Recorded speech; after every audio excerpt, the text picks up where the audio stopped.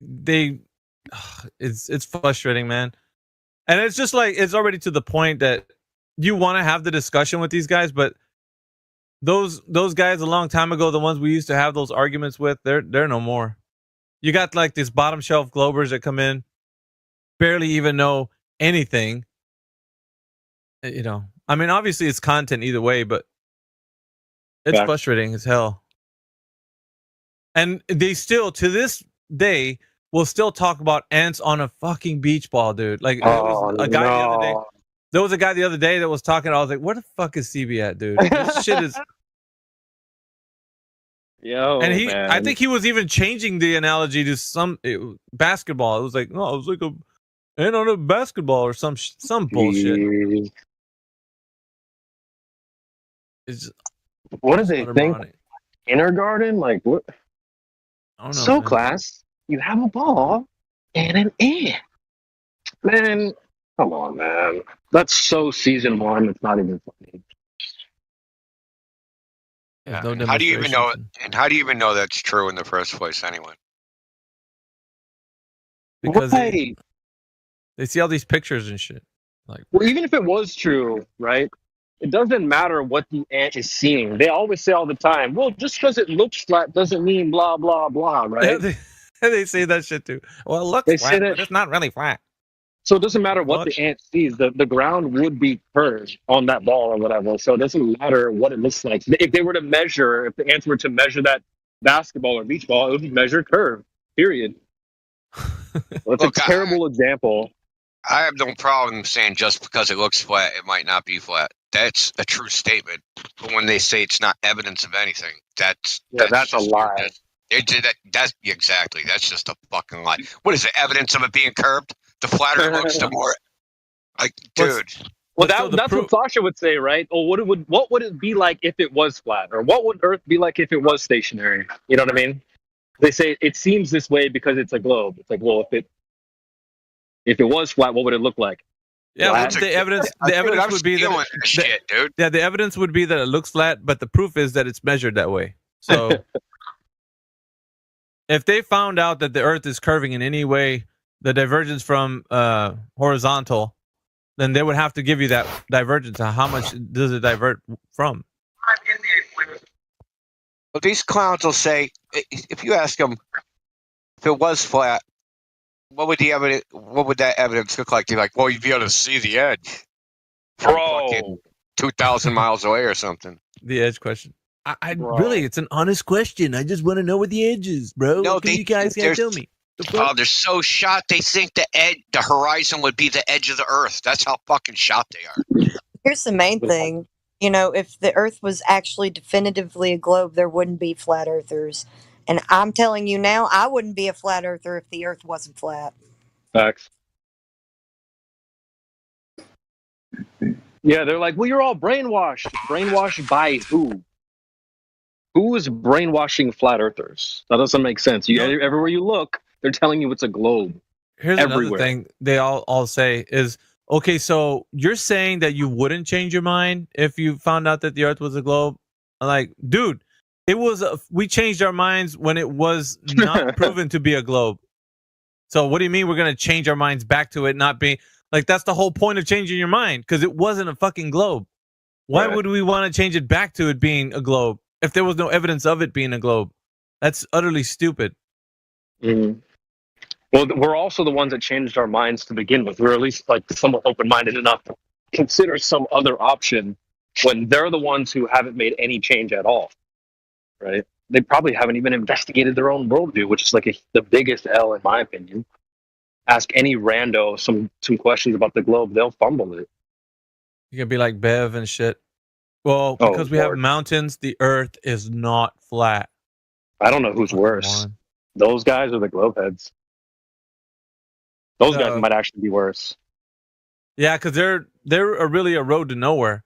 At least the globers they got some kind of paradigm they're trying to adhere to. Fucking Bevites don't have shit. They just don't know anything. They don't fucking know anything. Were they just scarred by flat earthers? Like which one of you guys hurt them? Or what did you do, McGee? He started. Flat earthers. He started here like years ago, bro. Years ago. in 24/7. He was in here. Most of all these offshoots that are like these doing their own shit. Yeah, they started here. But it was Mimas. He Oh, but yeah. then they ran off and did something else. I feel like somebody scarred them and they're like, I don't want to associate with this person, so I'm Yeah. going to try to be different. I'm going to branch off. And he's Like, that's always what it on is. Nathan Oakley's jock, bro. Like always. Did you hear what Nathan Oakley said? Are you in part of Nathan Oakley's boys? Like always, dude. Like, dude, get off his fucking jock, bro. Do your Yeah. own shit, but don't be. And they're only fucking only about that drama shit. They're all about that life. So it's a he said, she said bullshit. And what did they say last week on the show? Remember what they said? It's like, who gives a fuck, dude? Like that's not a part of our fucking what we do. Well, at least not what we do, but you do fucking whatever you do and stir up some drama. Because that also makes money, right? We all, let's admit it. Fucking drama makes money. Like when you hear some juicy, scandalous shit about somebody doing something, you're like, oh man, what the fuck happened to that guy? Yeah. Anyway, Well, but no, ultimately, man. it's not the fucking what we're about, you know. But for when it comes to those guys, I know my role in this whole flat earth thing. I'm not Mr. Technical, Mr. Numbers, Mr. Stats. But if I can kind of slap around those like elder bears and bevites and stuff like that, and I can slap around like even like Peter and these other goofballs, then dude, anyone can. You know what I mean? Like they have no hope. I'm not Peter the thinks biggest that he's brain in the gonna be room. able to stick around long enough to kind of figure out a gimmick to get into the minds of like he's trying to fucking insert a brain worm somewhere. Like He's been around for so long though, and it hasn't worked at all. He's got his little Twitter, like, well, what are you gonna try next? What I've noticed that a lot of them try to do is just like really calm and try to pretend like they're not rattled and speak as if everything's okay, even though they're getting absolutely shit on by Nathan Oakley or Huey or whoever. They'll still respond like they're Mr. You know what I mean? They do that a lot. It feels forced and lame. Yeah. I made fucking. Did you listen to the clip where I made Scott Mackey's mask fall off, Indio? No, dude, I'm pissed, dude, that I didn't freaking go. Oh man. Dude, he went fucking Yeah, I know you told me about it. So ape go shit, that, dude. I forgot what day that was because I was gonna go like, oh, you said it happened earlier that day. I forgot to go tag that video. Now I don't know And which one it is. I have to go. He to always one. comes off as like Mr. Calm, monotone. fucking- Yeah. I fucking made his dumbass mask fall Was straight it off getting his face. Was it getting heated? Dude, he No, Mickey, all kinds of bitches and no, he wouldn't call me all kinds of bitches and hoes, man. Like he just went up and down.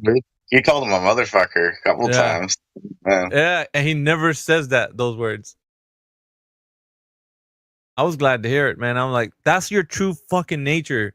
That's who you really are behind that mask. You hate everything about flat earth. And that's exactly what you want to tell people right there. That anger that you have, that what you want to do, that's what you want. You want to come in here and yell your fucking brains out until you can make everybody feel diminished. Like, because he takes like these pot shots at you about your intellect. That it doesn't matter who you are. Yeah. And like, oh, you don't know what you're talking about. Where did you learn that math? How do you know it says that? You don't know anything. That's gibberish. Like he just diminishes every fucking thing you say, so they can make it sound like like you don't have anything to offer. Well, he's just appealing to the crowd, right? He's trying to rev up his crowd when at least like I think genuine people are just listening for an argument. So when he's like, well, that's just nonsense. Like, okay. Bro, I was surprised he's actually got a following. Like, there were so many people white knighting for him in the comments. There's like 3 people that came in after I fucking. They're dumb. They're even dumber than him. They're dumb as a box of rocks. Well, they're gonna look up to someone they think is a big brain, right? Because they're all stupid, really. Like, if you can't figure this stuff out, I'm not to bring myself up again. I'm not the smartest person, but if I can figure this stuff out, why can't some of you other people? Clearly, a lot of people in this panel and Flat Earth in general have figured it out. They're the lowest of the low, so they're gonna look up to retards like Scott Mackey and Brenda and all these goofballs, Big Toon. So even after I laid into him, I asked him at the end of it, I was like, so go ahead. What's your evidence that the Earth is a globe? Just say it, whatever it is. You know what he said, dude? Fucking sunsets, bro. Oh my god. Oh, we got sunsets. Oh, dude. After all of that, he said sunsets, bro. He didn't. There wasn't any. I don't know. Like, what do you do with that shit, man? Because like everybody, all these other Globers, they try to think of their little fucking, argument, and they try to formulate it and all this shit. He's so fucking stupid, dude. Like that's the best he's got. That the sun goes below 0 degrees. I don't know, man. Yeah, that's funny you say that because I drew up a picture for that. They literally think the sun is going under you. So dumb. So dumb. Sunsets? Come on. Well, how does it work on your flat Earth model? I want to see it working. well, how does the sun work? Like, oh god, dude. So fucking We're so moronic. winning, dude. We're so winning. It's season 9, guys. It's season 9 for you. Well, these Globers that are out in YouTube land come in here and smack them around a little bit. Season 9. We had GE Platypus here last night. 9. Oh, Platypus? Oh, hell yeah. Yep. The Submariner? Yep. Flatsy had a good... She said something like about how we've not touched the bottom of the ocean. Is that true? Like the bottom surface or whatever? But the Mariana I had- Trench? Had we touched... Not everywhere. So certain submarines have a maximum depth that they can go to, and the seafloor is further away from that maximum depth of a submarine. Wow, It ain't wow. been So that done was a ever. good point that she made, though, sort of. She was like, well, we've never actually, quote, touched the, bottom of the ocean, if you will, but it's not like we're going to pretend like, the ocean just goes on forever or whatever. that's It's not- uncontained, right? That was a good argument, Flatsy. I'm going to give Miggy the credit for that. I heard him speak about it. Okay. And, yeah. I had No, never heard that before. That's brilliant. It's the same thing, up or down. We've Up or never down, yep. touched the bottom or the top, but we're not going to sit and pretend like it just goes on forever. Exactly. It's the same fucking argument. If The you only will. thing, the only thing that touches the bottom of the ocean floor is radar pings. Yeah. And if you were to say it's And whale upward- poop. Whale dump? Whale droppings? No, but what I'm saying though, wouldn't it be the same for the top? Yeah. Doesn't shit bounce off the quote unquote air quotes? I'm doing my air quotes. You guys can't see, but the ionosphere. You want a what? You know what I mean? When they shoot just shit kidding, up in the sky, shit bounces back. What the fuck is it bouncing back from? You know. Yeah, right. Anyway, but I mean, if you got sonar and shit happening in the bottom, and they got stuff pinging back from down there, so why can't they? It's because people haven't been down there. Who's ever verified that depth? At the floor. So what are we saying? There's no floor? Right. Yeah. Maybe I should Stupid, just. right? Yeah, All we gotta- exactly. All we got to do is come up with a layer of the ocean that's bounces back, but it keeps going. Yeah. It actually Yeah. Flatsy. I was just thinking that. We'll just throw it right back at them. Well, why can't the ocean just go on? Well, there's a gradient, right? Why does there have to be a container? See, But why can't it just keep going on indefinitely? it We'll works. see what they have to Dude. say about that. It fucking works, and it would be stupid to say that, wouldn't it? Like utterly stupid. But that's what GE Platypus was saying last night. I don't understand why you flat a container. Why can't it just be an open container? Why can't there be a top? Because what's containing the bottom? There's a fucking it's the floor. The fuck? There's laws against that open container, sir. As in just a straight abyss, dude. There's no fucking end to it. You just keeps going. You could turn that shit around to them. The container argument is the same shit, down or up. You just can't get away from it. Yeah, cook them on that point. Trust me, it'll work.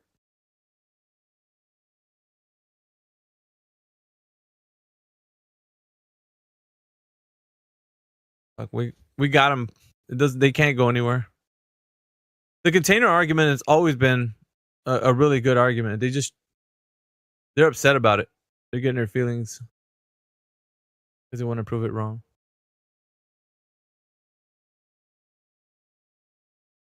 You're attacking their religion, bro. It says Flatsy for gold. What's up, Platter?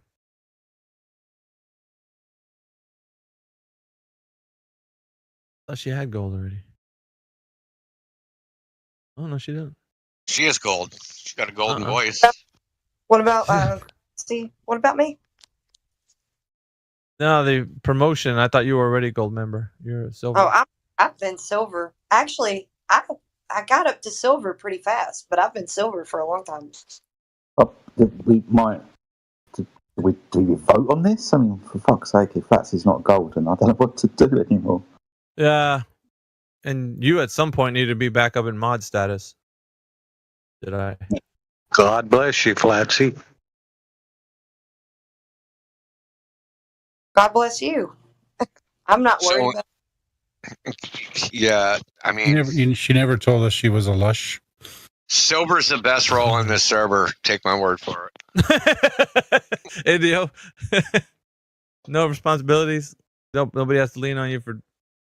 That's right. No responsibility and like just enough power to, stop the annoying people. You can mute somebody, right, Flatsy? No, I don't. Not in here. She can't. She can in VC check-in. Oh. Yeah, and I can mute people in FED server because I'm a mod over there. I hate to bring this up, Fats, but one of your roles is too many roles complainer. I just don't want to give you any role. Otherwise, you're just going to complain. About 20. I don't know what. I don't remember. Ooh, you. Yeah, you do got a too many rules complainer. What is Sun and Moon? I don't know. Temporary admin? How did you get that one? I don't know. You got a temporary admin role? I don't know, dude. Are you a temporary admin? Yeah, I don't know. Fuck, I got New Yorker. I got temporary admin too. How the hell do you have New Yorker? Nah, I don't know. I'm removing that one because that's just not right. So, in case you guys don't know, I know you guys have been over the other server. Created a new channel called a question channel. So there's a Discord bot called Answers Overload, and you can create a channel that answers questions, and then Google will index them, and it becomes like searchable on the web. So I actually started a channel. It's right above the lobby. It's called Flat Earth Questions. So if you want to answer questions, ask questions, whatever. I know you guys don't need to ask questions, but like people are going to come in and they're going to freaking hopefully post in there. And we don't have to like reinvent the wheel every goddamn day. I like it. I've been throwing stuff in there too. It gives you a way to work on your answers too. You know what I mean? There's things we've been saying in the VC that sort of evolved over years. Like, I mean, that's what I mean by season 9. So when I go in there and I type it in, I'm like, cool. Yeah, this has been worked on for a long time. This should answer the question once and for all. I should just pre-populate it with all the dumb fucking questions. Where's the edge? Why would they lie? All that stuff, right? I'll just pre-populate. Just ask for them. Right. Just you can probably do that in AI. AI will do that for you. But this is like a regular. Well, yeah. So a thing with this, you can actually get an AI to actually go through this and like make a chatbot for it out of it. So it's in the like Discord has a forum channel style now. So it's in that style. It's in that like a regular. I mean, you just look at it, you'll figure it out, dude. Just seeing it, you'll understand that it's not like a regular channel where it's just text and whatever. It's like you type a thing, you type your question in, and then it'll make its own thread for it, and then people respond to it in the thread. But like I said, there's this answers overload. You can actually eventually, when we have enough answers, that you can integrate it with a chat bot that'll automatically answer the questions. Lit. That's a great idea, Indio. Yeah, but then what fun will we have? VC, baby.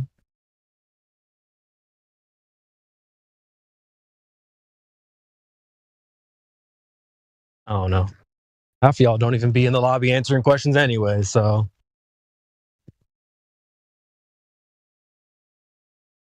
mean, I do. Hey, is there any way sometimes. you could move the chat to the bubble for the room, like they did in politics? Yep. Wow. Yeah, we could do that. I mean, you really want to? Why you want to do that? Oh yeah, wouldn't it be easier? Because you have to actually click another room to get the live stream. But if you're in here, like on your phone, it just I don't know. It's easier for your phone if the chat room's connected to the live stream. And if I'm not mistaken, you can put it like where it cleans up the chat too. Like so many chats it'll clean it up. Not unless you. I don't like that. I don't like that they do that over there. I don't like the chat thing. Well, I mean, we made it like this I don't before know. the chat bubble thing even existed. You know what I mean? You remember they didn't have that feature. They basically, Yeah. as far as I'm concerned, they stole that shit from us, dude. This is the first, like the old Discord was the first Discord I saw where I had like a channel that went with the voice channel, texting. I like that feature, to be honest, bro. I don't know if you that they did that they don't like wipe our that, but- history. Hmm? I don't like that at all. No, I mean you could do that, but obviously I don't think you have to do that.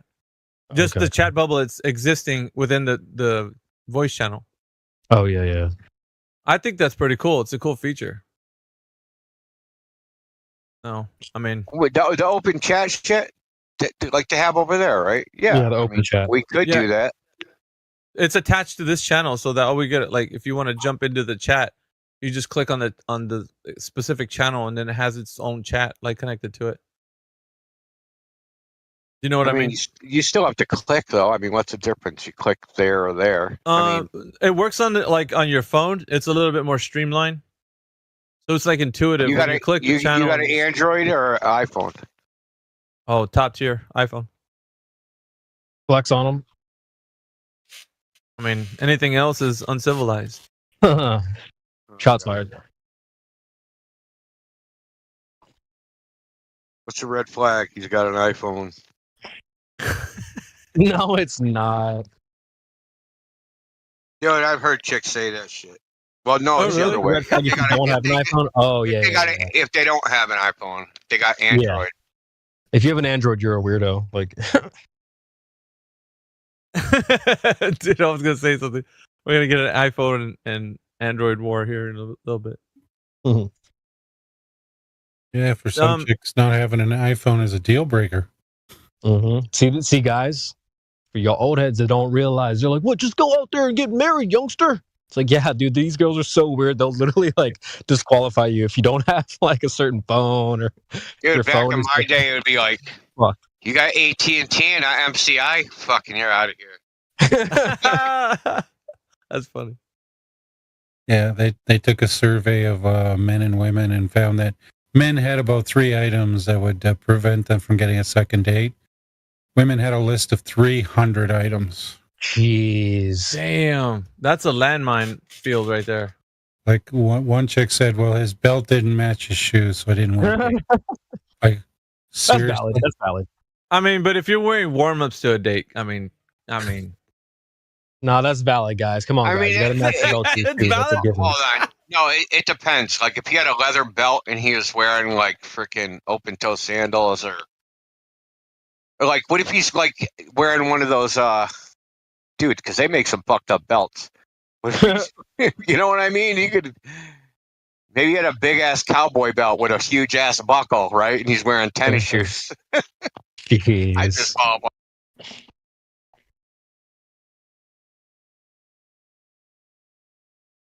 Yeah. That's modern dating, ladies and gentlemen.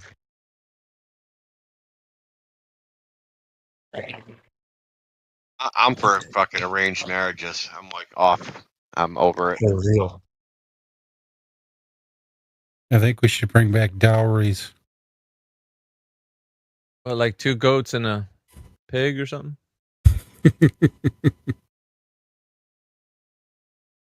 And some sheep. A few sheep, yeah. If I had sheep, I wouldn't need a wife.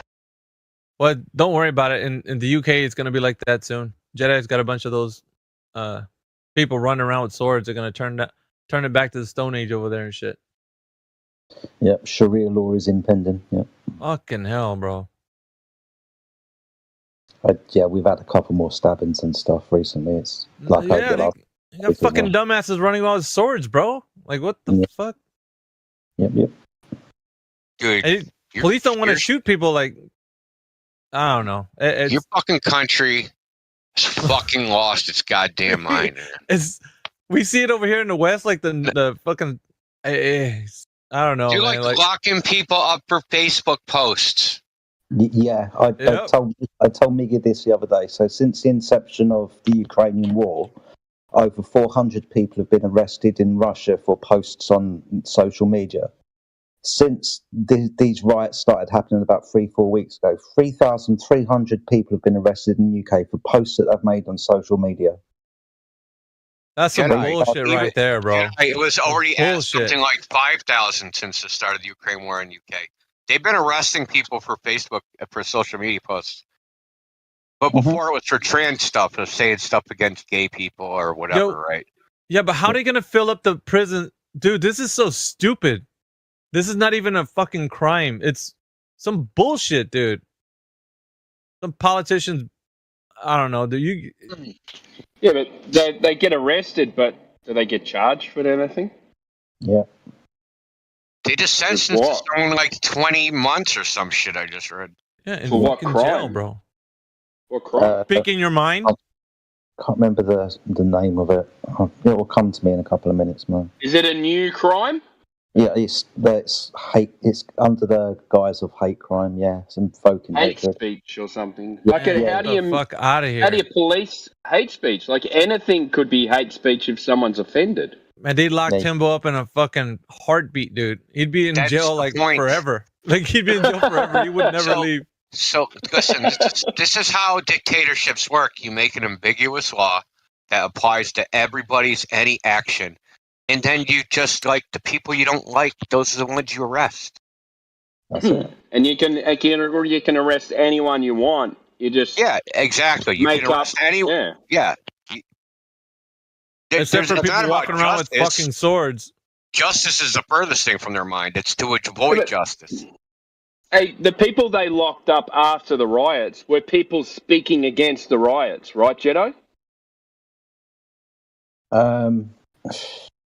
They called it racism because it was the Pakistani population, wasn't it? Yeah, it depends on who's rioting you were speaking against. If you're speaking against the white people rioting, that was okay. If you're speaking against the migrants rioting, that was not okay. They're allowed to riot. You understand it better than I do, mate, and I fucking live it.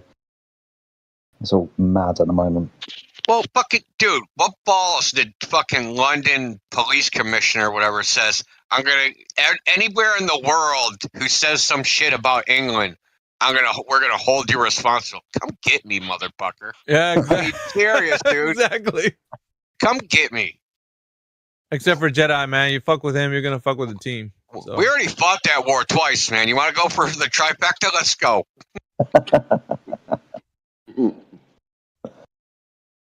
Yeah, whole country's falling. Oh, the Empire's falling, God, Oh, they're handing it over. It's a peaceful transition. That's what's going on. They're fucking giving it to them guys like on a silver platter, bro. I'm curious. Yeah. Obviously, you have a very corrupt government. Yes. And I know how our government got corrupted. How did your government get corrupted? It was always corrupted. Well, the House of Lords. No, if you're a landowner, you're in the government. Yeah, I understand that. But they're handing it to a regime, right? bro. Well, in the United States, you can directly bribe politicians. So I know how we got corrupted.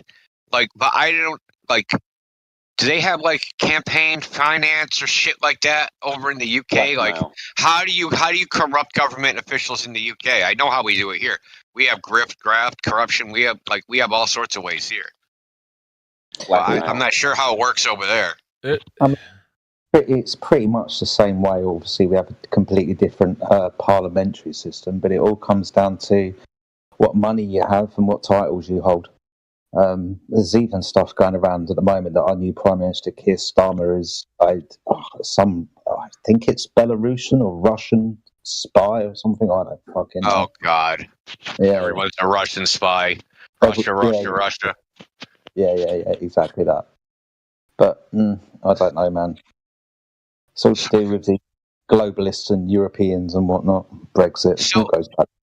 So, like, say you were the head of a regulatory agency in the UK, how would you corrupt them? So here, the way they do it is basically, if you become corrupt when you retire or get out of that job, you're going to have a job in the agency that you're in some company who you were regulating. Right, yeah. So we basically do this thing where if I work in the pharmaceutical chair company, position. then I end up in the FD somewhere in the FDA doing oversight of the fucking company I just worked for, and then when I get out of there, I just go back to that same company or some other industry. Does it work the same way there? Is it the same type of? Yeah, pretty much. I mean, every prime minister that we've had over the last 20 years, going back to Tony Blair, is the chairman of some committee or other. European committee or something like that. They always end up getting promoted into some overarching powerful role. Yeah, and their argument is the freaking bear in my backyard.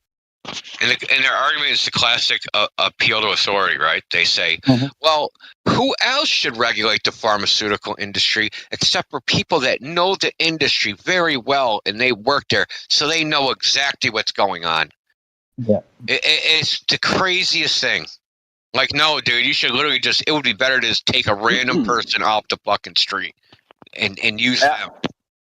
Our guy that was pushing the thing, the Mabby, was is now the head of the Australian chairman of that company.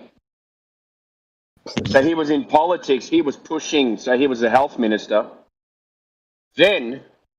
Retired, now has the head chair position on the Australian part of that company that made them.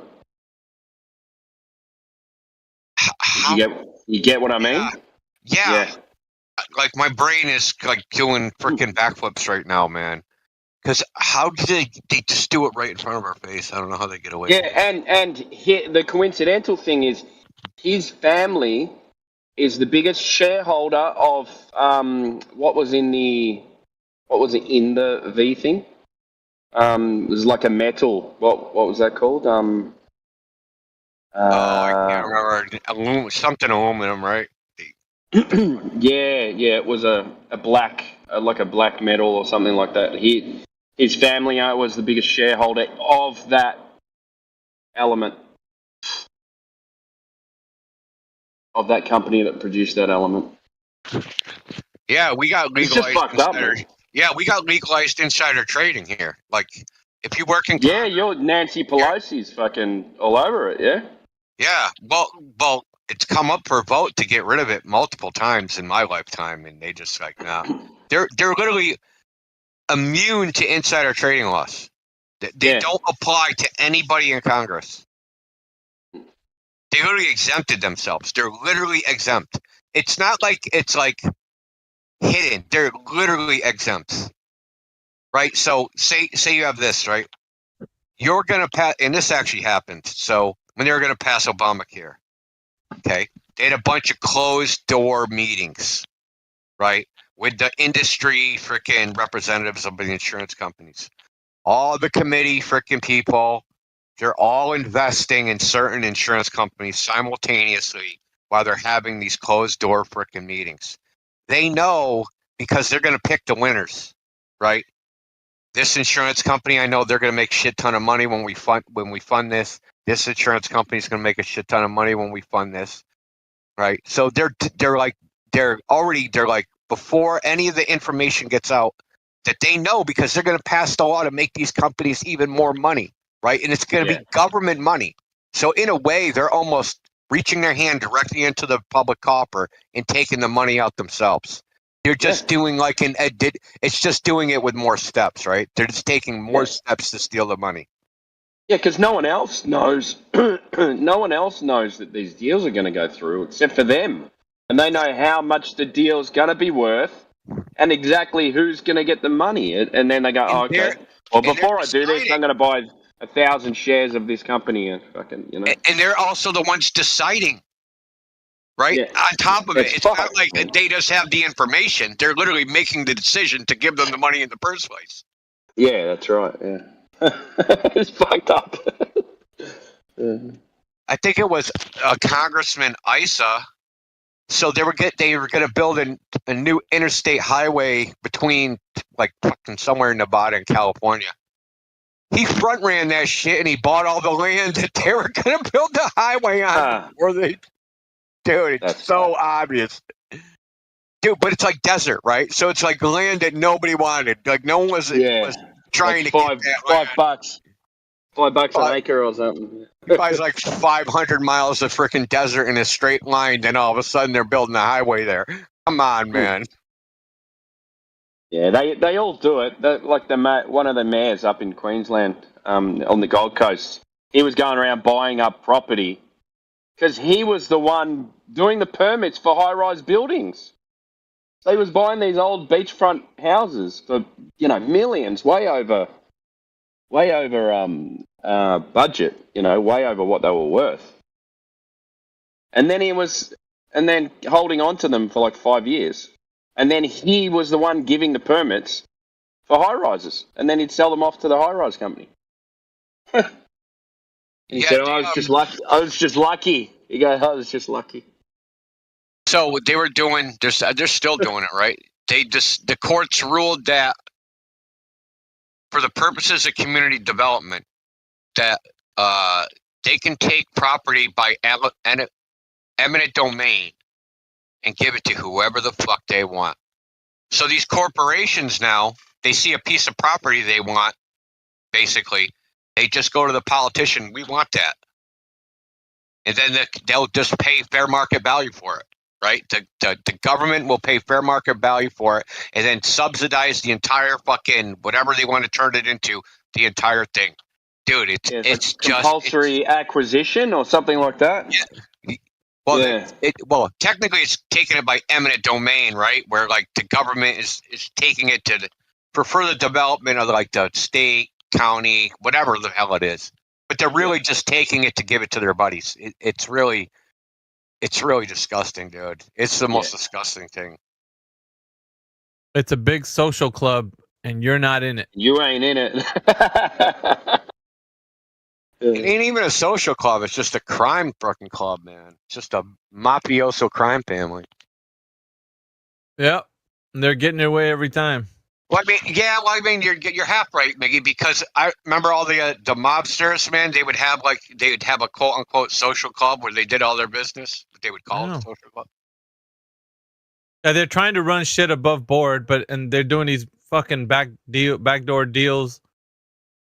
It's like everybody knows this shit's going on. Like we're just all in the guise of it being, legitimate government. It's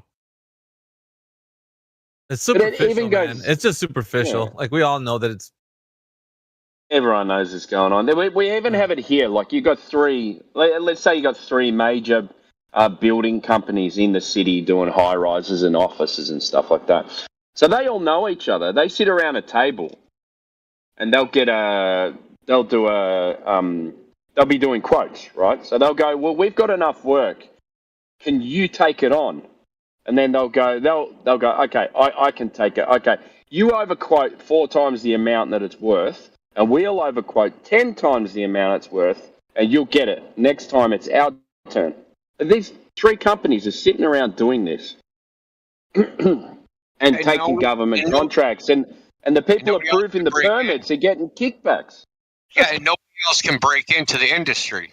No, you can't. You get thrown out. Because they don't have enough business, or their company isn't big enough, or they don't have enough capital, or some other bullshit, right?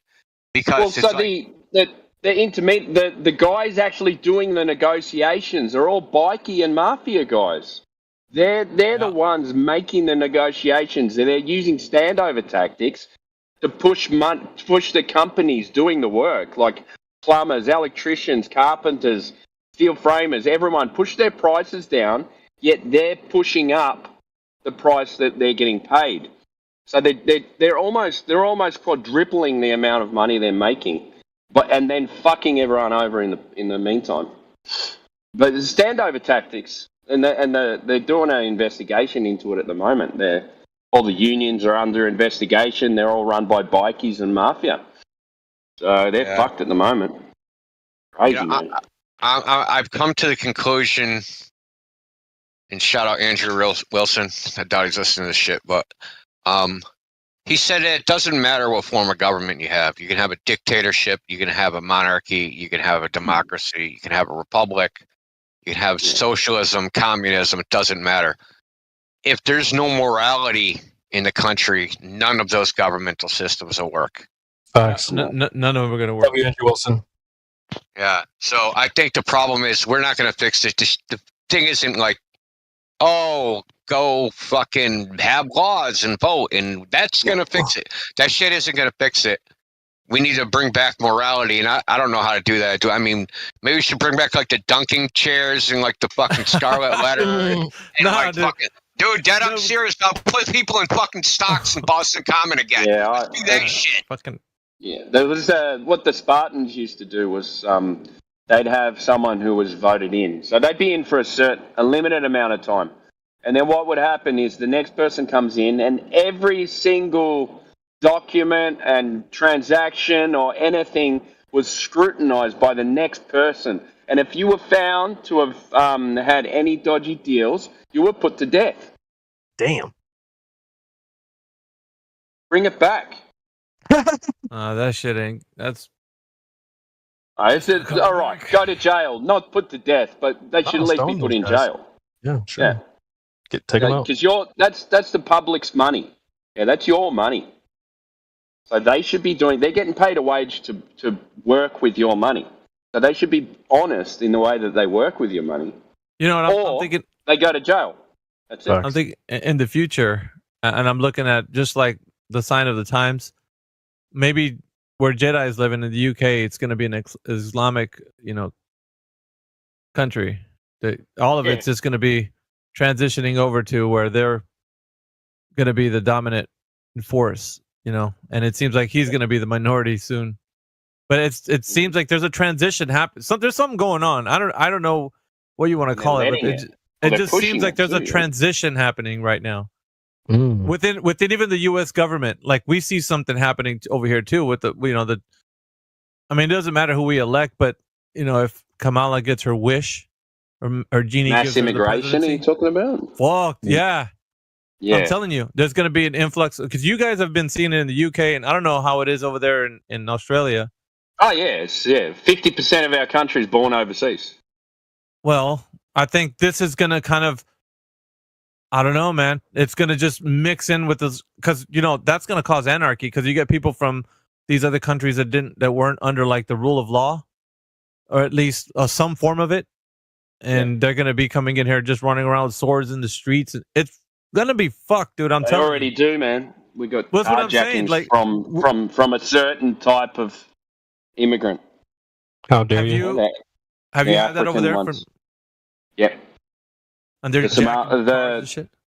The Somalians and the Sudanese, there's gangs. They go around with machetes and stuff like that. Oh, fuck, dude. Carjack. They run in to kick people's doors down, and they take their keys and they steal their keys. And then there's someone behind it, like there's a bikie organization behind it, buying the cars and shipping them off to the to the Middle East. So, but see, everyone else who came in integrated pretty well. There was problems at the start with a lot of Lebanese people and Turkish people and stuff like that. There was a lot of crime and violence. The Vietnamese in the 80s. But everything's calmed down. Like, everything's good now. Except for that. What's happening now. Hopefully in a generation there'll be, because these are first wave where they were in a country where they had no laws. And then they come here and they go, oh my God, no one does anything. If we do something, no one does anything. Well, think about it like this: if you were running a war against a country, what's the quick? You think a like military force would take it over, or just put an influx put an influx of like immigration? Like just a whole bunch of people fled the place, and then you got like all kinds of like drugs that are coming in and mafiosos and just whatever, just fucking up the whole place. And next thing you know, you're turning into the country's changed, like what's happening in the UK, and that's what I'm seeing. It's what we're seeing. The transition is happening. They make people racist. That's what they do. Yeah. Because you can't speak out against. You can't. If you speak out against any type of immigration at all, you're classed as a racist. Even if that migration is a legal migration. We don't have a deportation policy in this country, for fuck's sake. We let people in, and then they just hang around until they've killed someone. Basically what happens at the moment. We don't deport people. So, Jeddah, if I was to travel over there without a passport, they wouldn't let me in the door, right? That's one way. But if I was to walk across the border from another country, then that would be okay? Pretty much, mate. I mean, all you've got to do, you go to France, all you've got to do is get on a boat, pay a couple of thousand euros to a group, they'll stick you on a boat, and then because you're crossing the English Channel, the Coast Guard will come and get you because you're in danger, and then they'll put you up in a hotel for a couple of years. No fucking shit, dude. Yeah. And it's not an exaggeration to say that the landscape of every British town has changed over the last 20 years. And what I mean by landscape is the population. You have gangs of people hanging around in city and town centres that are not indigenous to this country. Thousands of them, dude. So it's like a war. Yeah, it's like a silent war. It's a not silent really. invasion. Silent invasion, mate, is what it is. And But you guys, you can't speak out against it. the good-hearted, folk of the country, you guys are trying to do what's right.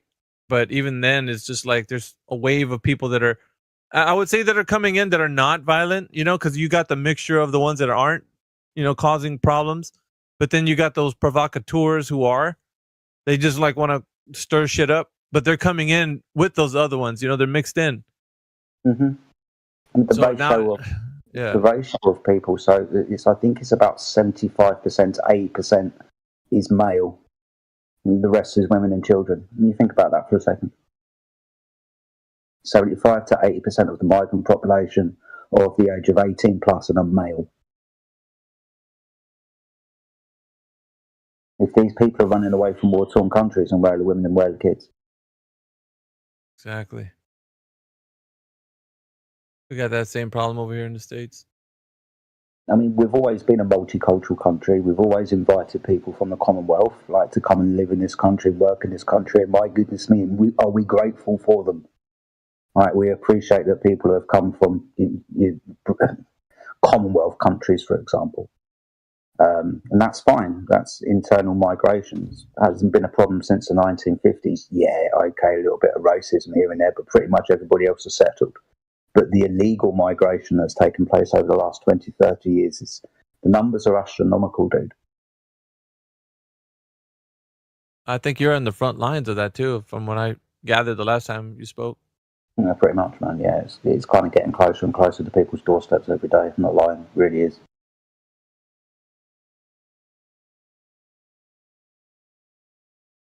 I don't know.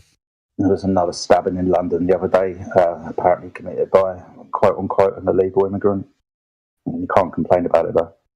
That's why he's called two-tier care. There's two types of people in this country, and he treats one with one rule of law and treats others with another rule of law. Pretty much what's going on at the moment.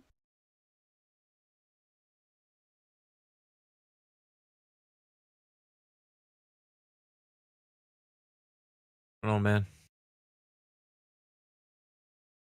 I feel like we're gonna probably see some shit go down. Yeah, it's gonna get worse. Yeah, it's gonna get worse. Good to hear from the front lines. Just quickly want to welcome Creed K to the panel. Creed K, you've been unmuted. Feel free to chime in. Hey, how's it going? It's going great. All right. No, just kidding. What brings you here?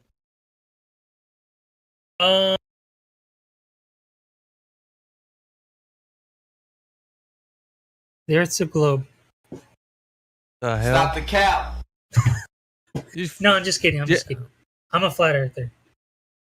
Creed K. Where did you come from? Stop the cap. What forum were you on? What social media platform? I'm with Lugris. Oh, Lugris. He brought you here? Yeah. Okay.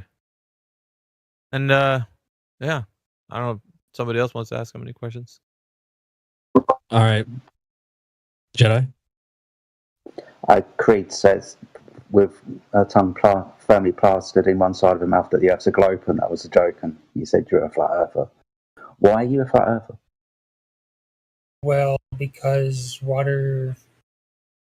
Anytime you look at water, common sense will tell you that water stays level no matter how big pools of water is. Another example, another reason why I think Earth's flat is because we can measure how we can measure distances and see that we see too far.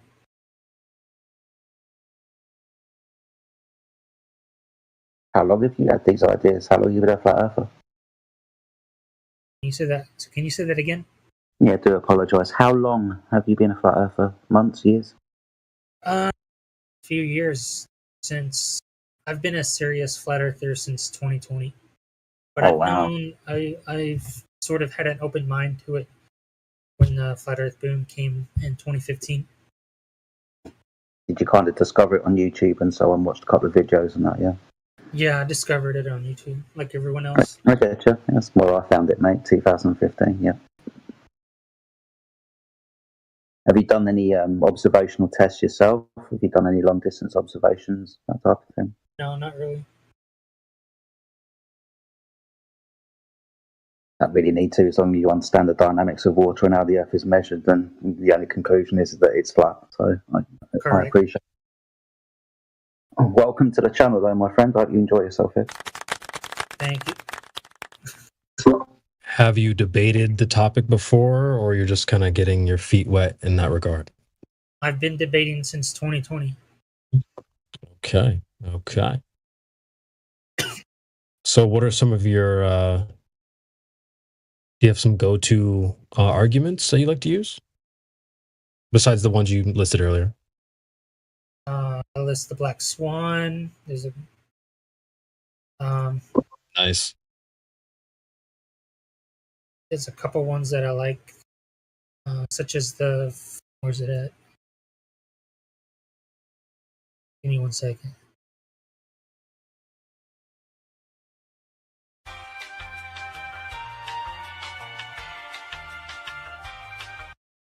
Where did it go?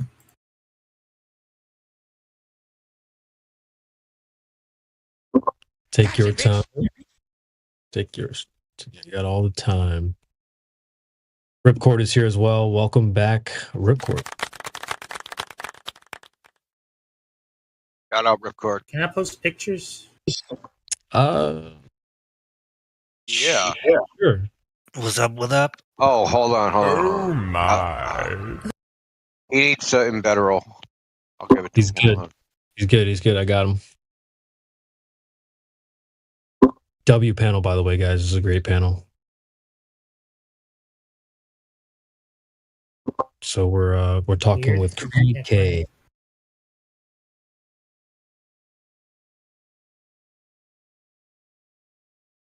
Might have to put my baller hat on here in a second. We also have D'Lo Blake, but he's deafened. Oh, here it is. This is my. I like this one. Ooh, okay. See, I think those are wind turbines, and you can measure each distance between them. See that there's no. It doesn't drop.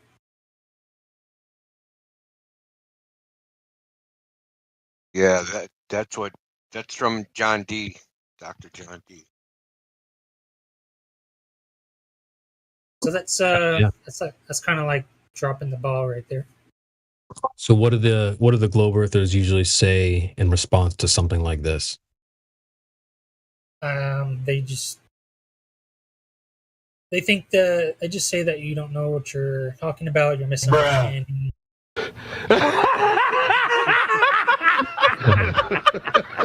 And they that's often like bring up classic. refraction as well.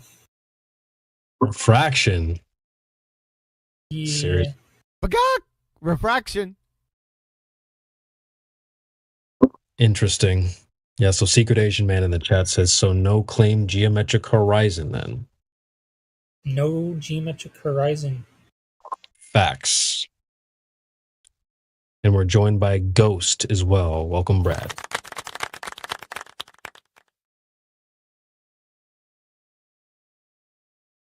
Yeah, that's okay. We also have Daz Studio 68 in the panel. Welcome, Daz. Feel free to chime in.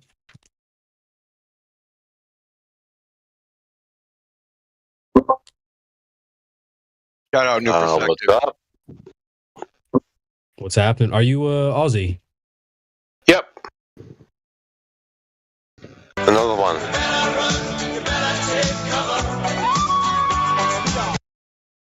Okay.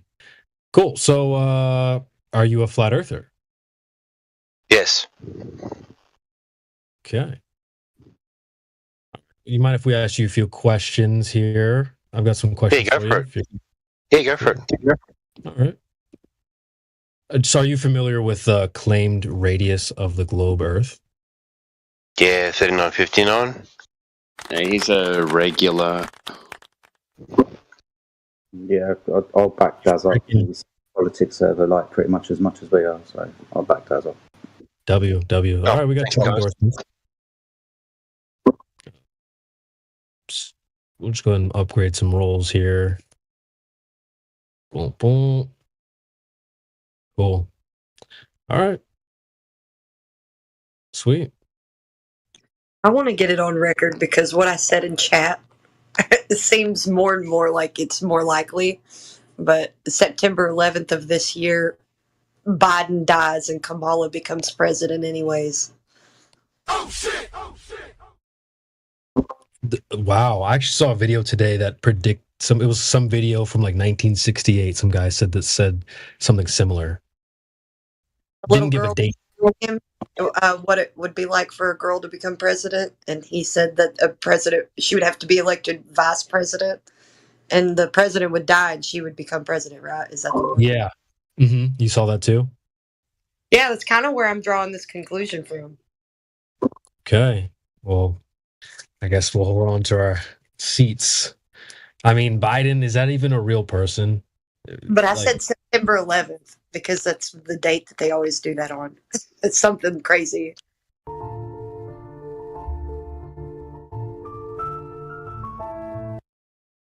Facts. But, yeah. I guess we don't have to get our full tinfoil hats out, but yeah, I don't even think whoever this Biden person is even. Where's the real Biden type shit? Like, I don't know, bro. I don't even know what's going on. It's a damn movie set. It's giving movie set. But what do I know?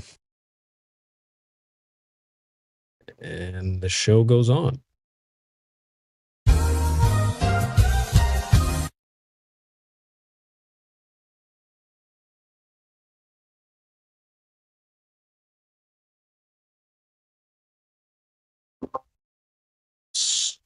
Let's take a look at I guess I'll take a look at politics. Decent little crowd over there. So New Perspective dropped a new video. It's freaking hilarious, bro. Absolutely hilarious.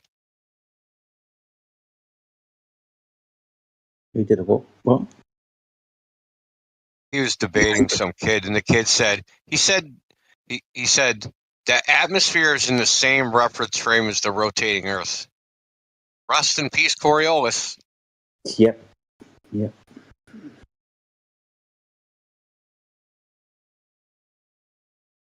Coriolis, do they even argue that still? Yes. And no at the same time. Was that the one I did from earlier, or was that the one with bacon that Alan posted? So you're talking about the one I just posted today? Yeah, the one you just posted today. I haven't listened to the whole thing. I got it like 10 minutes in. I couldn't stop laughing. Yeah, at first he's like, I don't know why you guys are arguing atmosphere, and that isn't. It's the jet engines it's the thrust that makes the plane actually be able to go anywhere. And then later on, when I get to the point where like, wait a minute, they're going to be landing at a different tangential velocity than when they started at, and they only have a considerable momentum of 500 miles per hour. So how are they landing at 1,000 miles an hour? He's like, well, the atmosphere. And then he started arguing for the atmosphere after starting out, saying that doesn't have anything to do with it. So funny. Classic. They're stuck between a atmosphere and a jet engine. Dude, they're such freaking Fundy zealots, dude. They try to argue both positions at the same time. It's literally just so hilarious to me. Yeah, they have to, or concede. Like, that's their only other option. Yep. And then like they're going to pretend like you don't notice. I mean, like no, dude, they don't notice. They don't even notice what they're doing. Oh wow! Exactly. It's like they're so convinced it's a ball that there has to be some answer for it, because planes land all the time. It couldn't be a problem there because it's a ball, but there's a real problem because you'd have to be moving exactly at the same rate eastward with the rotation as planes landing. Treat the Earth as stationary. Yeah, like where'd you get the extra? Yeah, where'd you get the extra 500 miles per hour? Where'd that come from? Yeah, right. And especially if you're going west southwest, like mostly west against the spin, but south towards the equator. You started with 500, and you get to the equator where you're going against the spin. Now you got to imagine that the plane's correcting backwards and sideways, or the atmosphere is pushing it faster backwards than it's propelling forwards. 400 mile per hour cruising speed, it would have to actually gain 500 backwards by the time it gets to the equator. Look, man, whatever the wind needs to do, it does, because we know the Earth's a ball. There was a guy with sticks a long time ago. I want to make a skit where like there's a flight instructor and he's got a classroom. They're about to go out for their first flight, and like, oh, there's one thing I didn't mention in all of our training. Now, technically, the Earth is spinning independently of the plane. So you're going to have to make sure, well, actually, you're not going to have to. Just put your faith in the atmosphere. It's going to make your plane actually go sideways twice as fast by the time you get to the equator. But don't worry about that. Just make sure that you don't think about it, because you're going to have to put your faith in this other vector happening that makes your plane go faster sideways, regardless of how fast you're going forward. It's like the Van Allen belts. It's like the Van Allen belts. They didn't tell them about them, so they weren't a problem. Right. Exactly. Yeah, they didn't go far enough to reach them, remember? They went through them.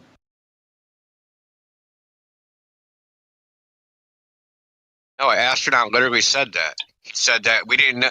I didn't know about any Van Allen radiation belts. We didn't know about that back then, as if that was an answer. Right. Because the question was, how the hell did you get through them in the first place? You should have died of radiation. Well, we didn't know about them back then. Yeah, what's that got to do with anything, man? It's like saying, if I don't know it's fire, I won't get burned. Like, pretty much, yeah. If I didn't know that I got shot, then I didn't get shot.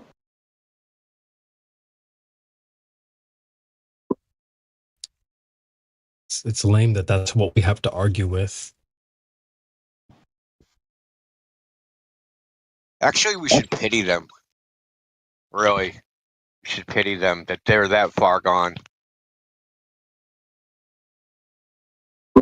They got worse. Like they devolved, even though they believe in evolution. And it's gonna get worse still, because it's like, you got to think like you're pruning a tree, right?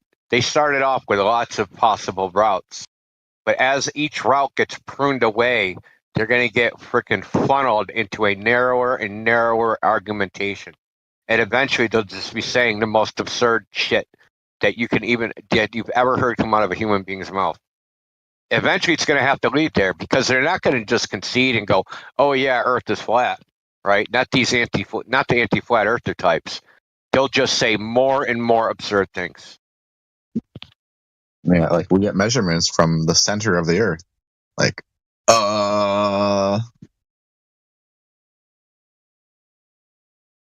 Yeah, center of Earth. That's some lore if I've ever heard it.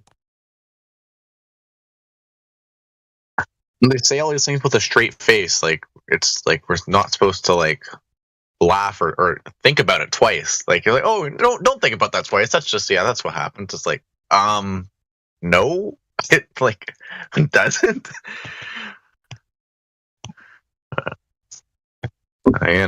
Indoctrination. Season 9, guys. Season 9. Season 9. Season 9.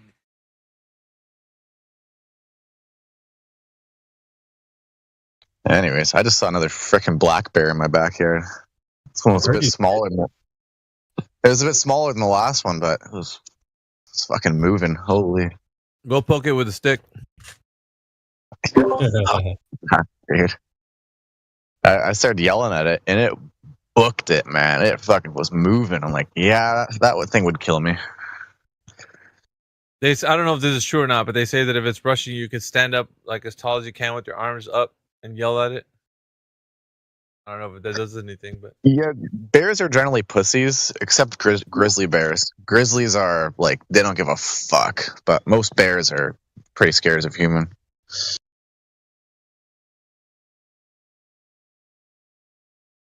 Well, I heard that bears are scared of females, like female humans. Shots fired.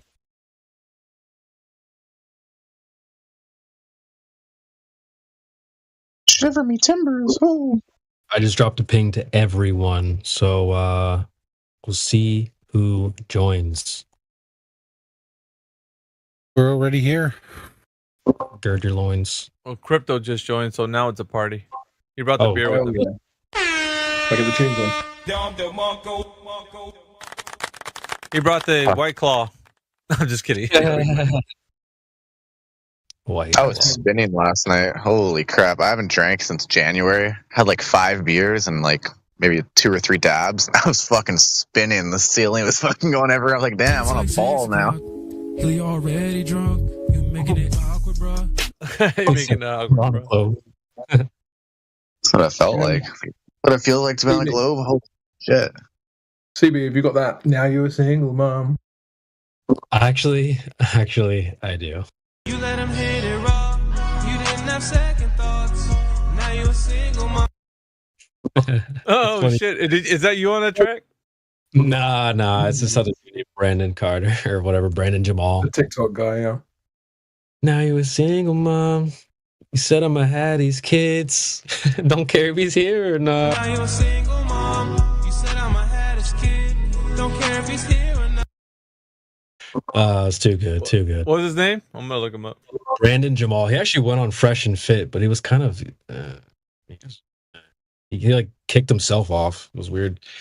But the song was fire. Gotta give him credit for the song.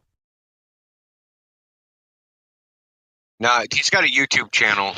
He actually talks about that, like what happened. Yeah, I've seen it. Why he acted that way. Yeah. He also went on the Saint and the Sinner, and Saint talked to him as well. So, but I still like the songs, man. The songs are freaking awesome. I gotta give him credit. I give him credit for just like going his own way, kind of. He kind of just doing it. He isn't trying to. He said he had a manager and he caught his manager stealing, but his manager said, "You can't do this, you can't do that." And now he's just like, "Fuck that! I'll just do it my way." So he's kind of like, I don't know. It's either going to work or not work, right? Right.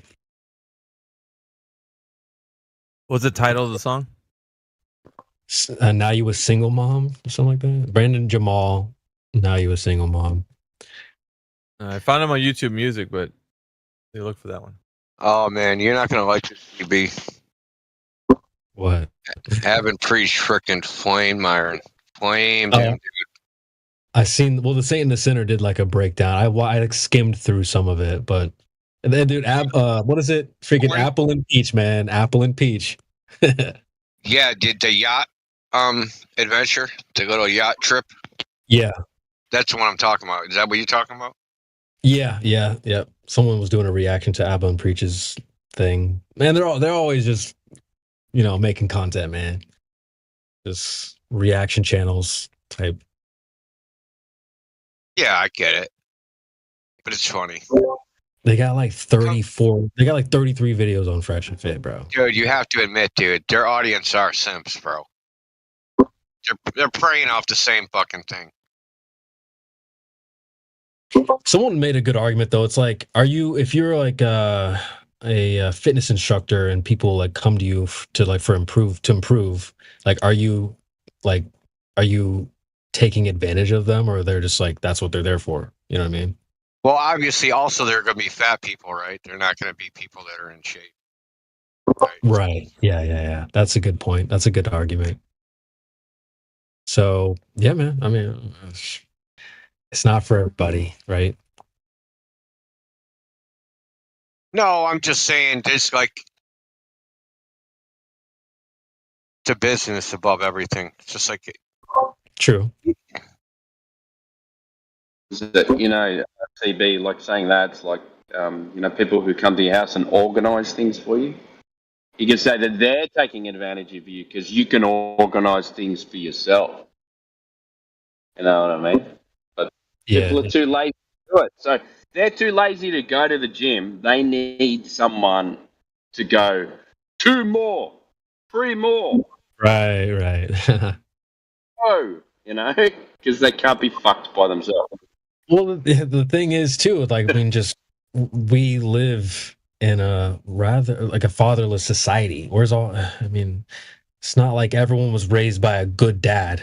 You know what I mean? So some people just need that masculine, like, get the fuck up, do this fucking right now. Like, some people need that, and I might be one of them. But what's a good dad? Like, my dad was a good dad, but he wasn't that strict on us. I mean, you can have a good dad if he's not. If you ever needed support, I wish he was more strict. But if you ever needed support, he was always there. So what is a good dad? You can't have a good dad if he's literally not there. You know what I mean? Oh yeah. I was gonna say, yeah. Having one to start. So, and that's like very common. You know what I mean? So you gotta be there to be a good dad. Cartoons in the media, how they portray dads and stuff like that. He's a goofball, bumbling idiot, right? They're embarrassing. So we're not even encouraging like masculine, patriarchal like father figures. So I mean, guys like Tate and things like this have popped up and it's become popular. And obviously, not everyone. They're like, "What the fuck is all this?" Well, good for you. You had a good dad, I guess. Some of us, our dads went and got milk and never came back. All right, so hold on. Let me get the violence out for myself.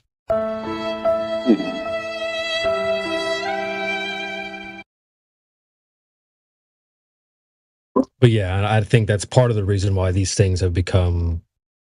And a lot of people say, "Hey, this has helped me." Oh, good. I used to listen to Joe Rogan. I don't still listen to him. I used to listen to Jordan Peterson. I don't still listen to him. But you just gather what information you can from wherever these little sectors of life you end up in, and go on with your life. So I agree, man. That's me right now, boys. Yeah, I remember we had this conversation. The same with what's that guy from the 60s and 70s that we both like? Alan Watts. Alan Watts. Like you take what you take from him, and then you move on from it. Right? You venture back there, you listen to him, and you go, "Oh, I forgot about that." But everything he says is not for you. Yep. So I'm not taking it with like people. All my haters be taking it more seriously than I do, low key, because I know it's probably just a temporary thing. I'm just gonna learn what I can and move on. You know what I mean? Even though Flat Earth is different, though, I've not moved on from Flat Earth. Really, I'm still here. That's that's one thing I haven't as well. And whatever Indio said is like, a lot of things are for business or for profit. This is one thing that's not for profit. We do this for free, literally day in and day out. And welcome an anti-profit. Yeah, we'll probably lose money. Granny is here as well. You are unmuted. Okay, boomer. Boomer detected. Okay. Muted. All right. Well, Granny, feel free to chime in anytime. I'm going to give you a listening pass for now. And Hey, Mathulsa, you hit Daz up with a verified or what? I gave him Globe Skeptic and the link embed role for now. Unless you guys He's a regular on politics. Should we just give him Flat Earther? But I mean, you guys know. Yeah, give it, Studio? yeah. Yeah. Yeah, man. Yeah. All right, cool. Got it. Who are we talking about? Daz Studio. Daz Studio 68. Should I give him the tie me tank kangaroo down support or whatever? Oh, Daz is solid. All right, got it. Cool. All right, well, he's all set. Hell Angles is back.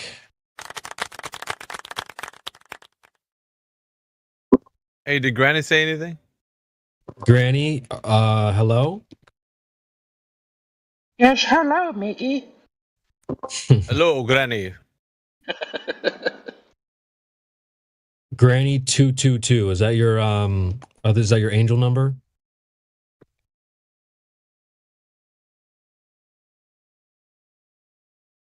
Well, I mean, the golden rule of trolling is if you're going to troll, at least be funny. So, I mean, fair play. Well, we did hear you breathing earlier, so Is that you make breathing? sure I hear you breathing. How did you hear me? I put you on mute. Did you think a mute button was going to stop me from hearing you? Yes. No. You got a mic. That's so good. Did you think a mute button was going to stop me? Yes, that's its intended purpose. Granny, you are up. My ping did absolutely nothing. Migo Wego is here as well, guys. Migo Wego. Who the fuck is that guy?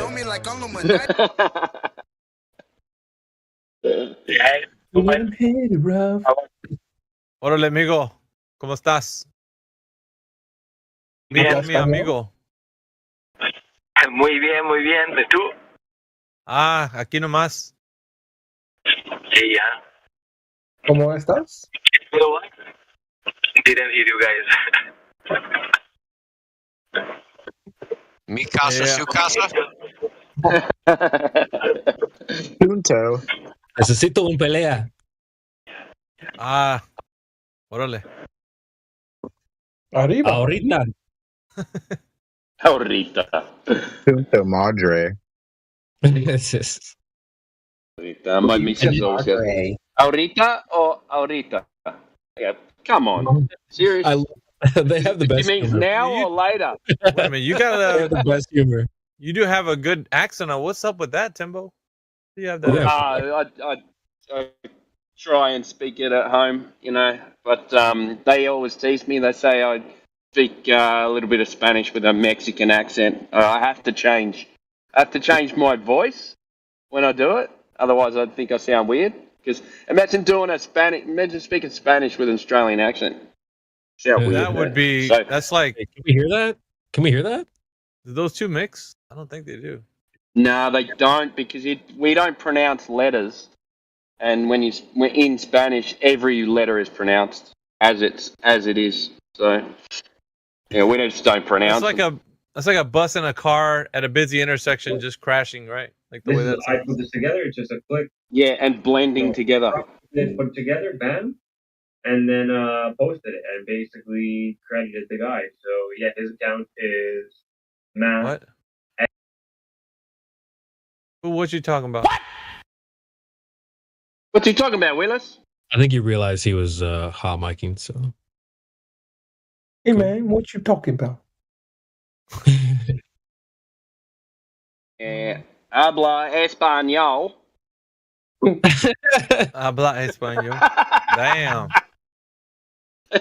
You can't do it. So the only way to do it is to, well, I grew up with Speedy Gonzalez, so you know you kind of. Was he your neighbor? What the fuck? No, but I grew up with that guy. He lives down the road. On the Cartoon Network. So the only way for me to, you know, do the pronounce the letters properly is speak like Speedy Gonzalez. So. That he was a Muchas gracias. Señorita. I know what you mean, but they don't talk like this. That's a weird way. ¿Qué comida? Órale. We got Foxtails just jumped in. What's up, man? You think the Earth's a globe? Break yourself, fool. No. Right away, right? Just fucking piranhas.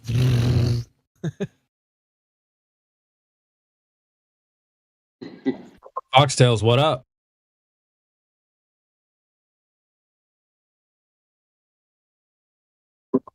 Alrighty. He'll chime in at some point, probably. So, Read.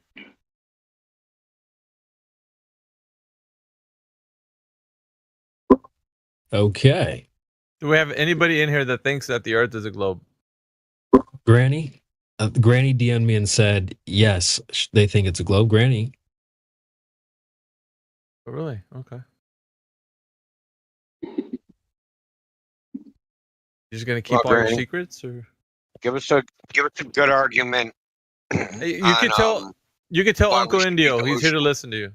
Yeah, just make a good argument on why we can't believe our own eyes. Uncle Indio, that's fine. I'm sitting on Uncle India's knee. Oh boy! Oh damn! Oh my!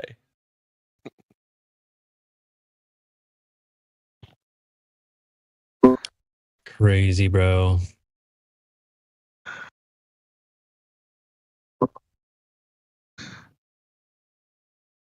Tell us, Granny, why can't we believe our own eyes? The Earth looks flat. Why should we disbelieve that? Why should we take that as evidence of a ball? You see, Indio, it's like ants on the beach ball. Dude, that would be. I want to hear it. Come on, that's what I'm going for, man. You're fishing for that, huh? I'm trying to bring out the stupidest argument. Well, it's like an amoeba on a basketball. Can't really tell. Well, Kiki is here. Hello, Kiki. Hey, do you love me? Howdy. Are you? I just straight away I thought of that car thing where they jump out the car and walk beside the car. Is that what they do it to? Ghost ride the whip. Is that what you mean? Yeah. Oh, is that a different song? Is it? So, Kiki, you new here? Yeah. Yeah. What brings you to our illustrious server? Indio's not much for singles bars. Just letting you know. Yeah, I won't hit on you in public. Check your DM. No, kidding. I won't hit on you in your DM either. But yeah. So what brings you here? Sam told me to join. Oh, Samantha. He's in my DMs right now. Who? Perfect. Are you do you know her in real life? Yes. Or just like in real life? In real life. We went to high school together. Damn. So you're in Massachusetts too? Yes. Okay. I won't dox you. Santa, by the way. I know right where you live. Just kidding. I don't know where you live. All right. So You yeah. believe you live on a ball? Yeah, that's where we're going. Like, so you just came here because you're flat curious, or like, what?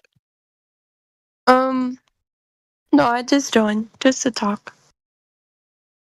Yeah, that's what we're doing right now. That's what we're doing. We're talking. We're talking over here. So what do you want to talk about? Gotta clear What do it. you want to He's talk from about? Massachusetts. You know, she don't even hear my accent. So come on, guys. You Where feel like are you a from? I'm in Cambridge right now. Oh, you're in Cambridge? Cambridge, yes. Oh my goodness.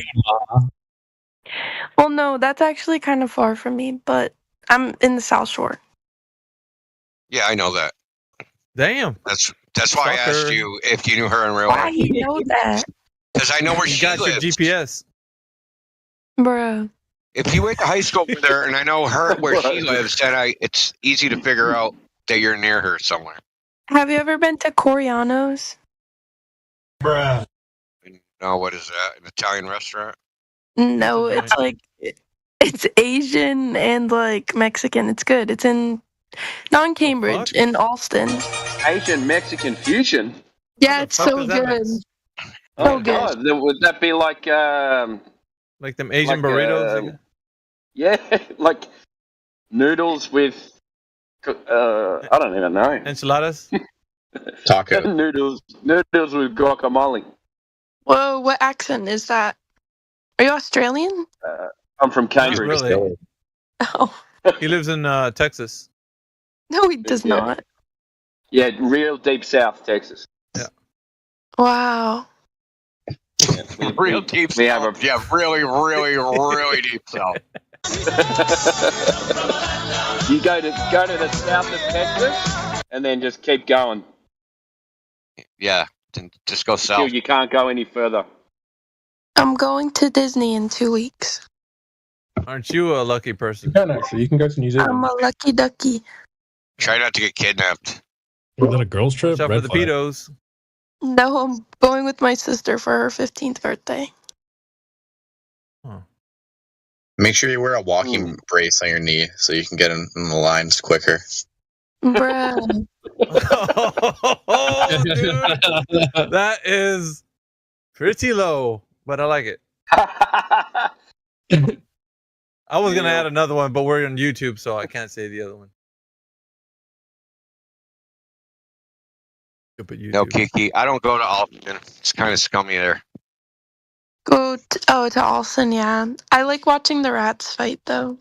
Yeah, you know, that's really funny because I was going to bring it up. I don't go to Alston because of all the rats, but you said it. It's so bad. They literally, they're building homes in the sidewalks. What, the rats? Yes.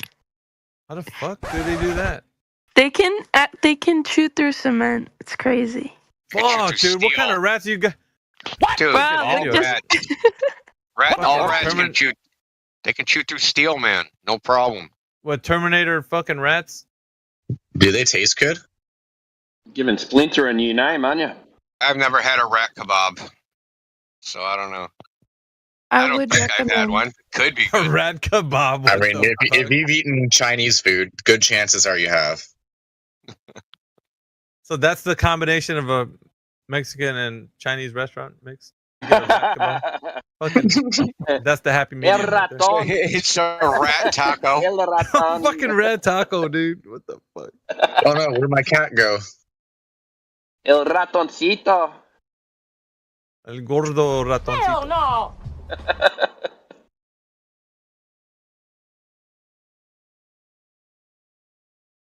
Meanwhile, Or back you at the could ranch. say could say that with a Chinese accent. El ratoncito. So you're probably Kiki. You're probably I think you're probably about 40 miles away from me, maybe 30. Talker. Do you think there's like a? Oh, dude, please. she just. Hot singles in my area. So you're approximately about latitude. Stop, Why? man. No. She'll look out her window and see me. Cut it out. She's gonna see. I can't tell her you're in the tall tree that's next to the car, right next to. I'm almost at the sliding glass door. Cut it out. You say that, but please pray she doesn't look in a attic or a basement because then she'll see me. Oh, fuck, he's already in there. What are you guys storming the castle? Hey, be careful, because if you climb the tree, you can see the curvature of the earth. Like everywhere she goes, she just sees like flat earthers trying to infiltrate. So how much Earth curve? How much do you, on this big ball you probably think we're on? How much Earth curve do you think there is between me and you, Kiki? Bruh, enough. If you're 40 miles away from me. She seems disinterested. I'm trying to scare her into it. You're fucked up, man. I know that. You think you're telling me, son? He's knocking on my door right now. Not yet. He said he's not there yet. That's Jedi. Hey, it's a pizza guy. I'll tell you that. On his way. He's on his way. Uh-oh.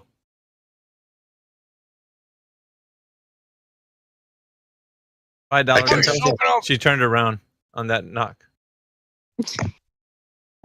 Right, do you know anything about Uh-oh. Do you know anything about the curvature of the Earth? Nope. Kiki, are you there? Me. Did she leave?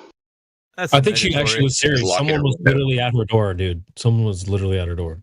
Oh, Probably looking out the window. must have been shitting Looking for herself. Indio. Indio got there fast. Are you okay? Are you okay, Kiki? No, she's fine. I left. She's fat. I'm leaving. Ah, what the fuck, dude? God damn. You got catfished. Did you manage to test gravity? Was it easier to walk towards her than away from her? Must You be guys getting are gravity fucking because raw I tonight. ran away. What the fuck? I mean, that mass was not attracting mass. Except for CB on a Blue Monday, because Yeah.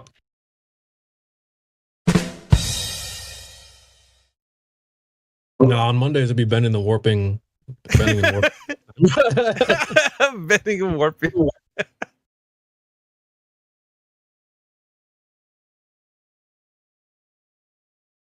Crypto was mysteriously absent all of a sudden after that Hell, knock. she's fucking locking all the windows and doors and shit. Crypto's already in the house. He's talking to from inside the in the attic. He's underneath the pile of clothes. Can't see him. Don't tell her. Yeah, if you see a guy with a green turtleneck and a brown fedora, do not open the door. Oh, he's just he's a friendly guy. That guy. How come all the chicks are from like Boston area, man? She left, man. I hope she's okay. he's fucking. Because you scared the mess out of her. You did scare the shit out of her. Oh, so what's the curvature between your house and mine? Like, I thought it was fucking funny. I can't see her, man. There's curve in the way. Yeah.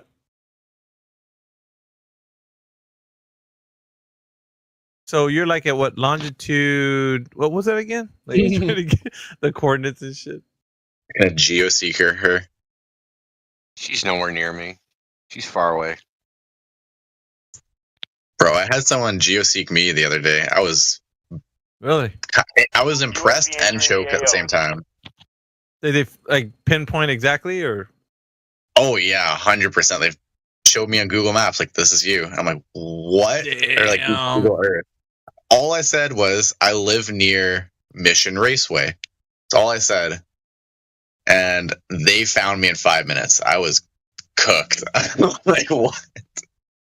So if they really wanted to, you know. Yeah, luckily it was my friend. No.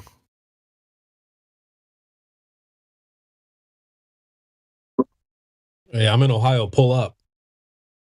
Huh. Do you know Ohio Fish Rescue? Nope, but I know it's like Texas out here.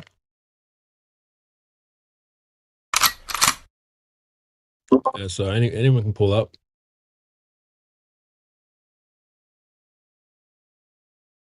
I'm thinking of buying the gun that John Wick used, the KSG shotgun. Looks pretty cool. It's high noon. It's like $1,000 too. Not that much money. Damn, not that much. Nice flex, bro. Baller over here. Well, for a gun, I mean, there's $1,000, like man. Fucking. there's like $300 shotgun. Like for me, like $1,000 isn't a lot, and then 3,000 is like a shit ton. So It's like in my third money clip. It's just sitting on the dresser. Just. I don't really pay attention to it anymore. It's only $1,000. I don't know. I'm broke right now. I got all my money invested. But You're broke. You're fucking poor.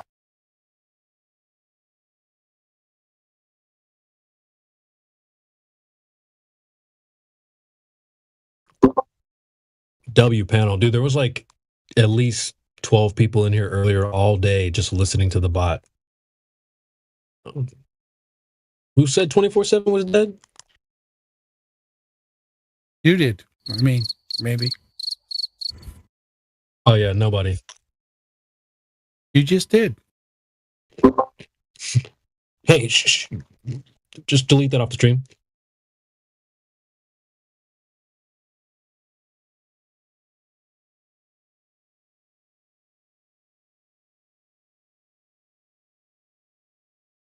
All right, why is that 50 cal got so much recoil? That guns that guy's firing? The compensator should prevent a lot of that recoil. I still haven't fired a 50 cal. I'm like $170, so I'd get fucking set flying probably. Not really. I've seen little girls fire them. Misogyny. I know they're not elephant guns, man. Like I said, that compensator helps to reduce a lot of the recoil, so it feels more like a AR-15. I think maybe if you're standing up and shooting it, then you go flying back. Nope. No? Oh, okay. Nope. Like I said, if I fired 50 calibers and with that compensator, like I said, it feels like an AR-15. It's okay. Well, what about a Desert Eagle? Very light recoil. Like a Desert Eagle is a pistol. That would send you flying back a little bit. Maybe your hand, if you're not gripping it correctly. I don't know. I see those black guys they got the switches on their gun and they just practice the recoil on that thing like nothing. I got 3 switches. I'm bringing tattoos and 2 T's with me. Neil, you know what that is, right? Yeah, for your whipping feet.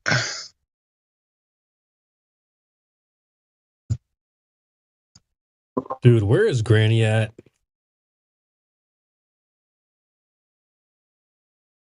I know. Where are all these chicks coming from anyway?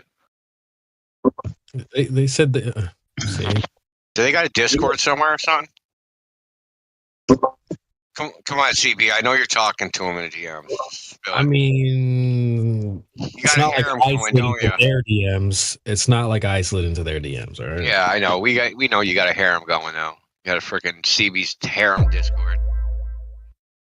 She belongs to the streets. Speaking of, link to my server is I'll drop that in the chat. So there's Bella, Samantha, this new one, Kiki. Is Granny part of their clique? Grannies, play along. Come on. Is Starfish part of their clique? I just Starfish. changed the girl Starfish to Spurger one. The chick that was on the other day that wouldn't let me frickin' even say 3 words. That was horrible. Horrible. I changed her name to Spurgfish. I haven't literally banned and kicked someone from the server. I kicked her out of here so fast. That was so annoying. But someone told me she does that on purpose, though, India. Yeah, I've heard that. And I remember her from the politics server doing the same exact shit. She she's like a weirdo that jumps from like VC to VC to VC to VC to VC, getting kicked out. Like, I don't get it, dude. Like some weird mental illness. Has to be. Very strange. You do get a lot of attention that way, right? So every time you jump into VC, you're the center of attention. Everybody fucking hates you. Yeah, that was such a nightmare. And we tried so hard to give her a chance. She wanted smoke. Dude, I don't think I finished a sentence. Nope. Even once. Because I tried to talk to her and then I realized I'm not going to get a word in, so let me just mute up and then see if Indio can talk to her, reason with her. Didn't work. No, it was like she waited for you to talk. Yeah, yep. She would literally let you because I would talk slow at first to see if I'm going to be able to say anything before I have to start over. and like we're like, okay, it's safe now. And then all of a sudden, boom, there she is. There she is again. And she kept doing it over and over again. I'm like, what the fuck? Like, she got to be doing this on purpose. That was a nightmare. I started getting misogyny. I was like, this is why you're single. And we got Nima that just joined. What's up, Nima? What's up, Nima? How are you? Nima. What's up, man? I'm good. What? What'd you say? Yeah, bro. I'm good, man. What the fuck you talking through? Are you hallway from or something? Czechoslovakia? Antarctica?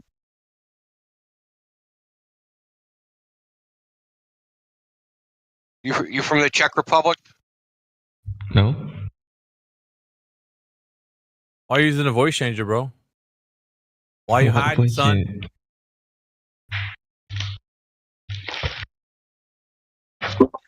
Dude, he's talking to like a boom tube, man. Like you're He's like using that fucking Alibaba mic. Freaking a can and a string.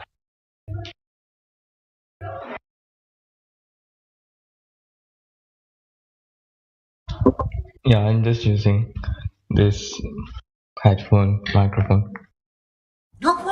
From Temu? Yeah, that's better. Thanks for turning that off. That was annoying. Yeah, Nima, you flat earther, globe earther, agnostic, concave, fucking don't give a shit guy? Like, which Come are out with your hands up. Think flat earth is stupid? Yeah. Hi, stupid fuck. Yeah. I'm flat. Hi, stupid Who are you talking to? Shut up, bitch. I'm talking to you. Why are you talking to me? You're the biggest stupid fuck of all. Why? Why is that? Why are you talking to me like that? Oh, the language on you. Just got upstairs. You blow your father with that mouth? Fuck. Why are you being mean, Samantha? Cause where's Kiki? Someone knocked at her door and she went away. It was India. India was at her door. Not at her door. I was at her window. It was at the back door. Let me tell this hoe to come back.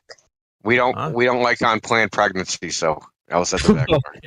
Why did you say BLM? India. Oh Lord, where is she? Where's Kiki? Tell her to get back in And here. she's saving it for marriage. Okay. Stop the cap.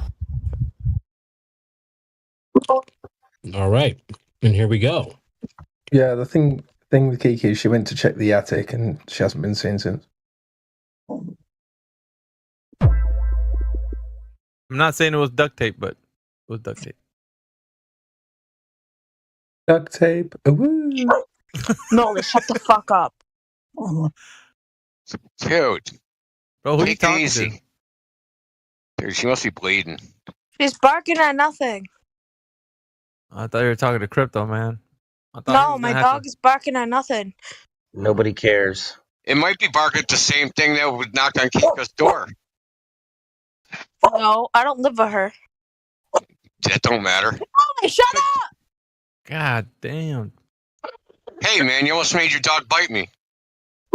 See, I hope This my little- dog bites your balls off. The fuck? see, my No, friends. you better have a big, dude, you better have a big ass dog. This is what we have to deal with, guys. See, Flatsy's like, she's getting the full treatment right here, front and center. This is what we have to deal with, guys. Chat with a bunch of flat earth fucking retards. Low See, Chad? IQ bitch exhibiting attention-seeking behavior. Isn't this is the current Flat dating? earth guys. crazy. If we're flat earth retards and we're smarter than you, what's that make you? Right, you're smarter than me because you believe in a flat earth. No, we're smarter than you because we can think logically and rationally. Has nothing. Right, that's what you call it. Okay. I thought that was No, just it's not what I call it. It's what humanity calls it. Right. Well, hey, Yeah, you know, if you think you're talking to retards, you can leave. Yeah? I was just invited back here, actually. Okay, well, I'll uninvite you. Fuck off. Oh, did I hurt your feelings? Oh my god. No, you're just fucking annoying. Just fuck off. Just leave. No, Mr. Australian. Okay, I'll make you leave then. How about I'm that? so sorry. Don't cry. It's okay. Okay. See you later. You're fucking annoying. It's not that deep, bro. Bad behavior. Crazy. Samantha. Mm-hmm. Thank you. We solved that. Back to Nima. Nima. Get the rocks. Yeah. Abdul? Yeah. Get the rocks. Get the rocks. What the Exactly. Nima knows what time it is. Peanut butter jelly time. What time is it? Oh. You grab the like rocks, that. Nima? Nemo, save us. Oh shit. So Nima, you flat earther, globe earther, what? What brings you here, man? Spit it out. Flat earther. I just became flat earther. Why? Why? Because Why would you do that? I've seen the evidence, man. Ah. I thought maybe you just liked the abuse. Apparently. It must be it, man. Apparently, fucking Samantha, you know. Well, the abuse too. Well, are you used to it? Really? You're gonna get used to it. Yeah, I've been in PC here a lot of times. Oh, okay, cool. So, anyways, Welcome back. Jedi was. Oh, never mind. He's back. Oh, Kiki's back. She lived. Crypto, thanks for letting her go. Yeah, no worries. Thought it was more fun that way. It's a game they play. Yeah. Yeah, I just catch her and release her every now and then, you know. Too small. Yeah, exactly. Not going to feed a family, so off she goes.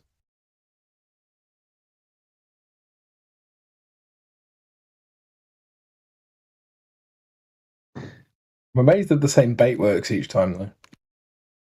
So, anyways, what were you saying about Matthew Learns? Oh, fuck. I think we should talk to Matthew Learns. Why? And here we go. Oh, shit. Why? Here we go again. Here we go again. I just think he has something to talk to us. Something to say. You think he has something to say? I don't know. I don't know about that. Yeah, he always has something to say. Say it nicely. Satellite dishes in Ecuador all point to the same direction. It's 90 degrees up. Has he said that? That's That'd it, be that's a good fucking one. crazy. Satellite dishes, yeah. Yeah, but you know what is wrong? That picture that I always show is actually from Indonesia or something. Oh, okay.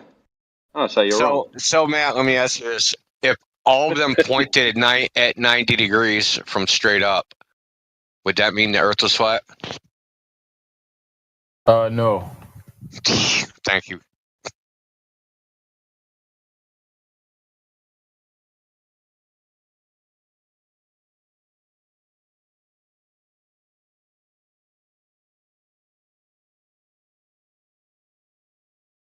So,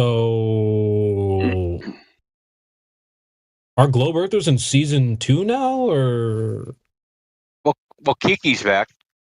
So, Point I don't know. 5. I don't know if she's gonna be. Hi, Kiki. Hi, Glad you're friend. still alive. Should we play Are You Smarter Than a Flat Earther? And then you can ask me and Kiki questions and see who gets the most right. Yep. Let's do it. What's 1 plus 2? Who are you asking? 25. Oh.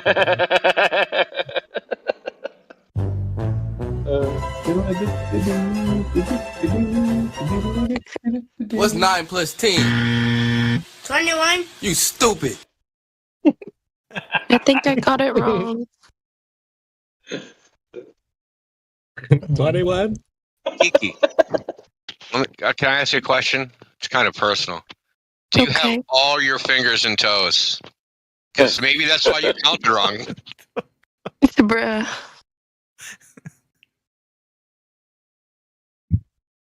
Yeah, I was watching a program earlier where there was this guy who was like super rich, and he claimed that he would fly to Italy to get all his trainers, and then the guy said, "Oh, where in Italy?" And he goes, "Madrid." Like, how are you that? Like, how are you able to even catch a flight and then not know the country you're going to and get it? He doesn't need to be smart when he has money. Yeah, you still need to Damn. apply for. You still need to You apply need to for get on the a right visa flight there, in don't you? Spain. Oh, that's funny. So, Kiki, if you could marry a rich guy that was dumb or a rich guy that was smart, which would you pick?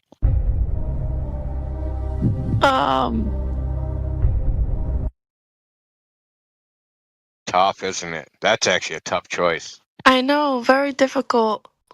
Why? Why is it a difficult choice? Wouldn't you rather a conversation with an intelligent person than? Because they want to manipulate the dumb guy. Yeah, Well, exactly. no, it's not about manipulation, but it's just Yes, like, it is. Y'all don't like being led. I don't want a man to lead me, so you want the dumb guy to manipulate him. Facts. that's okay. I'll be led, but like, Cap. Yeah. She must feel thinking dumb. is hard. Massachusetts is hard. is an 80-20 state where the wife gets 80% of your assets, dumbass. Okay. Sam, both Let's get- options were Let's rich. get guys. married.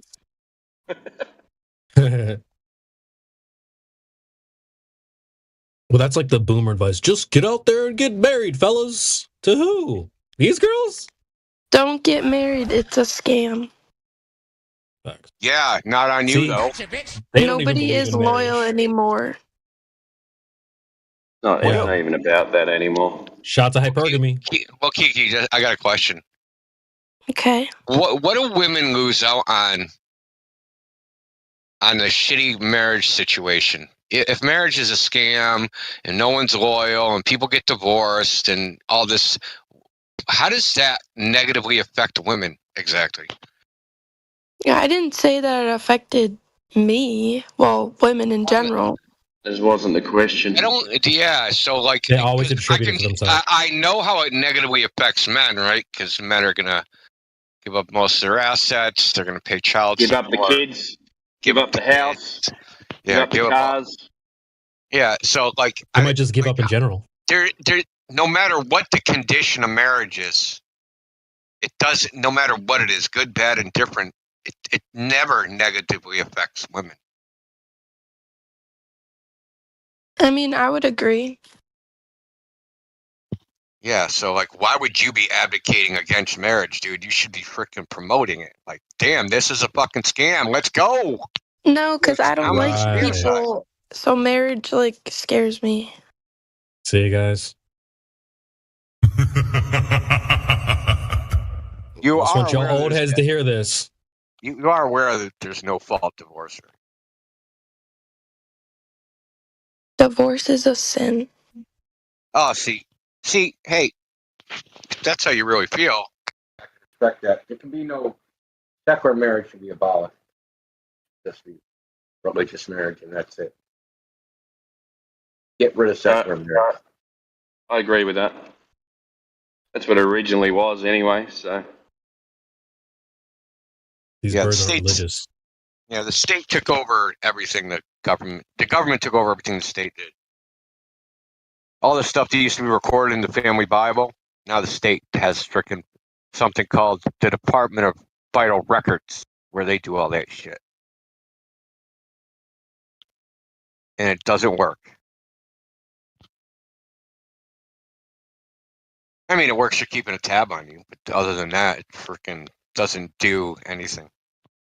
There's no continuity of anything. Plus, it's just like, I don't know if it's just like this generation of people. Because, like, I Which won't one? say just men or just women. I don't know. I guess, am I a millennial? I'm not even sure. Or like Gen Z, whatever it is right now. no idea. Do you know what Skibidi toilet is? I mean, I've heard it. I have TikTok. Yeah, you're a Zoomer. But it's just like, I don't know. I wanna hear what she Everybody's has to so say. cringy.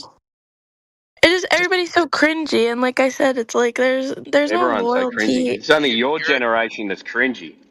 Okay, sorry, my generation is cringy, and there's no like loyalty. There's no monogamy anymore, and it's just like, Well, why do you think that is? You guys are hold both on. fucking scared of each other. The guys Hold on. are scared of the girls, and the girls are scared of the guys. yeah, And but they're I feel scared like of that's fucking been a for communicating with everything. each other. So they never hold on. fucking do anything. Communication is definitely part of the problem too. Like COVID just kind of ruined everything. I feel like I'll agree with because that. it made everybody antisocial, right? And then way before COVID. Yeah, this is maybe, way but I before think Hold that. on. I gotta. I just COVID probably didn't help. I Can think I ask COVID you a made it a lot question? worse. I want to ask you a question. You said we don't have these things anymore, right? People like say, how'd you put it? Would you say like people don't have relationships anymore? They're not close or They're not monogamous. Yep. yeah. When I were would, yeah, they, I would say. Sorry, in go ahead. your lifetime, when were they ever? How do you know it's gone when you've never had it in the first place? That's a good question. Your generation, even Bruh. though technically your generation has less sex on average than other generations did. Yeah, you guys are fucked. You're more as in when I talk sexual, Well, not how many times they have sex. But you guys are having sex. When you do have sex, it's with freaking not with the same person. It's with fucking different people, right? So like facts. It's a different dynamic of say when I grew up, and I'm curious to like why you think that it is that way. I'm asking your opinion. So like all of us, like I'm Gen X, Boomer, whatever the fuck you want to call it. So older people, we have our opinion on why that is. Why do you think that is? My opinion on why people Why are your generation is so promiscuous, but they don't have sex as much in the first place? I don't know. I feel like Merch. I don't know. She's like, fuck, I'm on that show. I don't know. Maybe it's just because people are seeking a lot of validation. Like I feel like Is it pornography? Is it social media? Is it like the fucking way they taught you in school? Like, it's probably. I think it's I social would media, say right? it's Having to social- do with yeah, social I media. would say it's social media. I want to know. I want to know her opinion because, like, I know our opinion. We're fucking old fucks, dude. I want to know her opinion. She's I would living say- it from the inside. I want to see what it looks like from the inside. It's from the outside. social media, but also just like Fucking knew it. I knew I don't it. know. Everybody wants to have like issues, right? So then they're just seeking Like everybody thinks comfort they're the in other. like. Would you say everybody thinks they're the main character? Yeah. See, I told you. I know it's like That's always been the fucking problem, though, dude. Everybody thinks they're the fucking goddamn star of their movie. Because check it out. Everybody's looking at each other like on social media, and they want to be the best at like getting all the attention. And when they don't get the likes on their profile pics or whatever, they're just like they ain't worth the fuck, So everybody like judges everyone on that, on the merit of like, well, how's your status on social media? Like, oh, what's your page is like, And then you look up the person, and they're just like not really performing, and based on that, it's kind of like the way that people are judging each other nowadays. So if nobody's really getting out there like saying things, they're not really important, and so they're. I guess that's how they're doing it. Right? Having a mental disorder is cool, yeah. No, cool to have a mental disorder. Look, what I think it is, and I got a 13-year-old, so I've noticed this in him, is that everything becomes an extreme exaggeration of everything. Right? In order to like stand out, you have to be more. It's like the Tide Pod thing, right? Like you have to do something more and more and more extreme. Right? Yeah, So man. everybody's like, oh, to compete with everybody else and to stick my head up, I'm going to do something more extreme. It's like goth girls back in the day, right? Oh, no one's paying attention to me, so I'll fucking put freaking metal through my face and look like I'm the fucking undead, and then everybody will pay attention to me. And other people are like, oh, I'll fucking one up that. I'll shave half my head and dye it fucking purple and have a goddamn mohawk, right? So this thing has always existed, right? You had like the punk girls, like, so everybody's trying to stand out, but now it's just like all of them are doing it, and the extreme has been pushed so fucking far that like you have these people trying to like, oh, I'm trying to be internet famous content creator, so I'm gonna walk up to this random black dude and talk shit and get shot. Right? That's what the fuck it's all about. And I was at Walmart today, bro, and there was some young kids, right? And the guy just pulled out a phone. He's like, "So check it out, dude. We're over here at Walmart, right?" And like, I was like, "Oh fuck, dude. I hope they don't come over here and be like, so we're over here and chilling, And this guy's like, I was just like, hopefully they don't do that." But that's kind of like the vibe, you know. Yeah, Most of but it Kiki's started generation like- is that way. But it started before that, right? So it started like the early days of Facebook, right? People posting, "This is what I'm eating for dinner." It's some gross looking fucking macaroni and cheese that looks like it's been left out in the sun. But like, you know, everybody's trying to get attention, doing something. But now, after like a decade and a half to 2 decades of this, now you have to just do the craziest possible shit in order to get any attention whatsoever. And we have a whole generation of freaking children, basically children that grew up this way, that are trying to, you know, crawl over each other to freaking do the most extreme thing. And like, you know, some have it in them, some don't, right? So I guess you would have 2 responses, right? People that are gonna like, I'll take, you know, I'll be your Huckleberry. I'm gonna go all the way and do something crazy. And then the ones that are like, oh, I'm never gonna be able to do that. I'll Introverts. never. And they become, they become introvert, introverts. social outcast, depressed, all that shit. That's just my take on it from just like an outside view. But That's the way I see it. But I don't know it from the inside, right? So I don't really. All I see is like the way my kid, like the way their school, like. Oh man, they fucked my kids up. Public school fucked my kids up. That's all I can say. Never about Kiki's age, probably. I know they are. Well, they're not fucked up in that way, but like I just saw like how they were taught, like the way they learned in school. Everything was like a group thing, and everybody like congratulated each other. The fucking, you know, everyone gets a trophy. That shit, dude, is fucking horrible, man. Horrible. Yep. Thankfully, my kids play sports where everyone don't get a trophy. So, you know what I mean? You could say everybody gets a trophy and give them a trophy, but even the kids know. They look at the fucking scoreboard. They know they lost. That's not a true statement, Kiki. Come on now. But yeah, It is. That's not a true statement.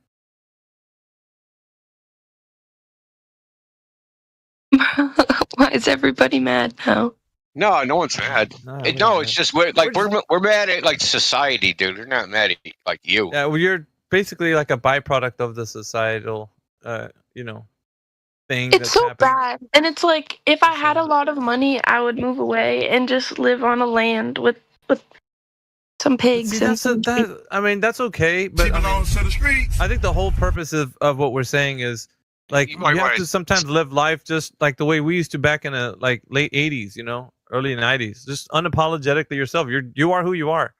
Who gives a fuck what anybody else thinks? You know what I mean? Just like get out there and do the damn thing. But a lot of times, you know, people are just relying on what status you have and, you know, like what kind of person you are based on your social media, you know, like page or whatever. Like that's pretty stupid, dude, to base it off that. Yeah, I got rid of my social media. I mean, I'm back on Discord, but that's very recent. You know, things are like your generation isn't as cliquey. Like when I was growing up, there was like cliques of people, right? Like all the jocks hung together, all the fucking cheerleading. You know what I'm saying? I feel like there's it's not as bad. There's more crossover in your generation than Not ever. really. No. You guys got groups like that too? Yeah, Wait. it's not. That's a it's not forever fun. thing. All right, so what group are you in then? Yeah. Who? See, she can't even say. No, because There are groups. All right, what's your you know group? there are, but like there's not everyone needs to be in a group. So you're proving Indio's point for him. There's No, tons of crossover Not nowadays. everybody was in the group before. Like Really? there were some people who just weren't. So what group are you in? Outcasts? No, She's outcast. No, I'm just wait, saying. are you I don't- Still in high school? Wait, I got put in the art section because I did art, so everyone just knew me as an artist. I wasn't like in. Yeah, but a that's not specific- really I know it's not I like don't a think that's group, a group. but Like, are you I a don't geek? know. Nerds, the nerds, the Like a geeks. Yeah. nerd? would you call an art student an? Yes. Yeah, then sure, yeah. I don't know, because I was still talking to the popular kids. Like I wasn't. Talking to them. See, that's what talking I'm to them. I didn't like You were them. in the crowd. I You didn't weren't in the like crowd. them, so I didn't stay with them. Listen, you just prove my point because that's what I'm talking about. There's more crossover. There was no crossover. Like, There was hard listen, if lines one of the drawn. fucking yeah, exactly. There was hard. That honors kid comes into the fucking group of jocks. He's going out fucking playing. Yeah. You end up in the locker for a week. Like, In that case, you're right. There is crossover, but the groups are still there. Is what I'm saying. Like they're not gone. I don't know. Is all I was trying Maybe to say. you guys are obviously in that. You guys are still in that that mindset, right? You guys They got all the anti-bullying shit now. That didn't exist when I was growing up. There was bullying. Bullying still happens. That's not gone. No, like real bullying. Real bullying, yeah, that's not really there. But when we were younger, I think everyone understood that bullying had a purpose. Like, they're not bullying you to be unkind, they're bullying you because you're fat and you need to not be fat, right? Oh man, that reminds me of a locker room incident. This kid, he was fat, dude. They fucking gave him a wedgie, wrapped his underwear around his neck, and then dragged him around the locker room. Damn, dude. It sucks Yeah. to be pudgy, huh? He quit the football team. He didn't keep going.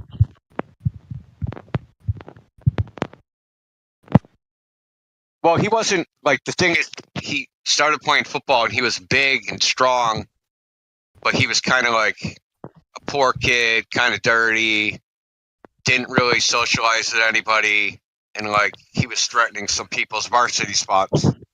So yeah, didn't go good. Dude, what the fuck? What the fuck did Adam Assaulted do to you? Fucking hell. Here we go again.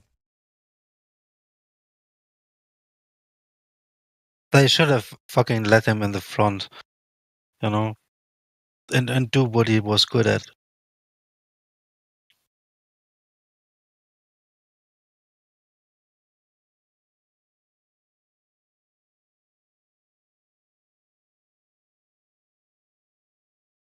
Yeah, things have changed, guys. I just personally, the reason why I like when this conversation comes up is because a lot of the, I call them old heads or the OGs or people who have already been settled or they're way past this whole like dating scene. Well, you get to see live in color what we deal with here, guys. The solution is not, well, just go out there and marry one of them. Who? These chicks? Nah, fam, we good. So they're not equipped for anything like that. They don't want to be married. They want the Instagram photo shoot and they're out. Like, look, that's I almost at want best. Look, after listening to that, I want to bring back teen pregnancy. Like, for real. What the fuck? No, because sometimes responsibility forces people to be responsible. You know what I mean? That makes sense, yeah. Because listen, back in the day, you got a chick pregnant, you're getting fucking married, bro. You're getting married, you're getting a fucking job, you're raising that kid. Or dad Yeah, is gonna but whoop your usually fucking you have ass. your mother and father pushing you to Well, this, that's- you know? Yeah, but dad, that girl's dad, you're gonna get your ass whooped, bro. You're getting. I'm talking about the shotgun wedding, man. Bring back the shotgun wedding. Bring back teen pregnancy. Shit was better then. As much as people complained about it, it was still better than this. As harsh as it sounds, it's like it's the opposite of what they're telling people to do these days. They're saying wait until you're 35, 40, then settle down and get married. Why? How does that make any sense? It's the whole idea of like, I gotta be in love and I have to like my wife and she's gotta like all the things that I like and we have to like read the same books and wear the same color shoes and like, no, That's dude. a bunch of nonsense. That is, dude. That's some boring ass shit. What do you want to clone yourself? Hell no. Well, someone you can fight with. And not want to kill them. You know what I'm saying? Like, I don't know. No, I do know. Like, but listen, love is not lost. One of the issues with that is when they get together and the girl says, I feel something for you, and then when she wants to leave you, I don't feel anything for you, and then she leaves. It's a good point, Jamesy. It's a great Yeah, point. she wasn't feeling you. Yeah, if the relationship's just based upon how you feel, like that's fucking. And you're gonna bank on a woman on how she feels at any given moment. Fucking good luck, dude. Yeah, it changes every month. Then before that you got together and Every she's month, they're like 5 times a month. What are you talking about, man? When the cycle's going up, when the top of the cycle, when the cycle's coming down. What is the economic I mean, this has been going on forever, but the economic affects like people kind of like overworking and money issues. That affects relationships like in a grand scale. I think. Yeah, I think. I think listen. I'm gonna keep saying this. It boils down to lack of morals. People don't like, hey, here's a girl or a guy with the same moral principles I have. I know that if they have the same values I have, we're never going to have a problem, because in any situation, we're both going to eventually come to the same conclusion. Now, we might not agree on how to get there, but we're going to both want the same result, right? Right? If you're both scumbags, right? Rob cheating, because I know people like this, right? Two people been together, like they had, but because they had the same moral principles, basically none.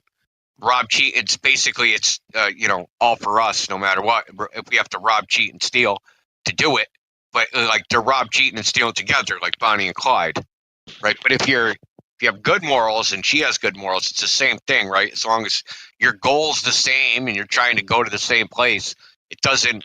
The other shit kind of don't matter. Correct. Yeah, I think that's a big one because some girls are gonna say morals. What's that? And trust. Yeah, they you don't think trust a bitch, just forget it. Just walk away. The moment you don't trust the fucking woman, just leave. It's over right there. You're already done.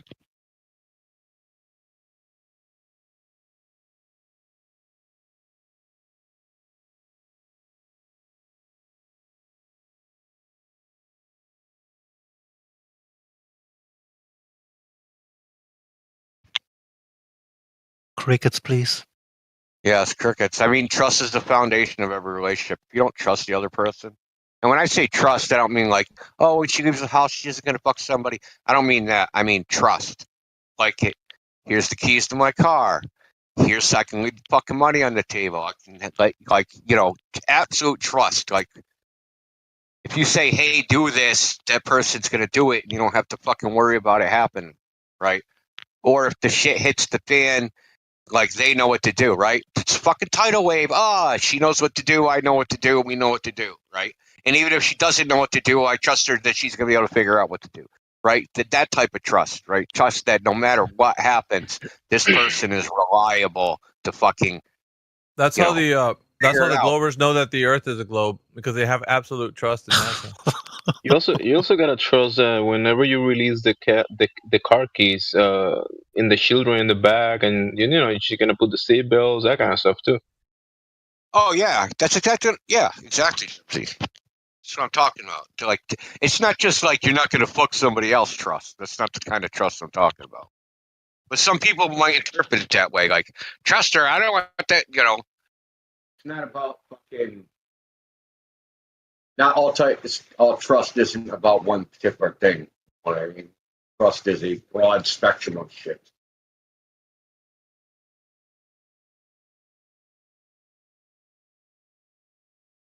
So trust she's gonna buy the correct microphone. Yeah. To use on Discord. Well, no, I trust that'll never happen. I trust Look, NASA's dude, you pictures don't- from Earth. Being a Look, globe. you don't give a woman a task that she's not capable of performing, dude. Like, you need to check yourself on that. Agreed. Yeah. True that. I need winter tires for the car, honey. Will you go pick them out? Forget it. Don't fucking do it. Yeah, it is tough. I just said that because your mic changed from a good mic to a bad mic for some reason, but now it's good again. I got a floppy mic, dude. That's what she said. Oh. Pause. I was just gonna say, like, it's tough these days, man, because not only is it difficult to trust, like, women, for example, in general, it's tough to trust people in general. What do you mean, like NASA? That too, man.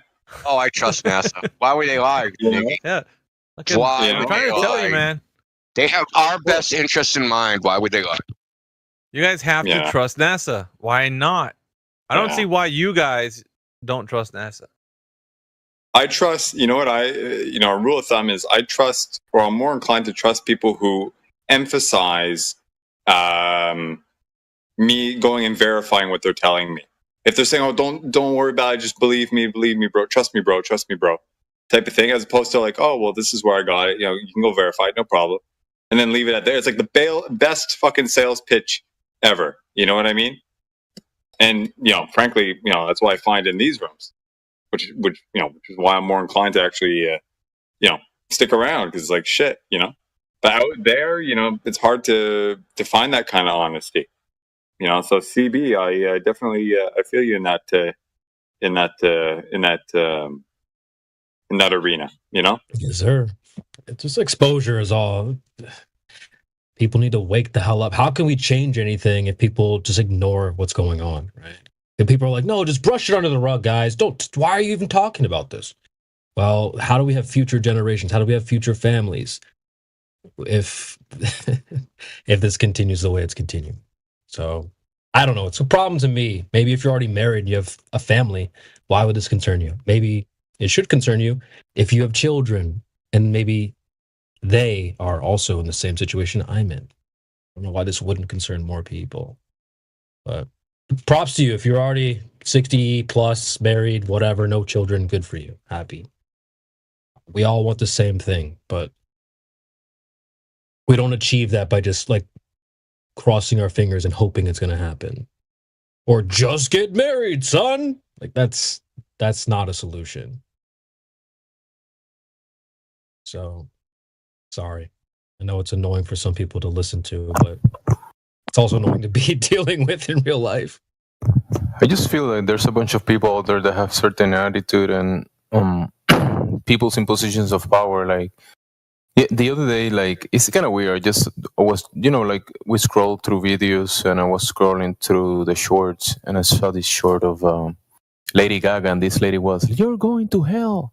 And she stopped and grabbed the lady from the face and kissed her in the mouth. And "You going with me?" Whoa! I've seen like people will just wreck you, and they'll be like, "Yeah, let's do it. Let's just wreck each other. Let's just get in the car with the keys and let's just wreck it. Children in the back, okay, let's do it. Doesn't matter." That's like a. Not saying that people are actually doing that with the car, but it's like, yeah, let's just crash the whole thing, and it's okay. Let's crash it. Whatever you built, let's crash it. Some people have that attitude. Gen Z, like I take that's from your own personal social media feed. I saw it. Yeah, I saw it scrolling. Sure. I put this forth to the audience, right, and yourself included. If you really want a really interesting exercise in this manner, okay, I guess either on your phone or on your computer, something like that. I encourage anyone who wants to try this out, open up a browser in incognito or whatnot, and go to these types of sites, right? YouTube, TikTok, Twitter if it's available or whatever, without logging in, and scroll through this shit that pops up without your account, because that's the general, basically the lowest common denominator of what's out there. And do that same thing and see what you see. If you think that's bad for what you see, check out the lowest common denominator. Oh, bro, it's always the same every time. I did this often to see this, just to check for myself how different the algorithm is in general, and it's ridiculous. The stuff that is represented, it's society breaking. I'm around many people that speak, multiple languages, and you'll see the scrolling, and the scroll adapt to the person, whatever they like and whatever they're searching, and each person has their own feed. It's personalized.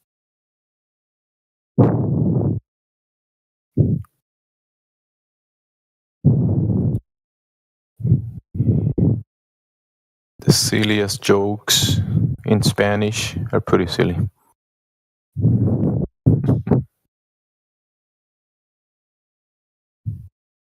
I get a mix of Spanish and English content, so I do get a lot of different sites. I get the topics of this server. I get it in Spanish too.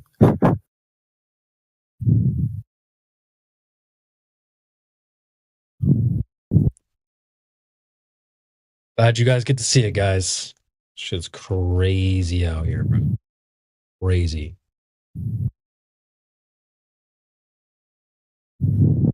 Well, it's not like you were planning on getting married anyway.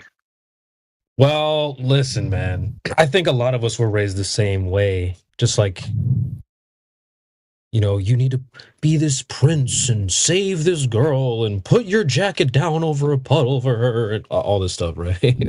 That's kind of how I was raised. Give her flowers and all this stuff, right? So sort of, it's like ingrained. We all, or at least let me not speak for everyone. I wanted, or kind of still want to do that. Have the whole happily ever after, the house, the dog, the kids, the family. I think it's possibly, potentially achievable, but this current state it's not looking good, guys. It's not looking good, bruv. This behavior is being incentivized. Actually, people are incentivized to behave this way. I know, right? Exactly. So I think speaking about it, it can at least, what do they say? Sunlight is the best disinfectant, right? So if they're encouraging your daughter to go be on OnlyFans, like, why would we just be quiet about that? Like, I think we should shame that, be open, more vocal about it. But they're like, well, you're a misogynist if you say anything about that. It's like, well, I wouldn't want my cousin, my daughter, my grandma, anybody doing that, right? So, let alone my future wife. So, yeah. Your grandma's doing OnlyFans, you got bigger problems. I wouldn't be surprised, my guy. Let's not pretend like there's not some 60-year-olds out there trying to pop some pee on freaking OnlyFans. If your grandma has an OnlyFans instead. If your grandma has an OnlyFans, the world is done. But you know that oh, go ahead. No, I was just gonna say. I said years ago, man. Eventually, every woman will be naked on the internet. Every single one. If I could see your coochie for $3.99, why would I go drop $40,000 on a wedding? Like, no, sorry, you belong to the streets. It's over. Well, technically, go ahead. No, I was just gonna say, man, we should get back to flat Earth streets. Right. Yeah, streets are flat. I was gonna say that technically, when you say every woman are gonna be like that on the internet, technically, all the cameras around, all the sensors, all the computer screens and cameras all around, there's probably pictures of all of the women that are around those devices and all men somewhere. You know, there's so many devices out there that there's gonna be images of you that even if you don't know it. But talking about flat streets, there was 2 accidents in front of my street. Within 3 accidents within the past 2 nights. So what did you do? I was just walking and someone crashed at the corner, and then when I got home, another one crashed in front. So people are just crashing for some reason. Just crashing and crashing, one after the other one. Hey, I want to talk about OnlyFans because this is kind of related to Flat Earth. I actually saw, this lady from Alaska, she runs like a conspiracy YouTube channel, and YouTube nuked her. So what she ended up doing is she started an OnlyFans, not for porn or anything, but to basically run her conspiracy channel and still be monetized. So actually, OnlyFans is a way around censorship, which I thought was a pretty clever use of OnlyFans. So you're saying you want to get us on OnlyFans? Because if you can show buttholes, certainly you could talk about conspiracies. I mean, wasn't that the original, or one of the original selling points of it? That you can sell your content, and then people just went off the rails with it. Yes. I thought the idea was to attract like celebrities, right? It's a way for celebrities to interact with their fans. That's what I thought the original intent was. But they couldn't get enough of them. Okay. Yeah, almost like a Patreon-esque thing. Yeah, something like that. Yeah. I'm opening one. So I was gonna start a Flat Earth OnlyFans, man, so they can't censor us. I should start Nah. a COVID OnlyFans. Just like talk mad shit about frickin' the vaccines and COVID and all that shit. Yeah, well, whatever it is, you know. It's a better split than YouTube too. I guess it's 80-20 and YouTube is something like 70-30 or something. YouTube is you get 45, they take 55. Whoa. Yeah, it's That's terrible. robbery. Yeah.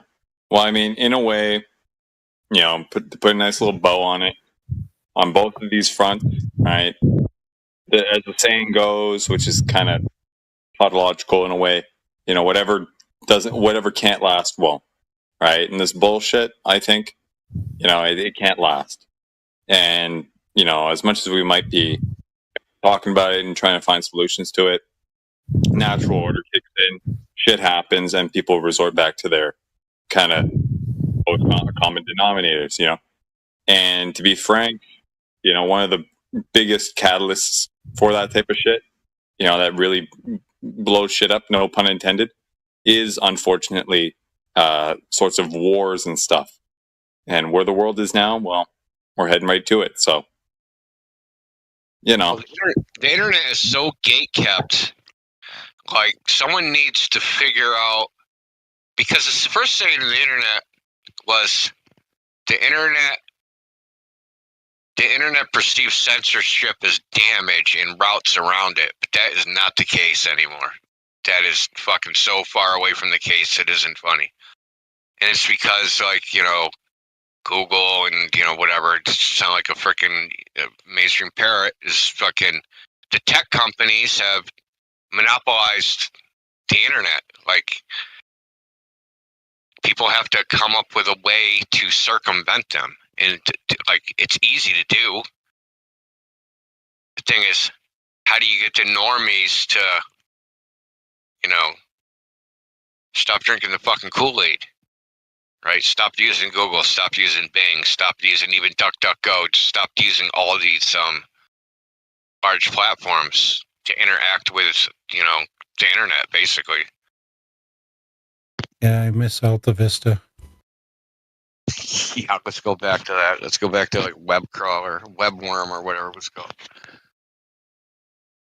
Alta Vista and Lycos and fucking whatever happened to Yahoo? Is that even search engine anymore? I still have a Yahoo, man. I mean, I still use Ask Jeeves. Ask Jeeves. Dude, that was the most search engine ever. I wouldn't find anything. It was like the early AI version 0.001. Shout out to all my 90s babies out there who remembers that. Like, Flat Earth is mad censored, and like, people only use YouTube. Everybody admits that YouTube is a big censorship shithole, but everybody uses it because everybody uses it. It's one of those things where, oh, I want to get my message out. Where do I do that? Oh, the platform with the most people. Well, that platform censors the shit out of everything. Well, what's the alternative? Oh, make your own platform. You can make your own website and never be censored, right? You just make your own website, host your own videos, and never be censored. Well, how is anybody ever going to find you? Oh, you got to go through Google. Oh, Google censors. So how do you get around that, right? So there's no way around this. It's being gatekept. There's so many layers. It's like, how do you get around to freaking the agents blocking every door? I saw that movie. Remember when the agents came out and they were like coming out of all of the doors? Yeah, exactly. There's an agent blocking every fucking door. Mr. Smith. Agent Smith. Because back in the day, if you wanted to get your shit across, right, you'd create a website. All the content you would host yourself. Wouldn't be up in the cloud or anything like that. It would just be yours. No one could censor you, right? The worst thing that could happen is your host could freaking kick you off, but hosts almost never did that. That was freaking. That's like throwing money away. Yeah, I've actually. And if you wanted to, you could always host in some country which has like no restrictions, like fucking Japan or Estonia.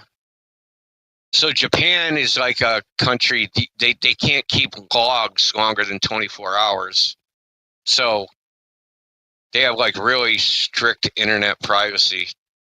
So like IP addresses that connect to your server, whatever webpage, you can't keep a log longer than 24 hours. And you can only keep the logs for the purpose of like troubleshooting or whatever. So it's a good place if you want to use an anonymous email where it's actually anonymous. And also to add to that, the extra good news is things nowadays are so easy when it comes to web tech. And I speak from experience. Okay, it's my field of occupation. Okay, a lot of the stuff that that's being spoken of, it's at a point now where things can be done by yourself from your own stuff, with your own service, your own servers, your own IP internet connection from your house. Okay, and if you don't know how to do it intricate, like all the intricacies, you can always hire somebody to do it. You know, a friend. You probably know somebody who does this type of thing. And that at work, you have your own. Been around. It's always been around. Exactly, but now it's so sophisticated and easy to do. I'm telling you, it's a lot better now. Back in the day, you weren't allowed to run like a web server from your house if you had a commercial. Most of these like ISPs, like Comcast, Verizon, it was like against their terms of service to run a web server. Plus, they gave you like dynamic IP addresses, so it would always change. But there was. But that's not anymore. Yeah. There's dynamic DNS and all these things, right? So they've existed for a long time. I actually used to host web shit. So, and the internet connection is fast enough for a lot of people where you can actually host stuff, and as long as your website isn't crazy, you can actually manage the traffic. Yeah. So, all these options exist, man. It's just like... Yeah. And upload and download speeds were an issue too, right? Or not even necessarily speeds, but bandwidth, right? People were charged per megabyte upload and download and stuff like that. Now most people have unlimited upload and download. It's just the speeds that are different, maybe, but you can even purchase faster speeds, you know? So there's not really much excuse. Yeah, I mean, and fuck, dude, you could actually. Now it's so much easier because you don't have to be able to code in HTML or anything like that. It's so much easier, but it's like, how do you get the traffic? That's the thing. Everybody's going to these corporate sites, right? They're going to X, they're going to YouTube, they're going to Rumble, they're going to these sites. If you're hosting videos and you want people to see your videos and not them not get nuked, how do you drive traffic to your site? You have to use one of these other platforms to get attention in the first place. For mass adoption, yeah. Right? If that's what you're going for, then you're kind of handled in that direction. But if you're not worried about mass adoption, just adoption, period, you know what I mean? Like if you get one visit per day or per hour or something like that, like your service can handle that. Your tech can handle that. You know, it's 100, couple hundred a day or something like that, like, or a week, whatever. You know, word of mouth was always a thing, can still be. Maybe not as much because people don't fucking talk. But you know, yeah, shit's difficult. Yeah, I can get 3 megabyte synchronous here at the home now. Can really host a server if I wanted to.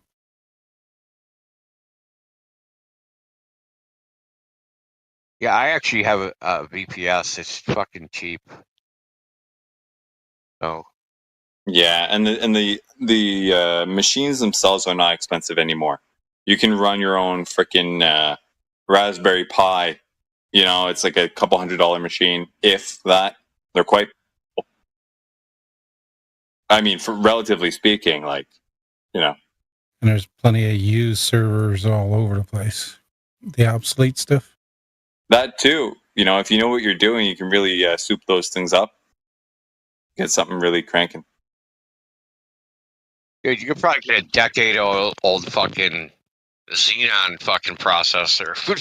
That would host 100 web servers. Mm. Yeah, it takes some know-how, but the point being, it's feasible. Anyone who really cares and really wants to can. It's just the real difficult part is what you're alluding to. It's the marketing, quote unquote. That's always the hardest part, I think. The tech, you get a couple of nerds, you know, bing bang boom, buy some pizzas, whatever, they'll be happy. Well, that's what I'm talking about. Like, you have to go to like one of that's the same thing. We're basically saying the same thing. Going to one of these big platforms is the marketing, right? Because you have the captive audience of, you know, millions of people using YouTube. Right, I'm just thinking of it related to flat Earth content. Okay, I want to make flat Earth content. I've had a channel. Everything I got in the channel is flat Earth. I think I got fucking. I don't even know how many subs I got. It ain't that many because flat Earth is censored, right? So people can't even find my videos. Good luck. Even if you type in the name of the video, good luck finding it. Yeah, you got a better chance of using Google to find the proper video on YouTube than using YouTube search. Yeah. Yes, exactly, man.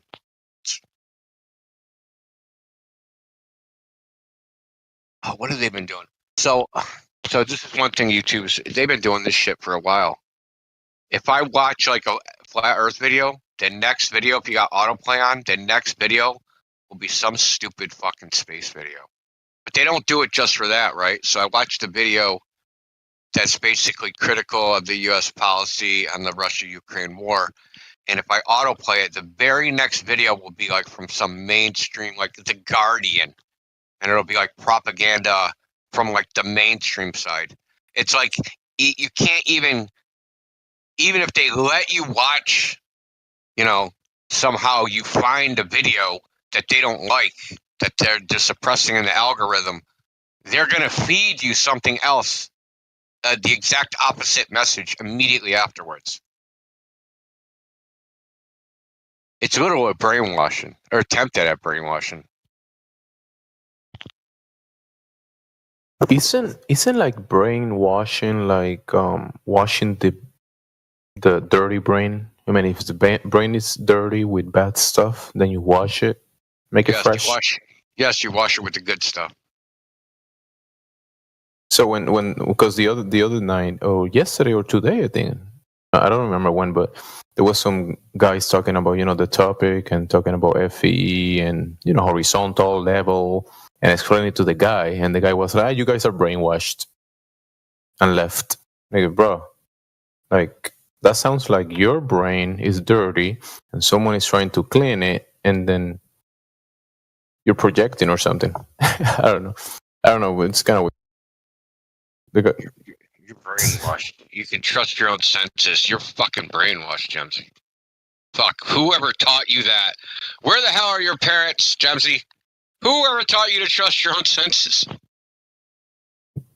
Yeah, so I learned the dirty stuff, you know, the globe, the black holes, the Uranus stuff, and how we send probes and all this dirty stuff. I learned it, and then I washed it off my brain. See? I am brainwashed.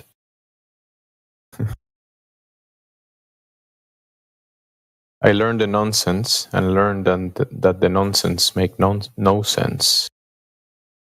And that the senses make sense. I learned that. But that means I'm brainwashed if I acknowledge reality.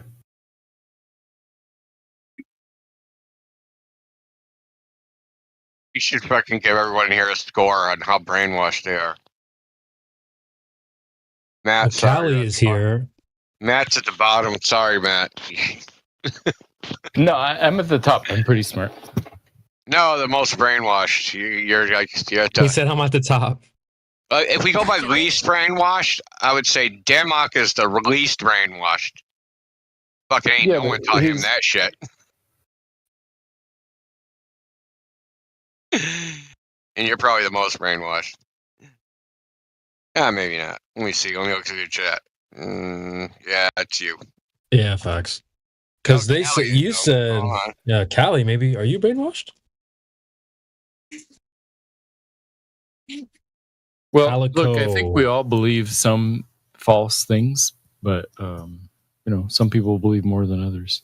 We all believe false things. Right. Well, I mean, What? but it's where the false thing came from. Did it come from you or did it come from someone else? Because people can be self-deluded, right? But they're not brainwashed. You can't brainwash yourself. Well, I don't think so. I don't know. I think there's some level of self-delusion that can happen. But yeah, I hear what you're saying. Yeah, if the sun is moving across the sky and you believe that the ground is motionless and the sun is moving, that means you're brainwashed.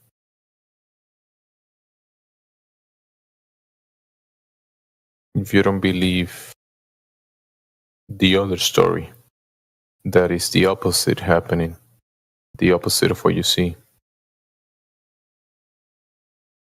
Our senses are not the final arbiter of truth. Sometimes our senses deceive us. Yeah, your senses and the world are conspiring against you to brainwash you. I'd put my money on my senses for other things. Yeah, but there's lots of things our senses can't tell us.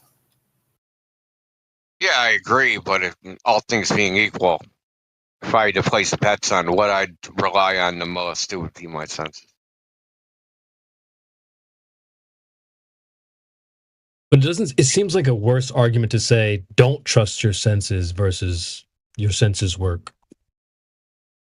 Yeah, our senses work pretty well, but we just need to be aware that there are limitations. And then if we have good reasons for believing something beyond our senses, then that's okay too.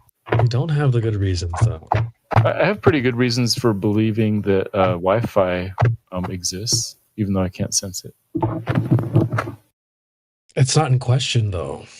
You sense it with your phone when you look at your phone screen and it says Wi-Fi connected. Yeah, but that's using a machine. I don't directly sense. I never directly sense Wi-Fi. Try using nonsense on your wife. Facts.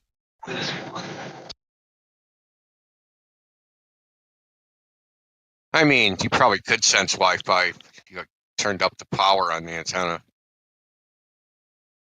Yeah, I would argue take that Wi-Fi, maybe not you, us personally, because we're so doused in it, but take that Wi-Fi emitting device, bring it to, I don't know, like a fucking Amazon tribe or something like that.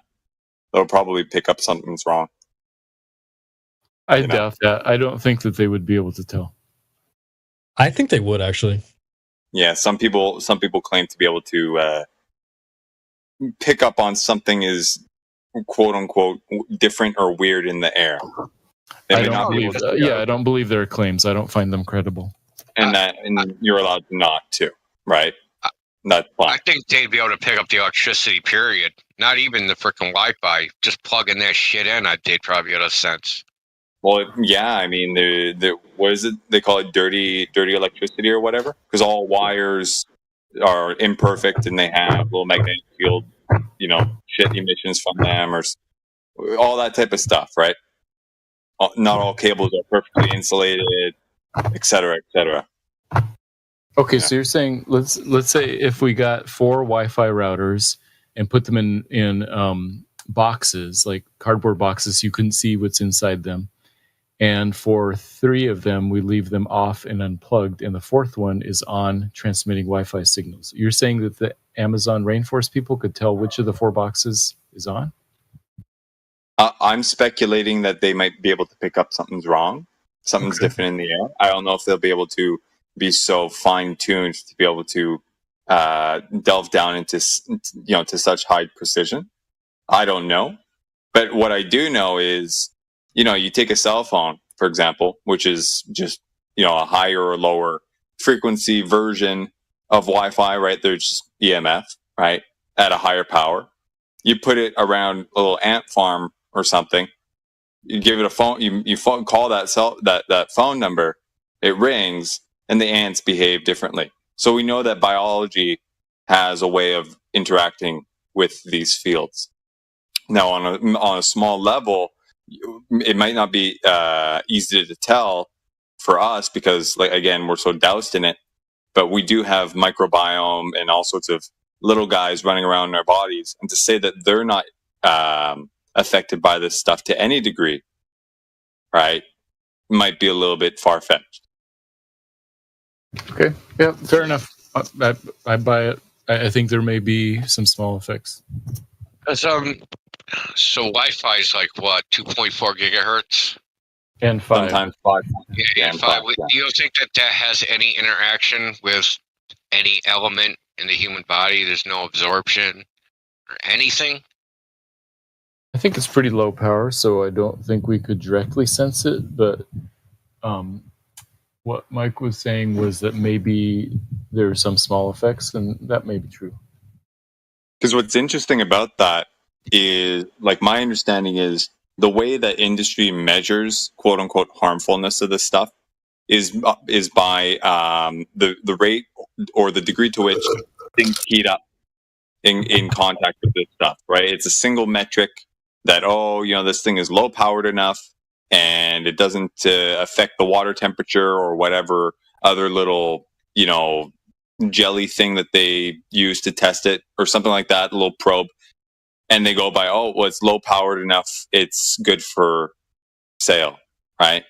But there's people who argue that, hey, it's not just wattage and output that needs to be factored in. The frequencies themselves, even low powered specific frequencies, have effects on things, right? You can have a low powered high pitch, for example, that something will pick up on and behave differently, even though it doesn't heat up. You might have some sort of molecule or set of molecules in your body that will harmonize with that and behave differently and reroute, in the bloodstream or some shit. I'm not a doctor, I don't know, but this is the type of thinking that eludes the industry or eludes people who criticize or don't criticize this stuff because they do trust the industry. It's an ongoing process, and it's very, very fascinating.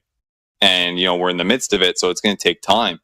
But it is multifaceted, and if we're only thinking about energy and heat absorption or heat temperature effects by the stuff, there's a lot to say about that. We're being blindsided to some degree.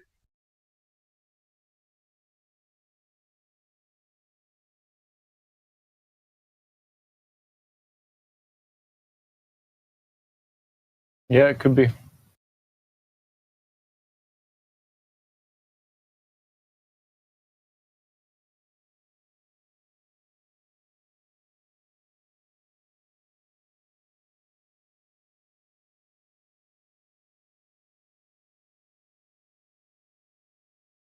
So, El Globe. I hate killing the room like that. I apologize.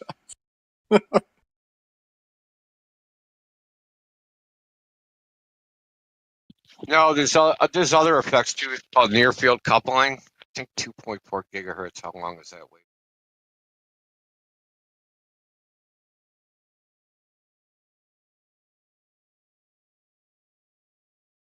That's 12 centimeter wavelength. Yeah, dude. If you're within the wavelength or 0.6 of the wavelength, so at 2.4 gigahertz, that wavelength is 1.25 meters. So if you're 1/6 of that, so that's like 6 centimeters, you should be able to feel it because it's called near field coupling.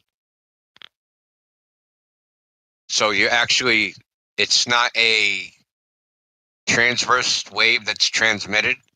It's a near field radiation. You'll be electromagnetically coupled to the antenna. So this is actually a problem if you work on big antennas. People that work on like large radio antennas, they'll electromagnetically couple to the fucking antenna and fry. Right? They go into resonance with the antenna, their whole body. And the power transfer isn't frickin' inverse square law. It's exponential fucking curve. But the power transfer is instantaneous. And it's unknown whether, quote unquote, whether it's an instantaneous transfer or whether it's bound by the speed of light. It was never made out. It's never figured out because it's not a transverse wave.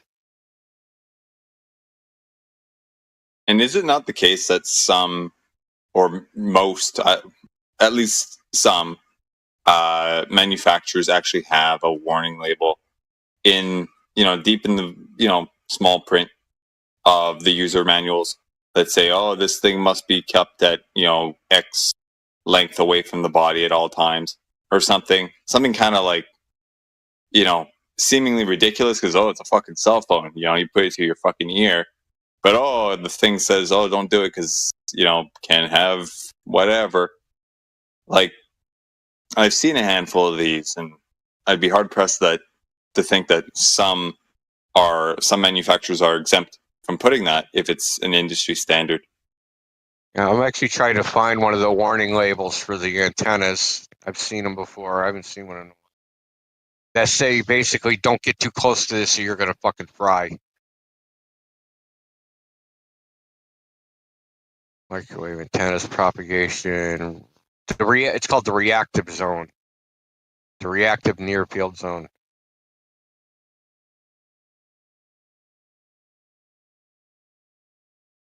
Trying to find an actual warning.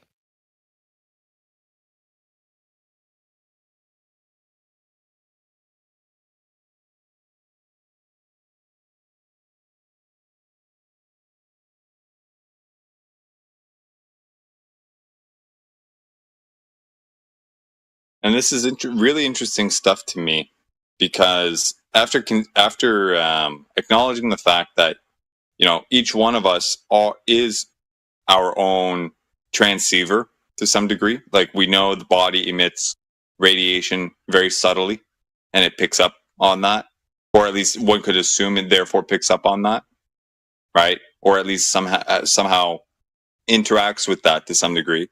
Like if the brain emits certain frequencies, which is reasonable to assume if you haven't looked into the studies, right? Because all electrical circuits have the corresponding magnetic fields, right? And if we are just a makeup of a giant electrical circuit, well, duh, right?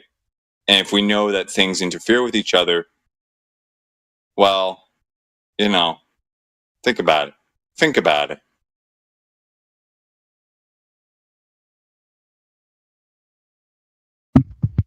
We were talking about an hour ago about the younger generation and how weird they were getting. You think the cell phones might have something to do with it?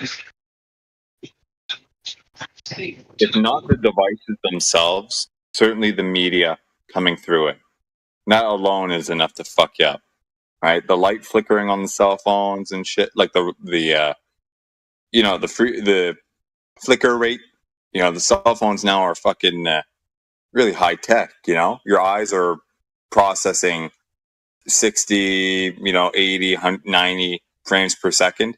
That kind of like tunes your brain in a certain fashion, right? Like that's, I don't know. I'd be hard pressed to think that that's not something aside from the media content itself, right? And that part's really easy to pinpoint because we all see it, right? We all know this. 60 frames per second. Your eyes pick up on that and have to process it. It's out of the ordinary, let's say, at least traditionally. I wonder what that's doing. Herp derp, I wonder, right?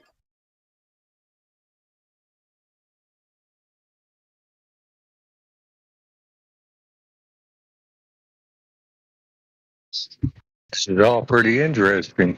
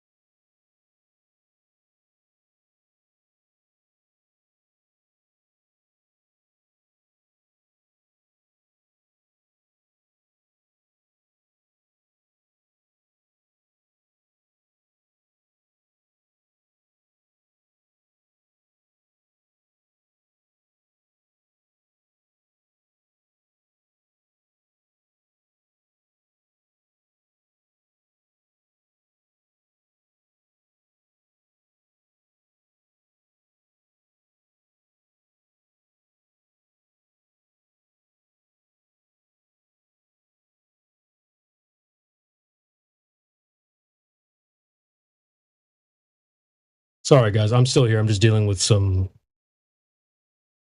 simps in the background.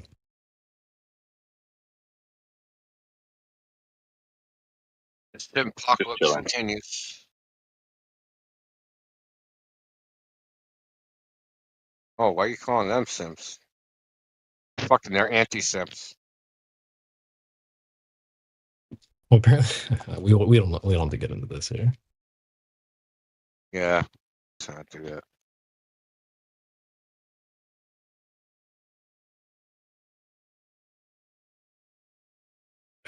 Fucking group. This is such fucking bullshit.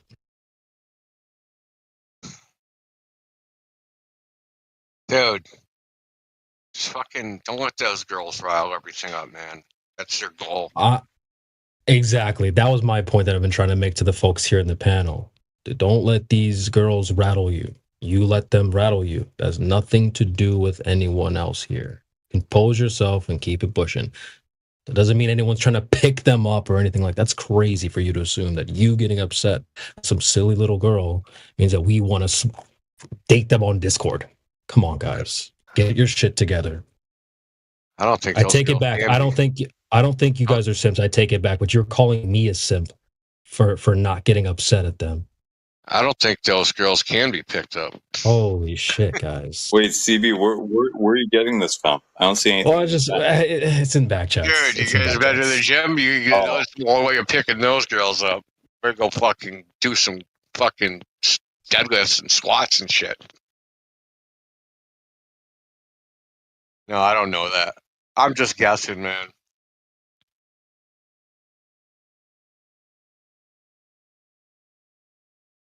I don't know.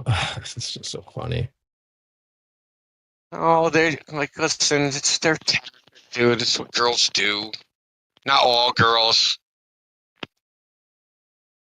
CB, I mean, if they're sliding, I'm not talking about you. Obviously, you're alright. Shout out to Yeah. Flat. Yeah, Platzi too. I mean, come on, that goes without saying. I don't even need to say anything about you. That's a given, of course. I mean, CB, if they're sliding into your DMs, man, you definitely pinched a nerve. So that's their problem. Platzi's Well, way above bucket drama. It's just so funny. All these guys who don't mean to give me this credit are giving me all this credit. Like, I don't think you mean to give me the kind of credit you're giving me here, guys.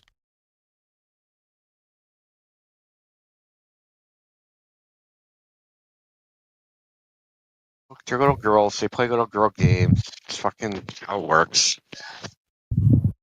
I'm a bit lost, but what's going on? Nothing. Never mind. Let's move on. Nothing. No, nothing's going on. Nothing. Nothing. Go back to sleep. Dude. Take a siesta. Holy. I just put everybody else to sleep, so I'm gonna be awake now. So we're waiting for Bella to give us gold proof. Secret agent, and Bella's got it. That's what Samantha said. Samantha said Bella had the gold proof.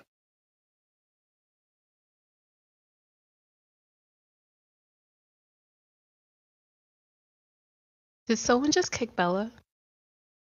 I think no. I think she ran away. Oh my god.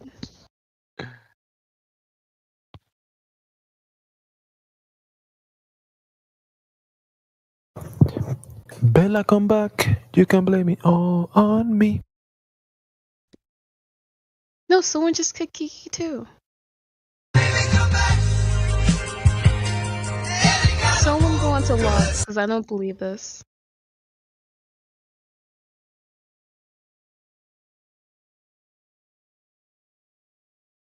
You don't believe that she left? I mean, this is not a No, I question of don't, 'cause I belief. was just talking to them. Our voice log don't work anymore. Kicked them out of the server, banned them. No, kick them out of the server, not the voice. No, doesn't look like it. Their roles are gone. He might have got detention. He might have talked shit. I don't know. They got banned. She No, just like, they're DM'd me and she said she got yeah. banned. Who the hell just banned them? I think I already know who it is. What's a pussy move? That's I'll be a sim. Bring her back. I'll be a sim. I know who it is. I'm not telling either. Why not?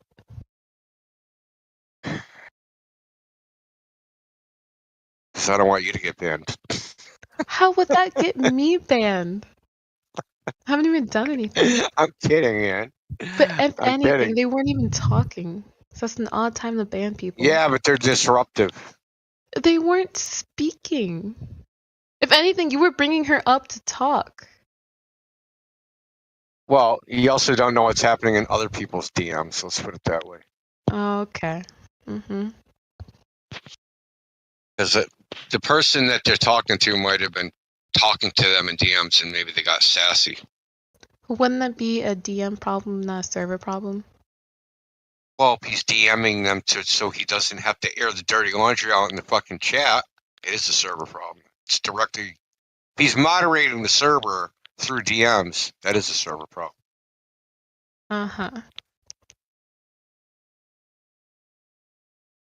I mean, he could have done it in the chat and done it that way. I mean, that would have been fucking stupid. But when we say we don't police DMs, we mean police people's personal fucking problems in the DMs. She said, he said, that crap.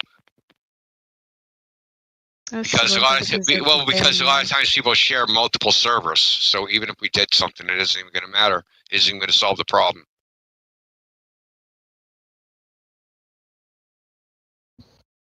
It's a problem with internet romances and shit like that.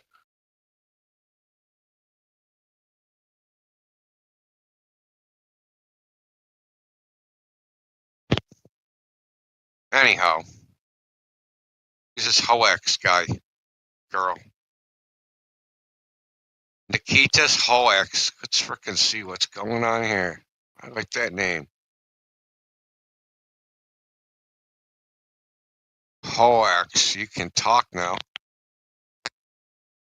Got something to say? What you're curious? If you have any questions, go for it.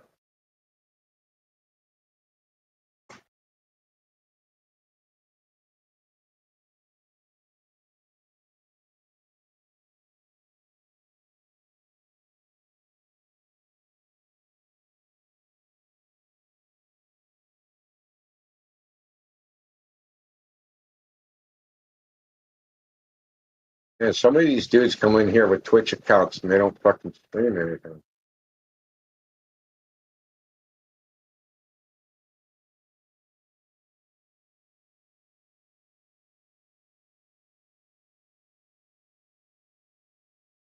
Have you been to this museum, Drew? I walked past it, but I never actually went in. I was going to with my friends, but then they like backed out last second. On Washington Street. Well, are you from Boston? Me? Washington Yeah. Street Museum or something?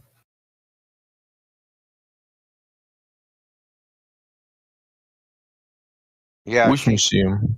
she ain't here right now. I don't think she could be. She's just hiding. No, I mean, which museum you talking about, bro? In Boston, the Winder Museum. The what? The Wish Museum? The Wait, just go in chat. Winder or something. Okay. You know, I have that brain, Spanish brain. I can't get that word. Can you spell it? WNDR. It's like an abbreviation for something, but it's hard to determine what it's an abbreviation for. Focus Summer Street. Can you spell it in the text, not in voice? WNDR. It's I dark posted in a here. link. Fucking dude, I'll just post a link. And the girl can do it for me, right? W. There you go. Thank you. Dude, I'm thank gonna you. need to like drop some Molly or acid and go there. I'm not going there sober. Fuck that shit. The heck is that? I see like rainbow colors, but not in a rainbow It's way. interactive and immersive Boston Art Museum. Yeah, fucking getting high to do that. I'm gonna go in there sober.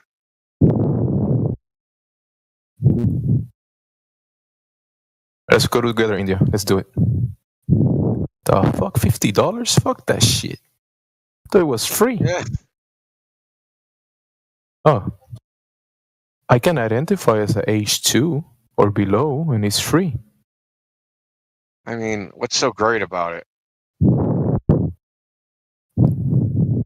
Remember, it's Boston, so I can identify as age 2.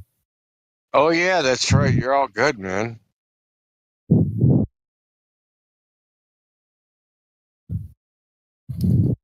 $32. Fuck, dude, that's expensive. Well, it's not super expensive. That's a whole month of a gym, isn't it? Like a gym subscription, $22. Yeah, that's exactly what it is. Well, I think it'd be 25 now.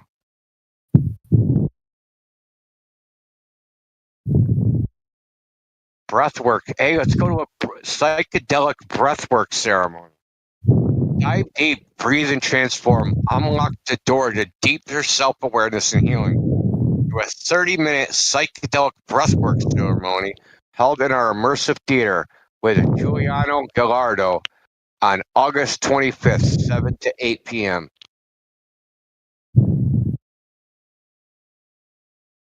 For those wanting to explore ancient healing modalities using the transformational tools of guided meditation, pranayama breathing techniques, yoga nidra sound bath, and aromatherapy, this immersive experience is designed to harmonize your body, mind, and spirit. Fuck, dude. I want to do that. It's worth every penny. Buy tickets. Click button. Let's see how much these cost. Okay. Oh, available. That's good. We're gonna go at 7. $40. $40 for this. Bro, look at the merchandise. There's a 12-inch balloon dog bank. It's $85. Oh shit, man! It's a bargain at any price. There's a Elo water bottle, $50. Look, but Jemsy, they're gonna let you breathe for $40.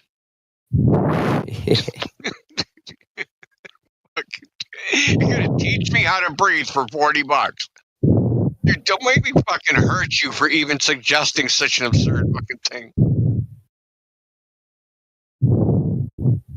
Guru, did you drop acid before you went? Oh, you didn't go. That's right. I I didn't go in. No, we passed it. I never looked at the actual website. All I right, was Gru, let's literally go walking to together. Boston, You and and I I. passed. We're gonna go to the museum. Let's go. Wanna go? Go buy that all the time, dude. Totally. I've never. No, I'm it's from an Boston too. experience, man. Yeah, but Gotta go. Gemsy's in East Boston. Wait, what? Gemsy's Yeah, in let's East go. Boston. I'm telling you. How many people are from Boston? Dude, we're No, the 'cause cool that's just people. weird. Are you scared of just going out? What's going on? This is the cool kids club, man. Didn't you know that? Oh my gosh. Just going to the museum, watch the rainbow. Only if we go to Chinatown. All right, done. Bet. Nah, I haven't been down there since the combat zone's been gone. There's no reason to go down there. I don't know. There's literally no. There's this one shop that I am obsessed with. I don't even know the name of it, but they have like the best drinks and what's it called? It's like this triangle rice thing. Onigiri. There used to be a Chinese place in Faneuil Hall. They got rid of it to Hong Kong. They had like these fucking massive scorpion balls. How they You go know what a out of scorpion ball business? is? Yeah. Well, they got all freaking uppity and high class down there instead of freaking all alcoholic college age freaking insanity. I don't know. The area is still fine to me. Oh wait. What's it called? The market. What the hell is it called? Timeout. Is it Timeout Market? If you tell me. No, you would know. It's not. Time Out Market? Yeah. This sounds familiar. Yeah, Timeout Market. I love Timeout Market. After I go to the gym with Indio, I will go to the museum. No, you need to go to Timeout No, Market. we'll be going to the fucking hospital, Jumsy. Stop lying. We going I where? live in Boston and not go to We'll Timeout go Market. to the gym and then we'll be going to the fucking hospital to help you. To the hospital? Yeah, so you can recover, dude. Oh, okay. Oh, yeah. Tells you like, I fucking can't breathe. This fucking dude is killing me. Nah, I won't be that beat. I've been riding bicycles for some time now, so I'll be okay. I go down there all the time, Guru. It's freaking amazing. I've never been in there though. I actually used to live near. I used to live near there about I don't know during COVID. I lived right up the street from there. No, wait. You need to go and at least try the donuts because there's this whiskey donut that I am like addicted to. You've been listening to 24/7 Flat Earth Discord 2.0. We hope you're having a fantastic day on this flat and stationary plane. If you too would like to join the debate, please click the link below. We'll see you there.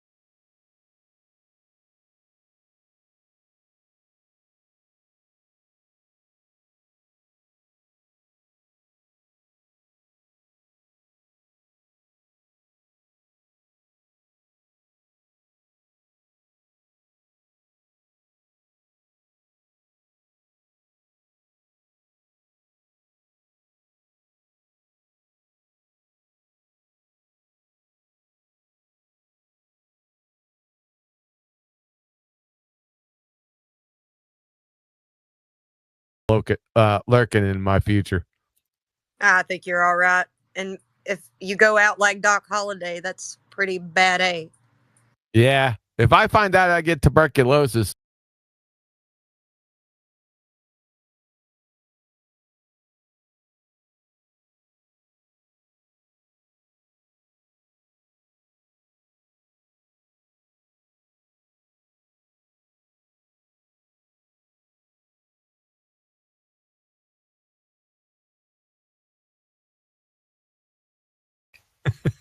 I didn't say flat steak.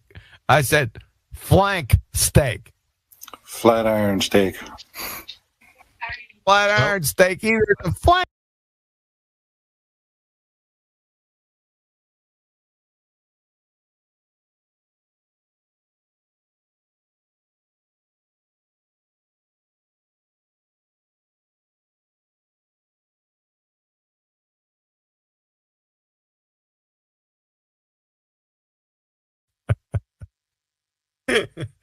Yeah. They usually drool. That's for sure. They're too funny, man. Jeff, you're burning daylight, man. Let's go. Come on up.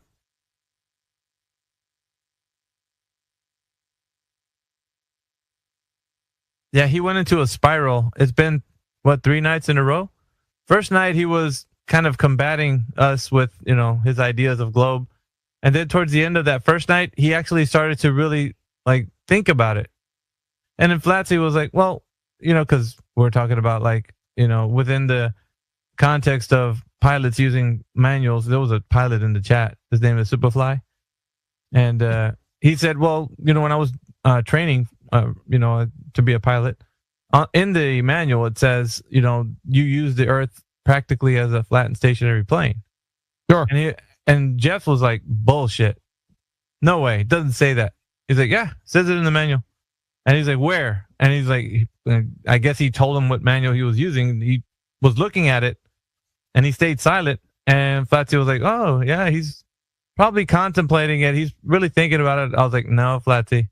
He's looking for something in there to provide evidence that the Earth is a globe somehow. He's like, I don't think so. I think he's going to be one to be like, I think you guys got a point. I was like, nope. He's actually looking right now. All he's looking for is some way to debunk what he's been shown. So he didn't say much after that. The first night when I was doing the space. Second day he come in. The first thing he did was post some bullshit of some equation that he got off of ChatGPT. And I was like, Flatsy, do you see what I'm talking about? He was just looking for a reason to say that the Earth is a globe. He definitely was not contemplating that the Earth is not a globe. So. Sure.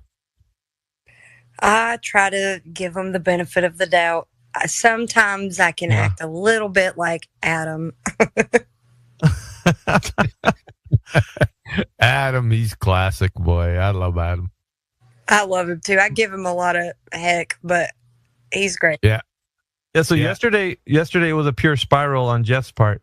I mean, he would interrupt people when we'd be talking to them and on. Today, I don't know what he's about. So I'm trying to get him up here to see if maybe he's still on that whole "you guys are wrong, I'm right" kind of a point. Hopefully he comes up here. What is he, tripolar? Yeah, could be. Alpha, you mean like everyone else in last night's space? Man, I swear I was on listener mode the entire time because my fucking connection keeps breaking. So I jump out and have to come back just on listener just so I can actually maintain, connection, right? And dude, I was laughing like half the night. Fuck. Last night there was like hick after like dumbed down retard American, after dumbed down retard American that you guys were entertaining. Except for that one guy towards the end there. He wasn't an American there, but he was like some British guy. The British guy? What was his name? Snuff start with an S or something? Anyways, you guys had like some decent conversation. But holy shit, that Howie guy? Bro, the entire day, all I kept hearing was to the window. No. Yeah, he was a bit drunk. That's all right. Dead. I was dead. I got the same issue as well, dude, and I got the same issue now, Alpha. That everybody in the space is muted for me until I unmute, and then everybody who's a speaker is speaking at the same time is what it shows. And this is what it was. Yeah. It was dropping me last night. I was talking to myself. I don't know. It was a mess. Yeah, it's a hot mess. That's why I want to start using my phone, and I'm trying to get the speaker. I need a lightning port connection. So once I do, I'll hook that shit up, and then I'll be using my Yeti on my phone, and I won't be using my PC anymore. Because use your phone, AJ. You won't have that problem. It's funny for me, for the first time, it's actually cleared up. The other night, it was like exactly what you guys were talking about, and now it's actually kind of decent. Yeah, I have to try my wireless headphones with my phone and see how it goes. I just hate my phone because it switches off all the time. It's a pain in the ass. Yeah, you can't. Well, I would say make sure that you're connected. Like, plug it into an outlet so that it doesn't die on you while you're doing this. Dude, listen here. Elijah, you look like Klaus Schwab dressed like Dr. Evil in that picture. He's straight up Tyrese. You guys think about that Klaus Schwab outfit that he kind of looked like he was dressed like Dr. Evil from from Austin Powers? Yes. I know. It probably isn't that, but just in that little picture, it kind of looks like $1 billion. Nice. He should have his pinky to his mouth right now. Yakub, what's up, man? See you in the listening panel. What's going on, man? Come on up here. Give us a chat. Jeff, what's your problem, man? Come on up. I'll open the floor there. I'll drop out to listener. You drop out to listener? Why? Because my connection is going to cut anyway, so I might as well get at it while I'm ahead. Okay. All right, Mick. I've had to bring him up a couple of times, so I figure, he must be having some connection issues.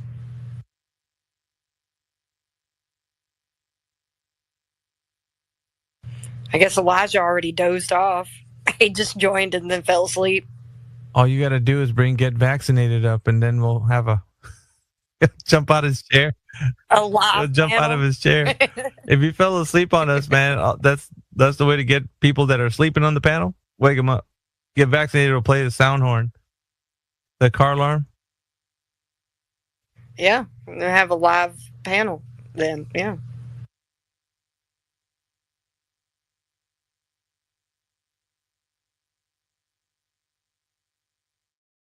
Was contemplating whether or not I was going to do a space tonight just to see who's around. Because some of these guys are pretty tuckered out from the spaces we've been doing, but I don't know. You never know what's going to happen. No, not right now. Get vaccinated later. We don't need your sound horn right now.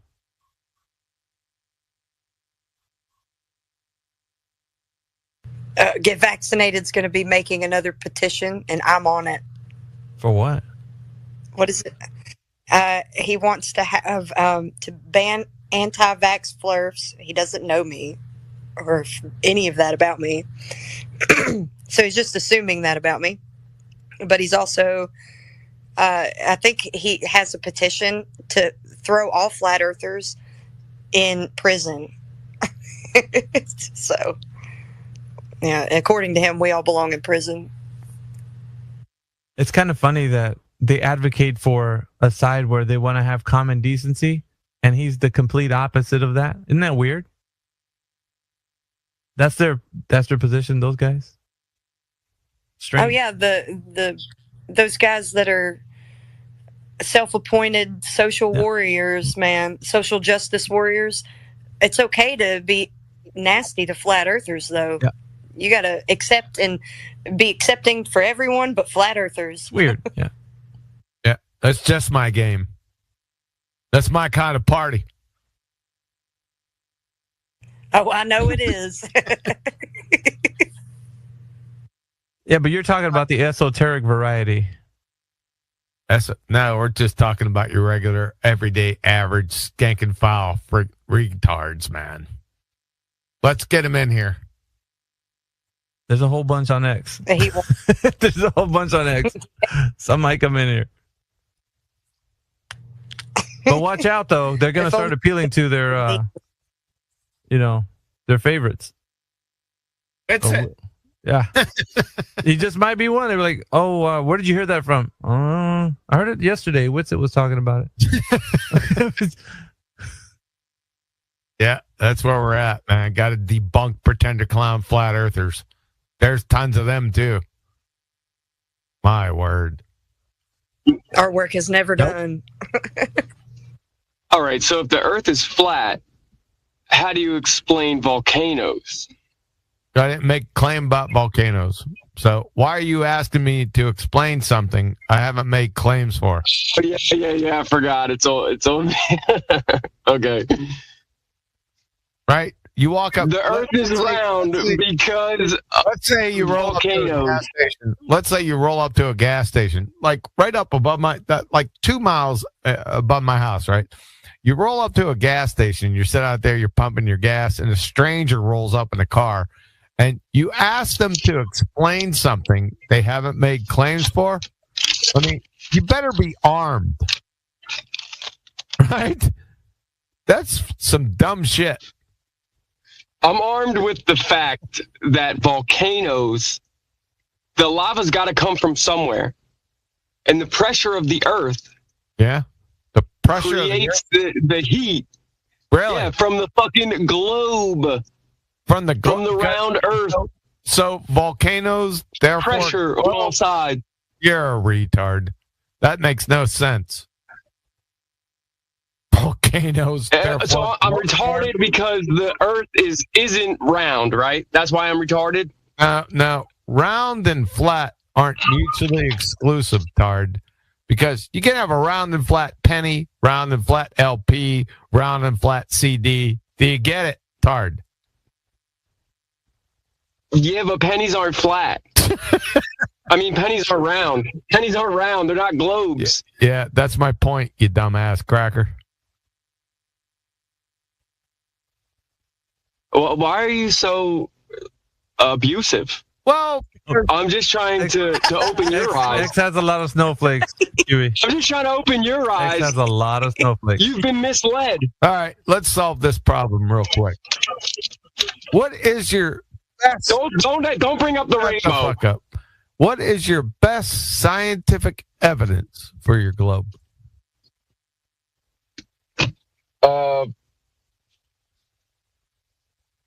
The moon. Stop. The moon. Stop. Are you an actual globe-tard or are you just pretending? I'm not even sure at this point.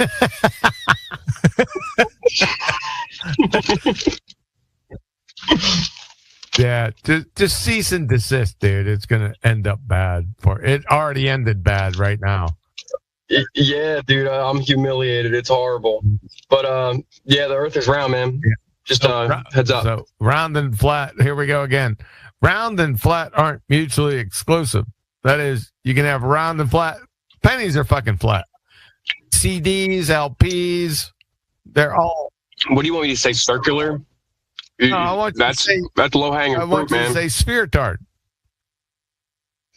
You already fucked up. Because when I asked you, sphere-tard, you already fucked up. You fucked up with that one, and then you fucked up with the question. Because when I asked you, please provide one shred of scientific evidence for your globe, and you said the moon. Now, the right answer is QE. That is a malformed question because natural science and the scientific method only adjudicate natural cause and effect relations. I can't get the evidence. They're behind the restricted You're not zone. listening. So you just exposed yourself, your science acumen. It's well below 5th grade, so you have no science acumen whatsoever. I'm not a fucking scientist. Well, that's okay. You don't have to be a scientist to provide scientific evidence for a globe-tard. You just revealed your science acumen. It's well below 5th grade. So you're a flat. You believe the Earth is flat, No, right? I know it's flat. You don't believe anything. Okay, yeah, you don't believe anything. But have you ever read a book on any of this? I don't believe the Earth is flat. I know it for an absolute fact. How can you acquire pitch data? Me too, man. I'm going to kill you right now, real quick. I'm gonna kill you dead. You ready? Real quick. All right. Yep. Here we go. All right. How do you acquire pitch data on a globetard? I don't even know what the fuck pitch data is. You know, flight data from airlines. Oh yeah. How do you? How do you do that? That's my question to you. Never fought a plane. This guy doesn't deserve some high quality stuff like that. You should just slope it down. No, yeah. Really, you're going over my head. It's just, but that is part of the slope of dope. I'll get to that. Because pitch data is in relation to what? What do you measure? I don't know. Altitude? Well, that's one. You don't measure it against it. It's alongside with it. I said, what is pitch data measured? What's the benchmark? What is it measured against? Wind resistance? Nope. Horizontal. Okay, so what's that? Up and down, right? Slope-a-dope you. So, horizontal. Wait, he just said up and down. There is no. Is that what that is? Horizontal? Yeah, that is no. There is no up and down on a globetard. But I digress. You see, pitch data is in relation to horizontal. There are no horizontal on a globetard. None. Zero. None. Well, on a big enough globe, no, there would be. Oh, what are you, Big Earth Dave? If it was a million times bigger. Bigger globe, Dave. Yeah, if it was a million times bigger. No, you already have your scripture written for you because your globetard is. Have you ever seen that Red Bull? Have you ever seen that Red Bull app? Shut up. How do you have pitch data on a globetard? Don't divert. We're not moving away from this. This is the death knell. That's it. It's over. Oh, cool. You muted the space and QE was still talking. That's cool. I didn't mute anything. Yeah, because it's supposed to. It doesn't. It didn't work on him before. It would when you mute space, it would mute him too. It seems like it's not supposed to mute the co-host. I know that. But what I'm saying is the last attempts that he was in here, every time he would mute the space, it would mute him too. I didn't mute the space. She did. Yeah, I know. I'm telling her that when she muted the space, you weren't muted. Yeah, but that's irrelevant. Every time I mute the space, I get muted. Huh. I thought it was when... Okay, go ahead. So when she did it, it didn't affect me. So now that we've done the back office software, so my question still stands. How do you acquire pitch data? How do you even acquire it on a globetard? It's a paradox because you can't have horizontals on a globetard. It goes back to the slope-a-dope. You see how it connects? You see, according to the slope-intercept formula, y equals mx plus b, all horizontal lines, which are derived from horizons... Coming down a little bit. Holy fucking shit. Would you fucking just mute his dumbass? He just want to interrupt me. I'm not finished with my point. It's going to be quick. Just be patient. So I'll start over. According to the slope-intercept formula, y equals mx plus b, all horizontal lines, which are derived from horizons, have a rate of change of slope of 0, the balltard's IQ.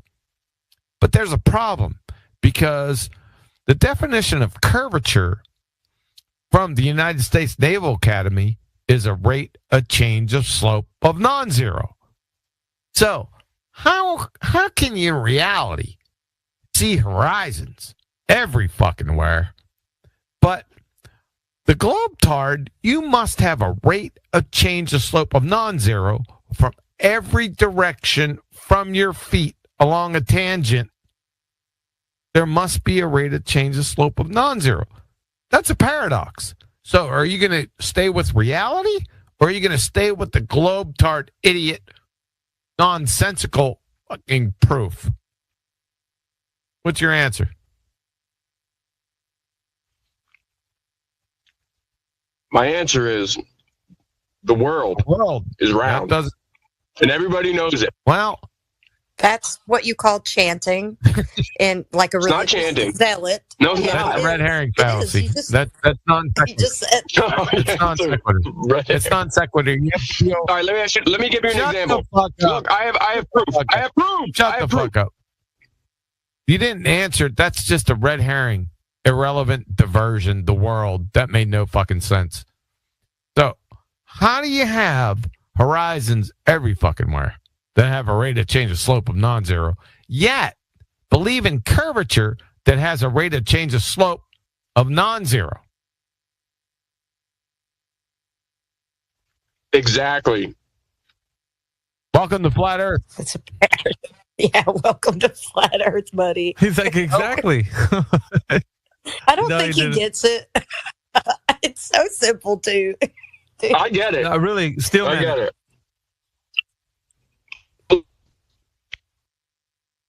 When that guy from space, we've all seen it. You can't. You can't.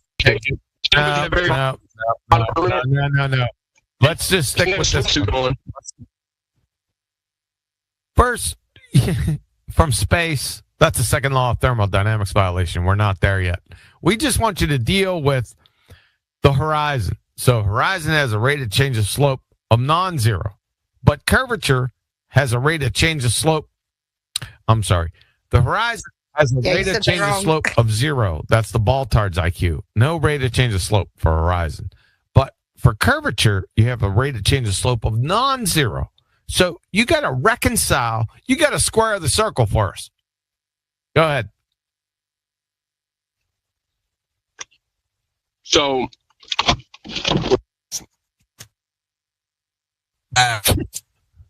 if I was an ant and I'm standing on a basketball, Nah. it's not going to seem flat. It's going to seem like I'm just on a giant basketball. It's not going to seem like it's flat. I didn't talk about seeming flat. You're diverting away from the question.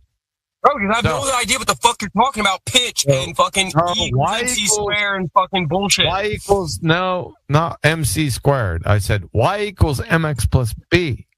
That's the slope. Let me just write that down. What the fuck? Go ahead, write that down. You should have learned it in junior high school. Yeah, if fifth you was a should have. fifth.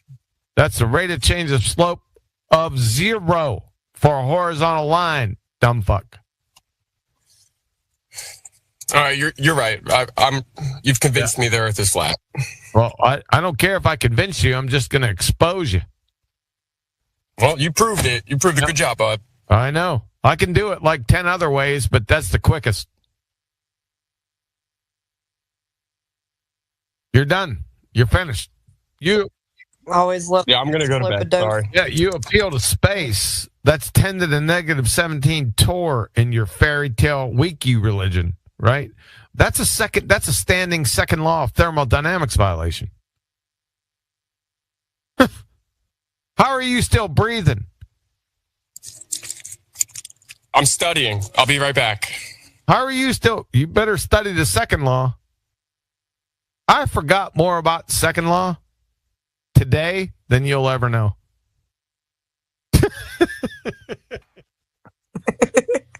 We got Peter wants to come up here. He's been requested. Yeah, I was kind of just waiting on you to see I was if you guys I was waiting wanted for Kiwi to bring him finish with Yakub. Then we're gonna bring him up. He's finished.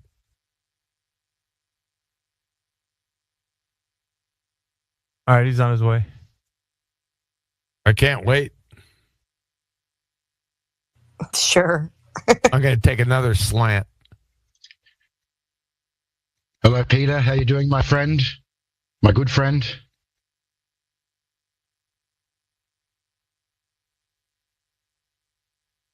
Oh yeah, you and AJ go way back, huh, Peter?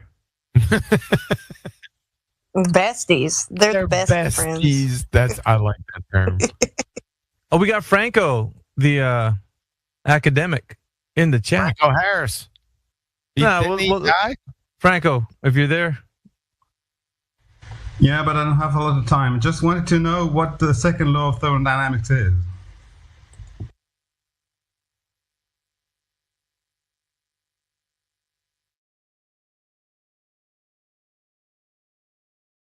Oh, Kiwi's getting the citation, I bet. No, I'm sorry. I had to step. Can you hear me? What? Can you hear me? Repeat your question, Franco. I would like to know what the second law of thermodynamics is. Why the fuck would you ask me that? Don't you know it? Yes, I know it. I wanted to know. Oh, you do? So what is it? Know what it is for you. No, it's not what it is for me. It's just what the fucking is. It's not for me. It's objective. It's not, No, it's not objective. It's a law that's an objective. It's not objective, but it's a law. That's dumb fuck.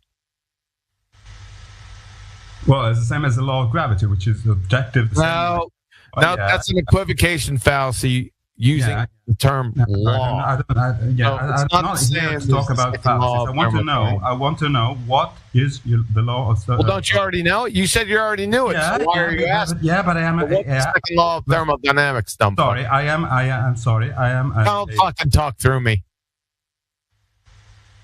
You are. You said you already knew what the second law of thermodynamics was. So why are you asking me? Shouldn't you state it? No, because I am a professor and I asked this. You're a professor. Yes, I am. Oh, I love this. So essentially, the second law can be stated as all spontaneous processes produce an increase in entropy of the universe. Simply. Yes. So what? Yeah, that's what the second law is, basically. Now, what is entropy? So now I'm asking you, what the fuck is entropy? Entropy it's defined for instance for a. Go ahead. What? Yeah, go ahead, Professor. It's proportional to the logarithm of the number of possible microstates corresponding to a definite macrostate. Oh, that's fucking bullshit. That's he's right. He told you. Got you. That's fucking. You got macro states and microstates fucking kind of confused there, Professor. No. You did. Yes. Yes. It is the definition of entropy. No, there's a couple definitions of entropy. You got classical thermodynamics and molecular thermodynamics there, Professor. Yes. Classical thermodynamics. Yes. Yes. And why didn't you provide that definition? In classical thermodynamics, entropy is the integral over a reversible transformation of delta Q over T. Not in the natural world, it's not reversible for fucking Professor. No, I am talking about the definitions. I am a fucking. No, you said reversible, Professor. It's a natural law. Shut the fuck up.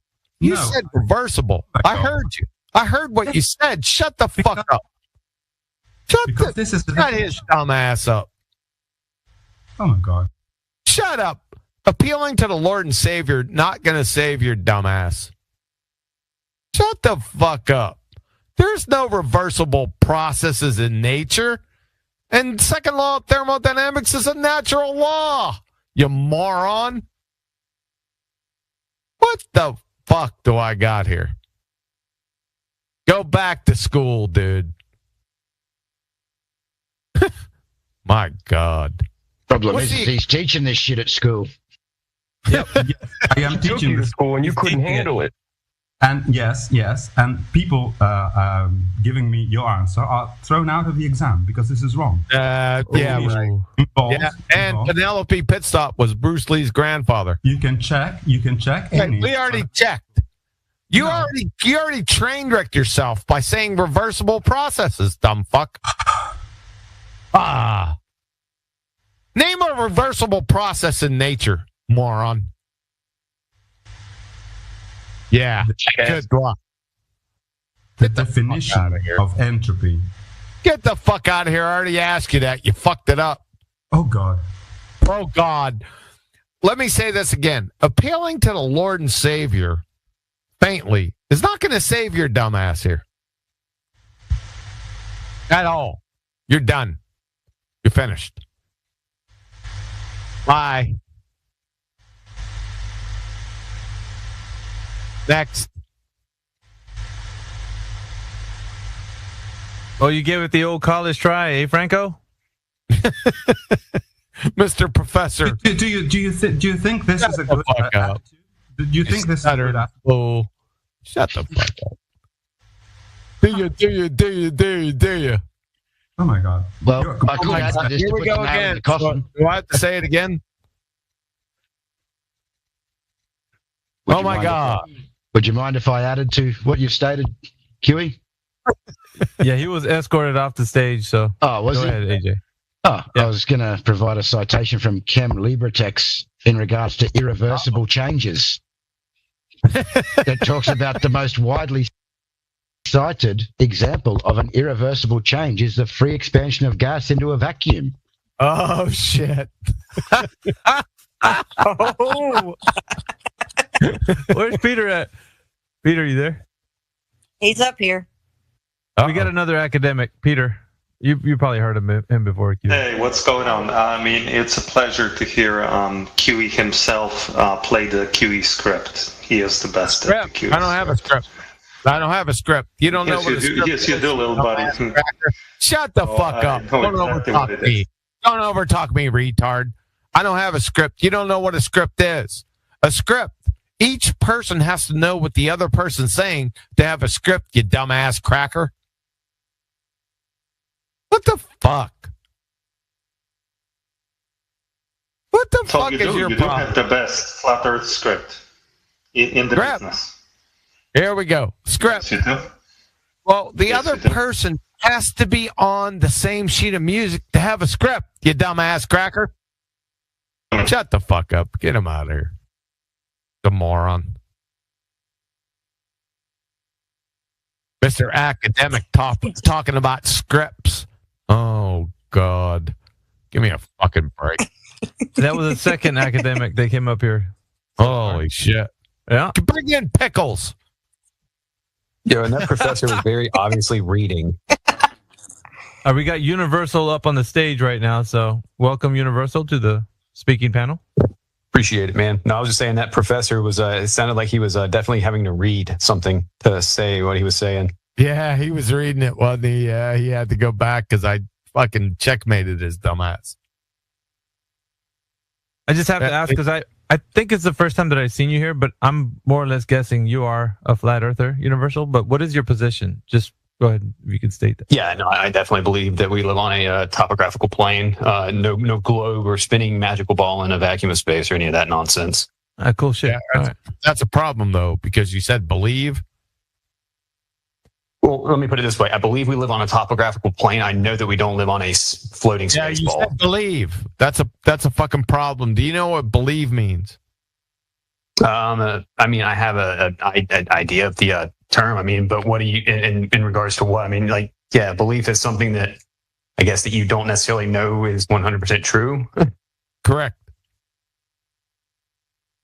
Yeah, well, I mean, I wouldn't say that I know. Universal. It's acceptance without evidence. Yep. Yeah. But no, as far as the topographical plane, I mean, I don't know the extent to which, the actual surface that we live on. I just know that it's not a giant floating space ball. Would you say there's evidence for flat Earth? 100%. Well, then you know it. Yeah, then you know it. It's not a belief. You don't believe it. Yep. That's the only problem I had was the belief. Just change the vernacular to you know it for an absolute fact.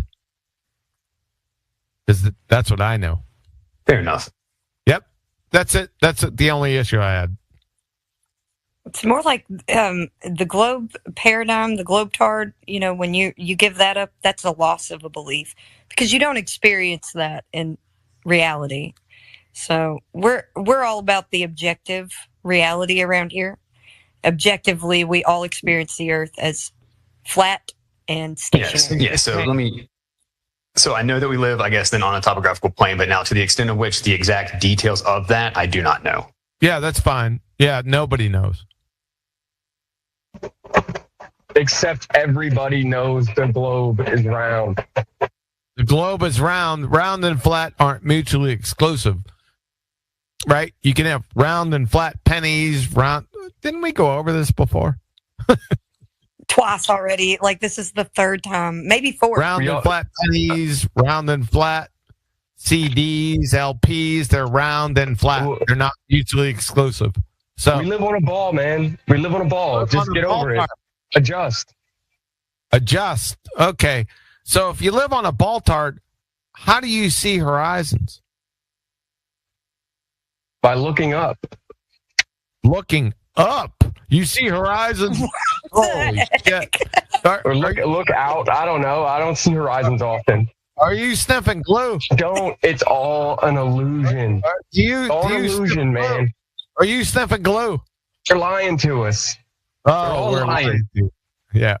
Yeah. So no one sees horizon. Get your dumb ass out of here. You a professor? It's a conspiracy. It's a conspiracy. Are you a professor? The conspiracy is. I'm a noticer. The conspiracy is the globe-tard spinning space monkey religion. That's the conspiracy. Who started the conspiracy, and why can't we go in those restricted zones? Your sister started it. My sister's been gone. She's in the restricted zone. No fly zone. She's in the no-fly zone. How do you fly on a globe-tard? Around and round. Round and round we go. Round and round. Didn't Rat sing that? I don't know, but what's behind what's in the no-fly zones? Why can't you go there? Are you going to hit an ice wall? I don't know. I never claimed anything about a no-fly zone, so why would you ask me to explain something I didn't make claims for? You just seem all-knowing. I just figured you might have the answers I'm looking for, you know? Ask your sister, I told her. I can't find her because they won't let me get to her. She's got no cell service in the restricted zone. At least So we got a request. No cell service in the restricted zone. We got a request by Franco wanting to come back up here. He was the professor you spoke to. Fuck off. Is that Franco? The reversible processes, Franco? Yeah. Yes. I don't want to talk to him anymore. I'll waste my fucking time. Yeah, it's a stage atmosphere. So if they don't get invited, they don't come up. So that's right. Yeah. Well, he said more or less there's reversible processes in nature. I mean, you just send them off to the Mr. Magoo idiot realm. He can't provide one single instance where that is the case. There isn't one. AJ already dealt him a death blow. Yeah, that was right. Good on you, AJ. I didn't even have to do anything. AJ's all over it. Well, you're still learning how to navigate X, aren't you? let me get a quick plug, guys, so that we can get some more people in here. 24/7 Flat Earth on X, episode 22. What globe? That's the title of the space. Guys, make sure that you're hitting that retweet button. We only got 4 retweets. I know we can do better than that. We got 30 people in the chat right now. Can do a retweet. We got the YouTube channel in here right now. We got some folks over there listening to this space. But with your help, we can get a lot more. So just retweet the space. Go ahead, and if it's your first time here, shoot us a follow up here in the panel. Myself, Latsy Klein, QE, he's going by the name John right now. AJ, Red Lake Criterion, Universal up here in the chat. Yakub and Elijah on the speaker panel. Also Neil. So if you guys want to hear some more content or us engage with more people that think that the Earth is a globe, get that retweet going, guys. Get some more people in here. Get the link to this space and then post it everywhere you can so that we can draw a bigger crowd. And then perhaps we can get some really good conversations going. We're not going to have QE for much longer because it's getting kind of late. So he might boot scoot here in just a moment. But for the meantime, we will have a panel with QE. And then afterwards, be just us. So, hey, make sure you give my website, right? because there's a bunch of flat Earth proofs, proof of a creator. Goes ABC 1, 2, 3. It's the death knell. So make sure you put that out. Make sure you put the YouTube channel out. Right? Where we expose pretender clowns, idiot morons every second of the day for the last 8 years. Holy shit. If Flatsy doesn't mind, can you post them in the Nest, his YouTube and also his website, so that people can click on it and then go and check out the material that he has there for you guys? There's a lot of content that you got to look through. So Kiwi has been doing this, 2015? 2016, May 15th, 2016. So he's got his time in, and he's got a lot of material. So lots of clips for you guys to look through and such. But appreciate the panel, you guys joining us. So welcome everybody. And if you want to come up here, just request to speak. We'll bring you up. There's a couple of people requesting right now, and then I'm gonna turn it over to the panel.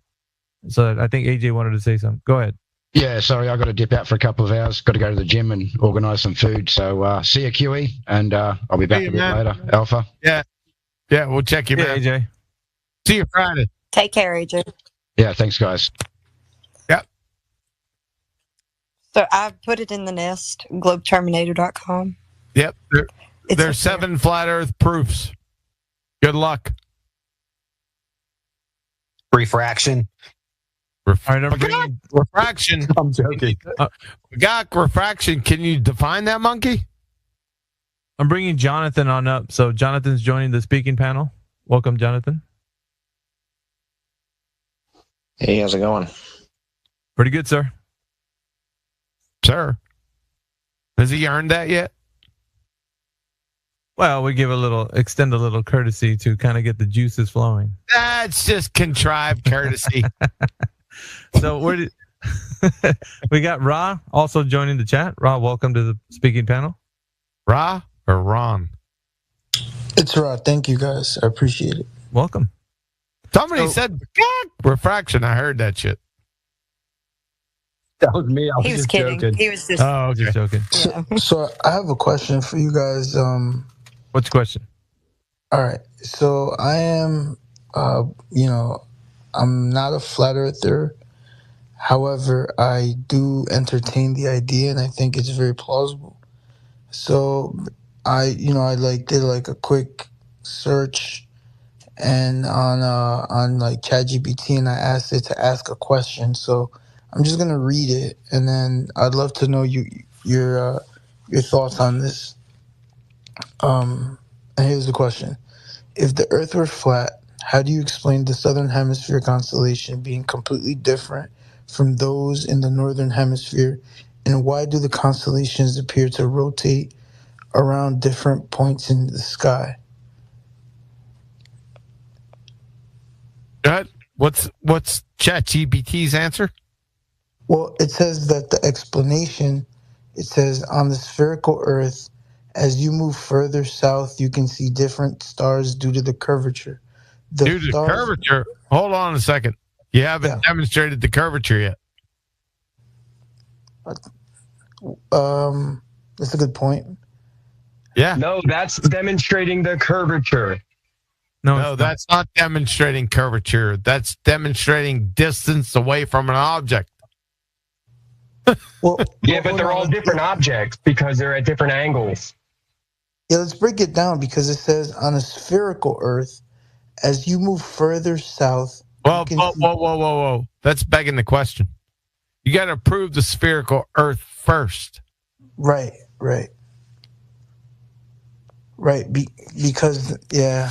Do you see what he's getting you to think about, Ra? Yeah, it's like it's making you. It's basically assuming that the Earth is spherical first. Yes, and then creating a explanation based on the Earth being spherical. Correct. That's not even an explanation. Correct. Right. Because things appear smaller. It's called angular size change with distance. Mm-hmm. So that's just a distance thing. That doesn't explain curvature. Right. Right. You know, there was a CIA document, and it's called Starship. It's called Project Starship. And Enterprise? No, it was just called Project Starship. And within that, it spoke about something called patterning, where it spoke about how the mind and thoughts create the reality. Literally, that's what it was saying, right? How if people focus on a thought, over time, it slowly creates the reality to become that thought. That's some twisted shit right there. Can we get into some objective stuff? Yeah, I mean, it's a bit more to deal with perception, right? How people would believe something for a long time and then think that it actually occurring the way they thought, the way they're thinking about it. Oh, we're getting bunkered down here. I got a question for Chat GPT. How do you have a horizon on a globe-tard? Ask him that. How do you have a horizon on a globe chart? Okay, let me ask. No, not globe. Just globe. Just just globe. Don't put globe chart. That's not. It'll kick back a different answer. Yeah, just put globe. How do you have a horizon on a globe? On a globe, I never even thought about that. That's a great, isn't it? Thank you. I'd like to thank all my fans and my mama for having me. All right. So the answer it says the existence of a horizon on the globe-shaped Earth can be explained through several keys. I didn't say the distance of the horizon. I said, how can you have a horizon on a globe-tard? Chat GPT, moron. Can you have Not you. Chat GPT. That's the moron here. On a globe. No, dude, you're giving me this is great analytical thinking right here. Yeah, I know. I'd like to thank all my fans again and my mama for having me. This is a great. I'm glad that you upgraded to mama. The horizon on the globe can be understood through several fundamental principles. What? And it says it can be understood from several fundamental principles. One, curvature of the Earth. No, negative. No, stop. Now, that's not a fundamental principle. That's a paradox. Because according to slope-intercept formula, here we go again, y equals mx plus b, all horizontal lines which are derived from horizons have a rate of change of slope of 0. Chat GPT and Baltard's IQ. But according to the United States Naval Academy, curvature is defined as a rate of change of slope of non-zero. So how in the fuck can you square that circle between reality and the narrative? Answer is you can't. It's over. It's all over. Do you know what he was talking about, Raw? I don't know if it's over your head what he just said. Yeah, well, what I interpreted from what I heard is that you can't have a horizon on a globe, basically. Correct. Yeah. And why was that? What did he demonstrate in what he just said? The reason why? Because according to the math, I'm trying to absorb everything he. You're almost there. Yeah, but it's a slope-intercept formula. He's almost there. I really think he's got it. But according to the math, you can't have a horizon. You can't have a curvature on the horizon if we're calculating the horizon, because there would be a slope based on how the distance. I'm assuming that's what is being stated. I'm not. You almost got there. It's close. Don't worry about distance. Can I speak from an artist's point of view? No pun intended. It's when you look at and draw in school when you're young, or just one of the many types of art that they teach you, pointillism, blah, blah, blah, is you draw a point of view. And it has the first thing you draw is the horizon, the line. And everything gets smaller as you go towards the horizon. That's a more common sense approach. I'm not real scientific, but I am common sense. So that's just another way to consider it. And again, in regards to a round penny, just the word that always comes to mind is a plate. So there you go. That's all I have to say. Thanks. Well, this doesn't have anything to do with science. It's pure geometry. So let me ask this question: could it be Another that could it be that the Earth is so biggie? No. Yeah. No. No. Not even that. Nope. Because in the Baltard religion, the scripture is already written that it has a radius of 3959 miles, which by the way, we debunked that in 2020. Yeah, that doesn't make a lot of sense right there. Yeah, yep, exactly. Yep. So they're already bound. They can't change their story. The Earth can be more biggie. Nah, it can't be. The radius must be 3959 miles. But I personally debunked that with the Black Swan in 2020. So it can't. You were the Black Swan guy? Yes. Son of a bitch, a living legend. Somebody recognized you in there. That's QE. That's cool, I'm glad somebody man. recognized him. That's Yeah. QE. Yeah. Damn. He's the guy. I do want to say, Get he's the guy. I'd like to thank my fans and my mama for having me. Somebody actually recognized the Black Swan. He's like, "Oh shit!" Hey man, I do want to give a shout out real quick to Ra though, dude. Like when you first got in here, man, the fact that you took that and you said, yeah, well, that's presupposed, like that. Your intellectual honesty, man's on point. Which it gives you absolutely zero chance of not becoming a flat earther. Yeah, he did a good job. He stood on his feet. And he was thinking on his feet. I was really impressed with that. Same. Yeah, that's why I wanted to give him a shout out, man. Yep. Thank you. No Black Swan, Rob, but still on point, brother. I'm just here to learn, and honestly, I have an open mind and an open heart. So no, that's the way to wisdom. Think on your feet, sir. So I'm sorry if I didn't give you kudos for that. That in that particular instance, you're right on point. Good job. I appreciate it. Yep. Good stuff. So, yeah, by the way, he is that Black Swan guy. Wait a second now. Let's get back to the point. Let's make it real quick. So, how can you acquire pitch data that's aviation pitch data on a globe? How could you do that? How can you even acquire that information? How is that possible? What is pitch data in relation to? Anyone? Horizontal. You can't have horizontals, and it goes back to the slope-a-dope, which I just gave you. You can't have horizontals on a globe chart. It's a paradox. I have the information in the nest. If anybody wants to look at that data, it's in the top. And it dovetails with my website. If you look at Flat Earth Proofs and you roll on over to flight, just hit flight.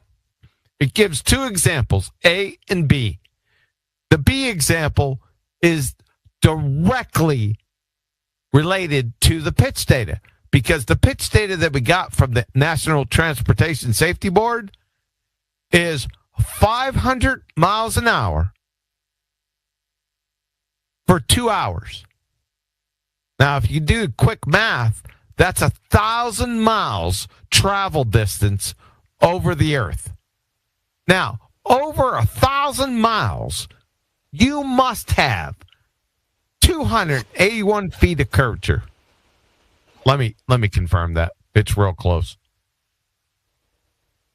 Hold on one second. It's been a while since I visited my site. While he's doing that, make sure that you click on the Jumbotron and click on his website and his YouTube channel. Chock full of information and audio clips. Now, at your guys' leisure. Go ahead. Yep. Now, this site, I put up in somewhere in the vicinity of 2021. However, the flight proof that I had was from 3 days after. So May 15th, 16th, 17th, May 18th, 2016. I put this proof out to the world. It's the same proof. It's example B. So example B. How many miles of vertical drop that's geometric must be negotiated over a distance of 1,000 miles on a ball with a circumference of 25,000 miles? That's a radius of 3959 roughly. So answer 128.3 miles. So how many feet are in 128.3 miles? Answer 677,424 feet. So 677,424 feet of vertical drop must be negotiated over 1,000 miles on the earth. So, real world example. I'm traveling by commercial plane from the world champion Pittsburgh Steelers to Dallas, Texas. That's approximate distance. It's about 1,000 miles. Typical cruising speed, 500 miles an hour. So over 1,000-mile distance at 500 miles per hour, how much travel time is that? Well, 2 hours. So how many feet of vertical drop per minute on average needs to be negotiated? You have to negotiate this on my trip. So again, total feet, vertical drop over 1,000 miles, 677,424 feet, travel time 2 hours. It's a simple calculation. 677,424 feet divided by 120 minutes. That's 2 hours. Answer 5,645 feet of vertical drop over a mile per minute on average must be negotiated on my trip. Have you ever flown? If you're a Kent Fogamarian, and if you've ever flown for 2 hours, does the fucking plane nose down? Because it has to nose down because of lift. Right? It has to nose down. It be nosing down for the entire fucking trip. And you'd feel that. Everyone would feel, everyone would know you're dropping. You have to, this is, like I said, 3 days after I came, I said, the Earth's fucking flat, dude. 3 days, this is from May 2016. Now, on my website, for the Kent Fogamarians, this will be posted within the next 6 weeks. The NTSB pitch data, you're fucking done. It's all over with this proof right here. I can just stop and prosecution rests. So, logically, modus tollens. If P, then Q, not Q, therefore not P. If commercial planes travel at 500 miles an hour for 2 hours, that's 1,000 miles, if you're keeping up. That's like second grade math. If they want to follow along, it's in the nest. If commercial planes travel at 500 miles an hour for 2 hours over a spheroid with a radius of 3959 P, it would then have to descend / negotiate 128.3 miles. Holy shit. A vertical drop over the course of its journey. Q. Commercial planes do not descend 128.3 miles while traveling 500 miles for 2 hours. They fly level. That's not Q. Therefore, the Earth is not a sphere. Therefore, not P. Simple. Alice in Wonderland is more tenable than the Baltard spinning space monkey religion. The prosecution rests. Simple. You live on a fairy tale. The end. Turn out the lights. The party's over. I can. I get So when that. you're It's a lot more difficult when you're going speed of sound too. Everyone's looking out. QA, I wanted to ask you, man. Has anybody ever? May I just quickly? I don't have much time because my connection is going to cut out. QA, I just wanted to ask you: has anybody ever tried to answer you on that question about like how you get pitch data on a ball? Nope. Has anybody ever tried to answer saying, "Oh, well, it's a pitch angle in relation to a tangent," you know, or something like that? Nope. No, eh? Nope. They just left. For the last 2 months, everyone just left the discussion. No. Never had a response. They won't touch it with a 10-foot pole because they know what's going to happen when they do. What would you say if someone answered that like You that? can't. Mick. So if you ask the question, "Oh, how do you get pitch in relation to a ball?" and I'm a Globie, and I say, "Oh, well, you know, at your point, you know, at your altitude above the ball, you know, they calculate like, oh, at a tangent line. No, you can't have a tangent. Straight below. You can't have a tangent on a globe. What tangent? Yeah, they're keeping level flight because of the gyroscope. No. You're no. also. No, but you don't have to get into that. I get it. What is pitch data with respect to? That's what I'm trying to steel man their No. He's position. asking you. Like, He's oh, asking you a question so you can process it. As in, if you were taking a devil's advocate position, he's asking you the. Yeah. So what's it? What's the answer? What's the answer? What's it referencing? In relation to horizontal. You can't have horizontals on a globe tard. See, that's the problem. Right.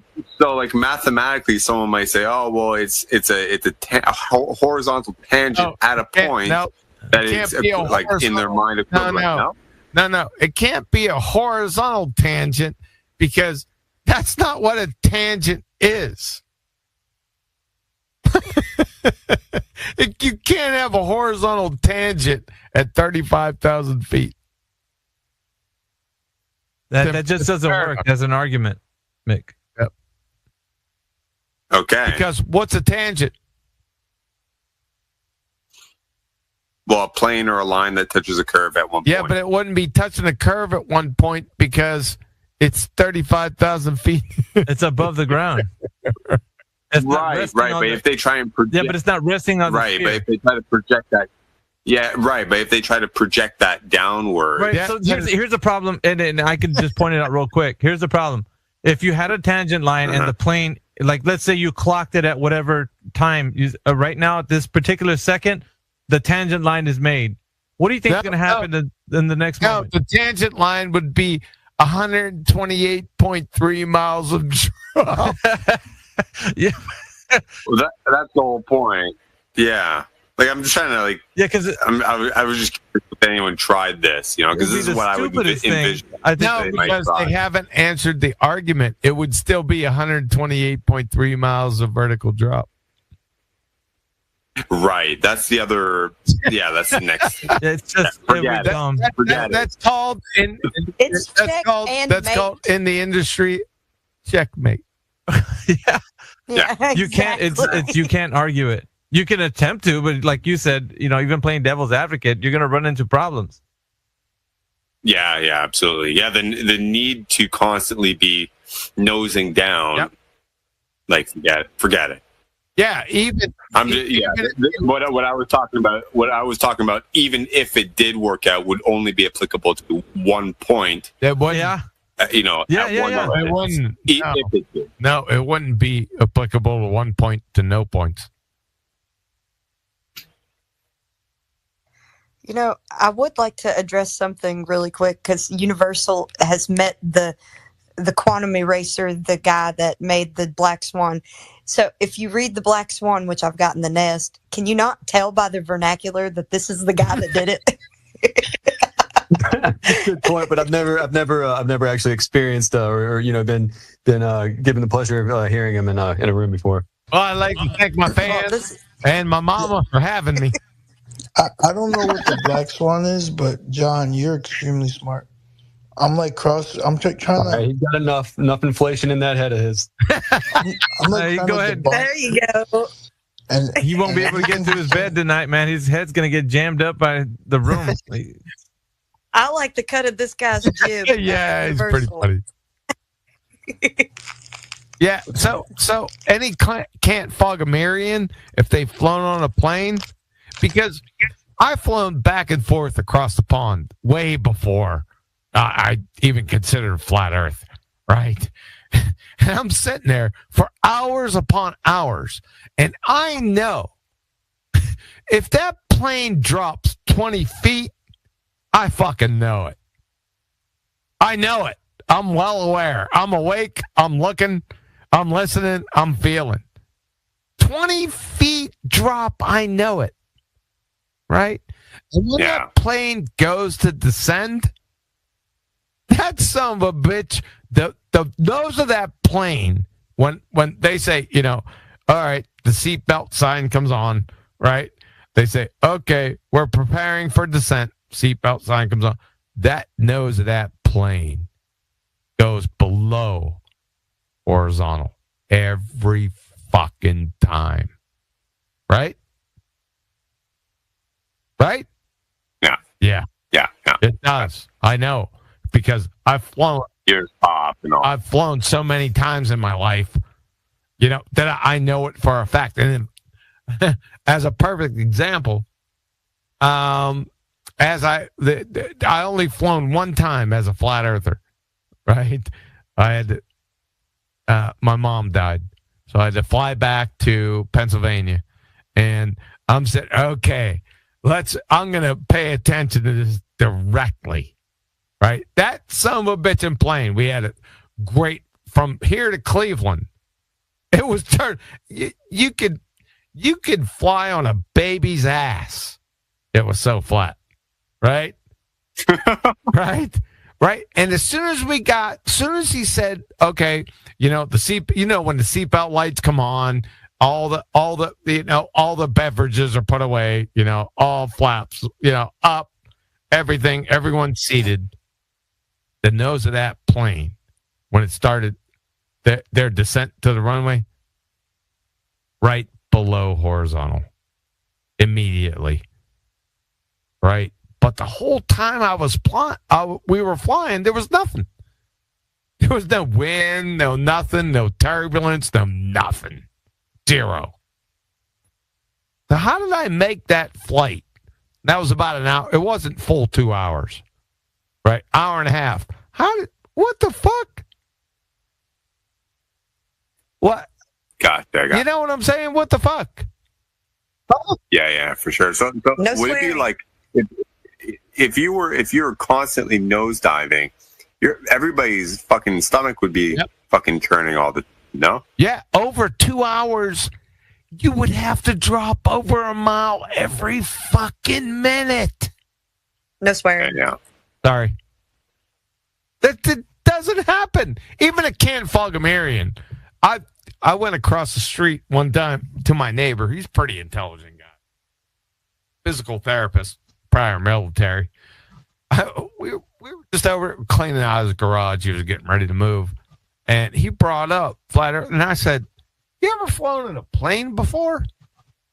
I just had to state, over a distance, this mile distance, you ever drop, you have to negotiate the curvature of the earth, dude. Yeah, I had some. No, you don't have to add anything. I just left it there. He just looked at me like, holy shit. Yeah. I didn't have to go into all this detail. I didn't have to do it with him because he's a can fog a Marion.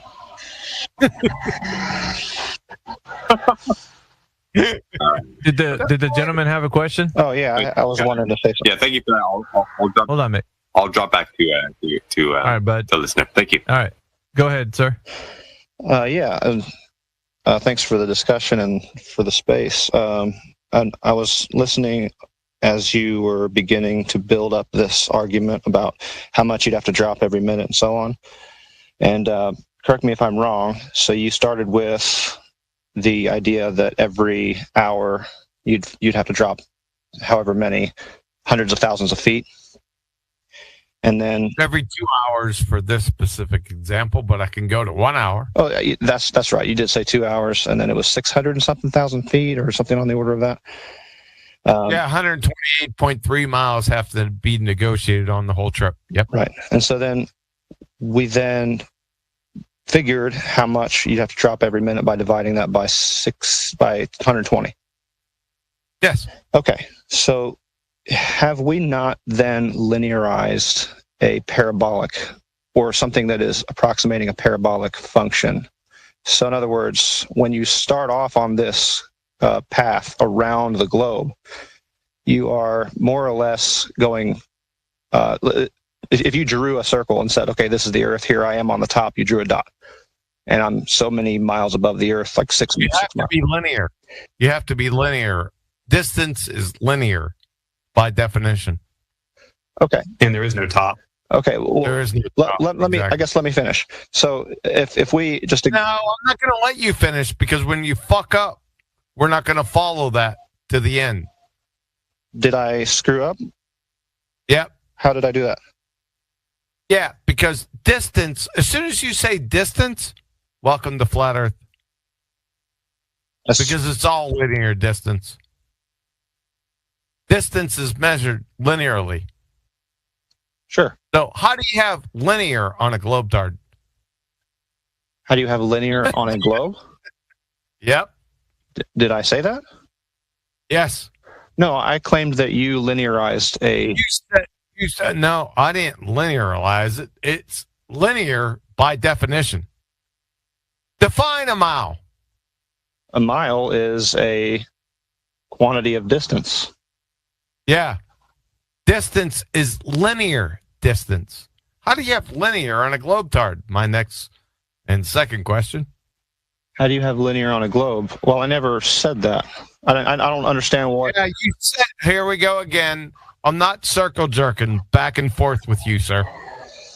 Okay. Well, you just established that you have no idea how math works. Yeah, I do have an idea.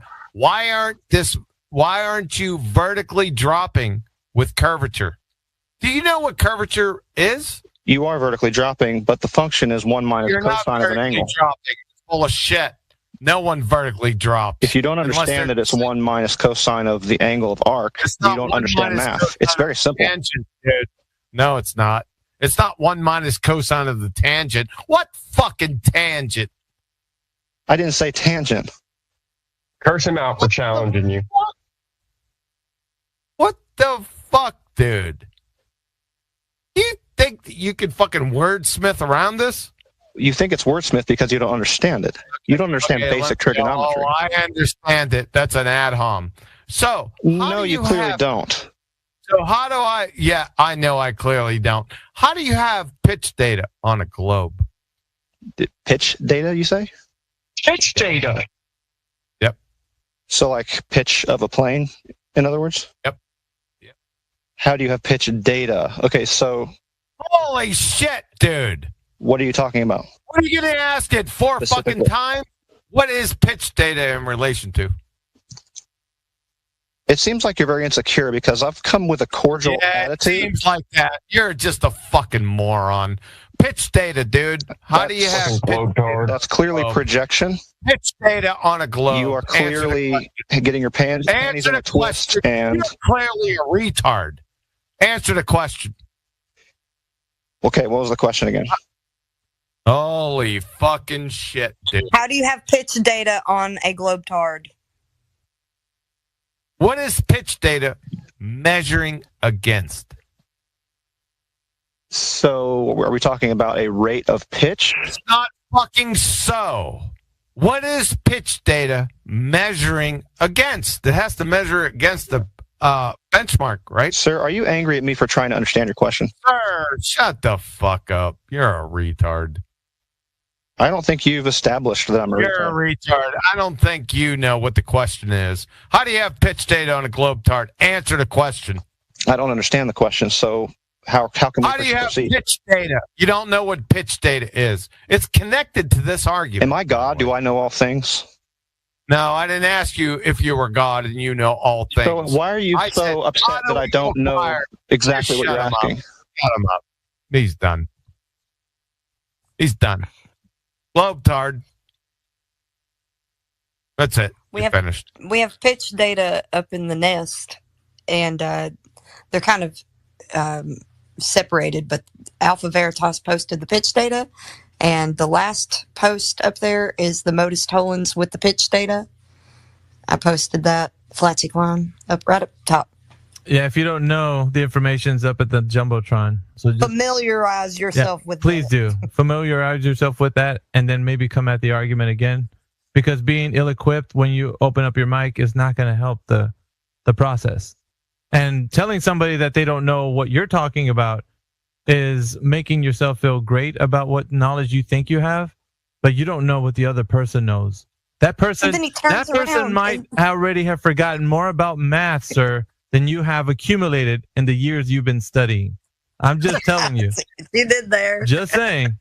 You don't know sometimes what bear you're poking until you actually poke the bear. So just relax, all right? That was just ad hom horseshit. But he reversed it, and he was like, oh, you're going to act like I'm an idiot because I don't know what you're talking about, when he just charged you with not knowing what he was talking about.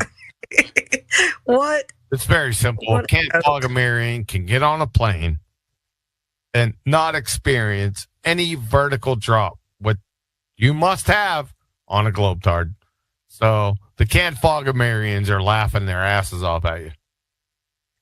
Now, I know it's probably bedtime for you, Kiwi, so I can leave well past that. I could tell that you're tired in your voice, so if you wanted to... Shut the fuck up.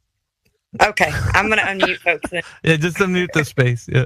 Oh, we got some requests. Let's see who we got on requesting to come up here to the panel.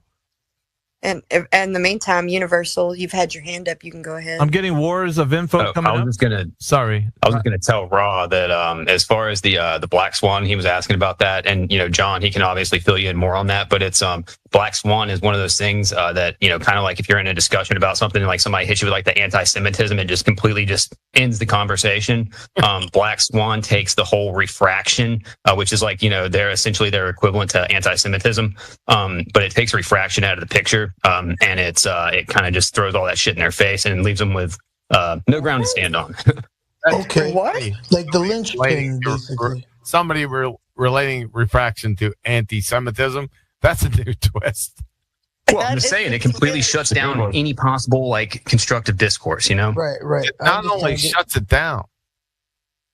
It doesn't only shut it down. It's a bear trap because if you say "bagak" refraction, they give up their geometry to their globe. Yep. But yeah, anytime they get backed into a corner, they just scream refraction, and it's a done deal. Let me just. They have no idea what refraction is. All right, let me just introduce the new people that are coming up to the speaker panel, so we can just know that they're here. Wars of Truth, I think is your name. Welcome to the panel. Oh, Wars of the Info. I'm sorry. Words of the Info is on the speaking panel. Just to name everybody on here really quick so we know who's on here. Raw's on the speaking panel. Jonathan, Miss Mudu, Rayleigh Criterion, Universal, Yakub Sun, Wars, John, Flatsy Klein, and Alpha Veritas. That's me. Welcome to the panel. We do have, as a special guest, QE is on our panel at the moment. He's hanging with us. But we've been doing a continuing series, guys. We're in episode number 22. Of the continuing series of 24/7 Flat Earth coming onto X. This is the landing party. We're starting to carve out a space here on X. We do things a little differently than everybody else. So this is kind of a better, more advanced version of like maybe what you've been exposed to when you hear Flat Earth. Okay, so when you hear Flat Earth and you come in here and you think that you're going to have a conversation like what you have been having out there in the social media groups, you're in for a big shock and awe. That's all I got to tell you. So beware when you come in here. So make sure that you know your shit when you come onto the speaking panel. We do things differently. Water lies level. That's it. I mean, I've been into this for 10 years plus. So Nobody, and you look up, and my whole life the same stars are there. That's the end of the story to me. That's it. I don't care what people tell me. That's it. I've seen it. We live it, and people want to battle me on it, and it's just ridiculous. You done killed him with the water lies level. Yeah, that's it over there. You cannot. Water could never. It doesn't do in a globe. It has to be level. It has to be contained, and that's the end of the story. It's silly to just continue the bullshit that everybody has been indoctrinated with.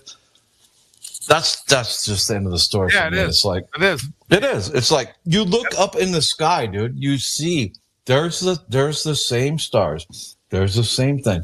They're the same thing since the Egyptian times. It's like we're not orbiting if it were the sun. me, I would just stick water level, and that's it. It's over.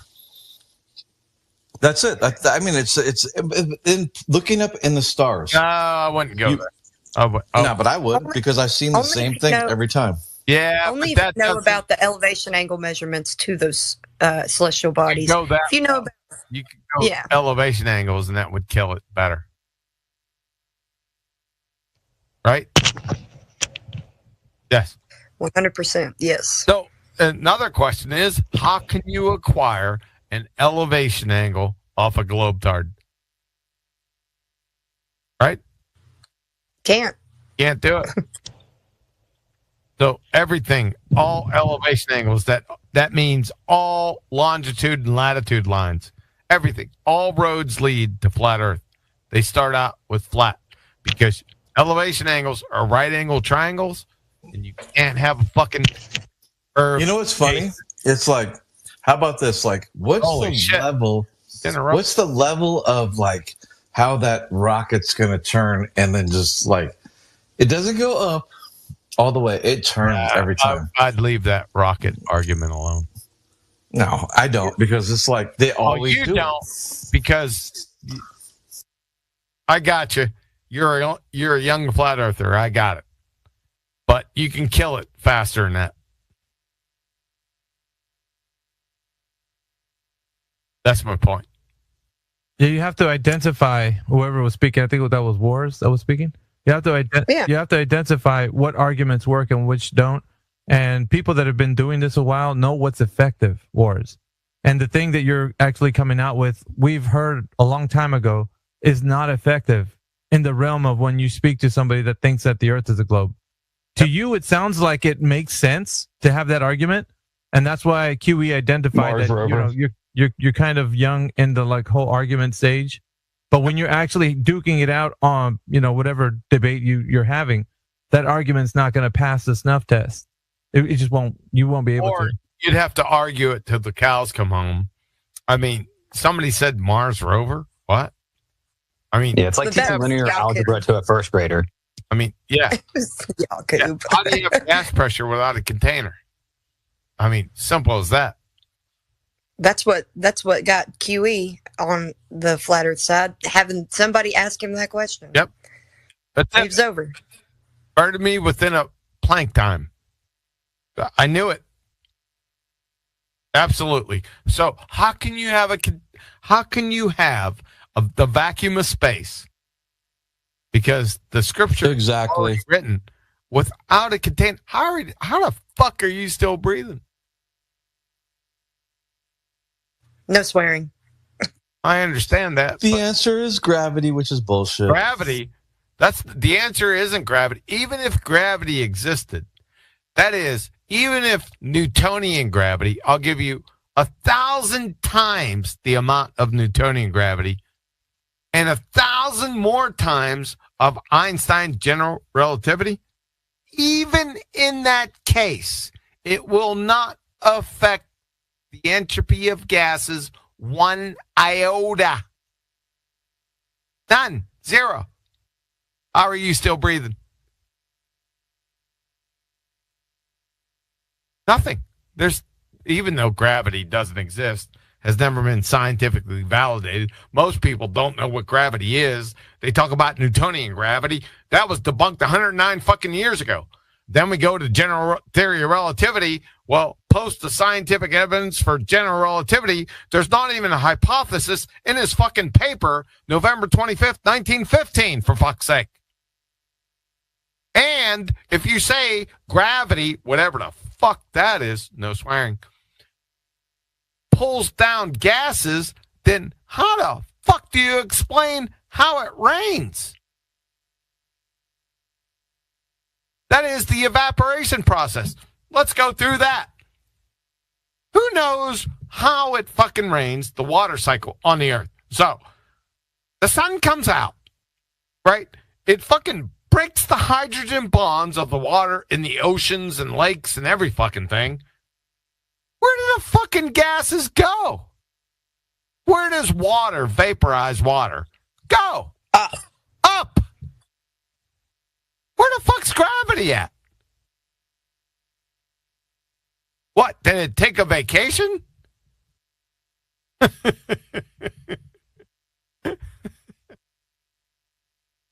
Very nice. I've never thought about Welcome to 2015. We destroyed this back in 2015 before I even got out of here.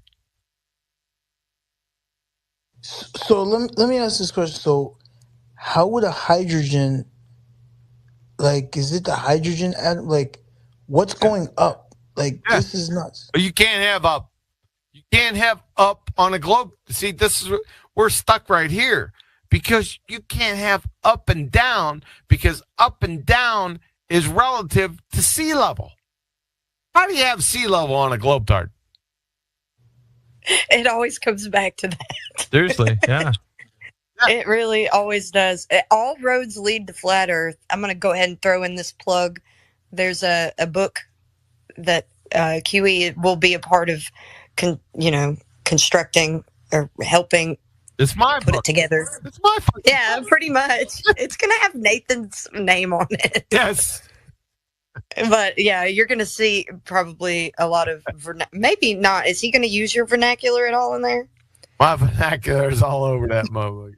Good. It's classic.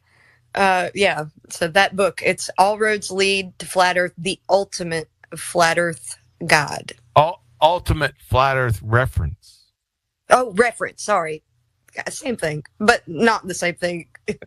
I guess if you're talking the exact title. Now that you made a plug to that, really quickly, if anybody has any questions you want to ask QE, he's a special guest here on our show. So you guys come up here really quick. You better hurry up and put in your question as quickly as you can because time's evaporating. Time's a wasting, boy. Quick. Entropy. Taking Every hold. time that I ask ChatGPT like one of these questions that John is talking about, it gives me like the runaround and it's blowing my mind. Hey, welcome to our world with everybody coming in here. I'm glad that you're able to recognize that it's giving you a runaround because that's my experience with it too.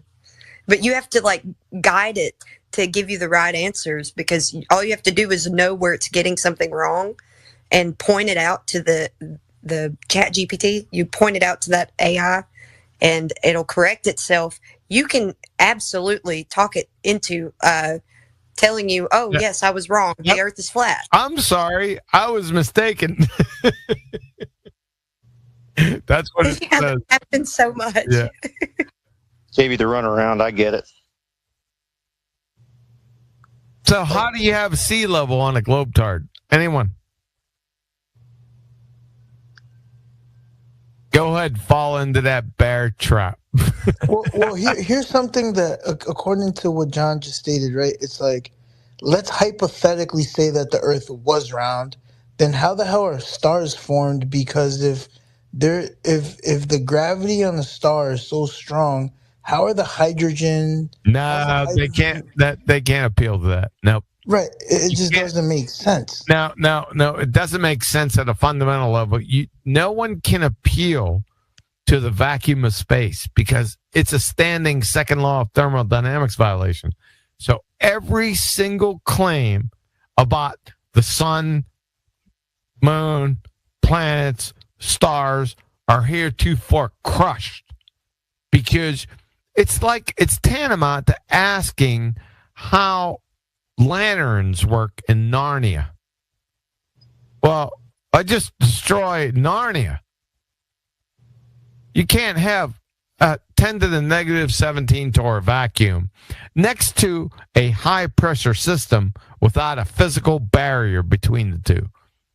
That violates the second law of thermodynamics because gas always increase in entropy.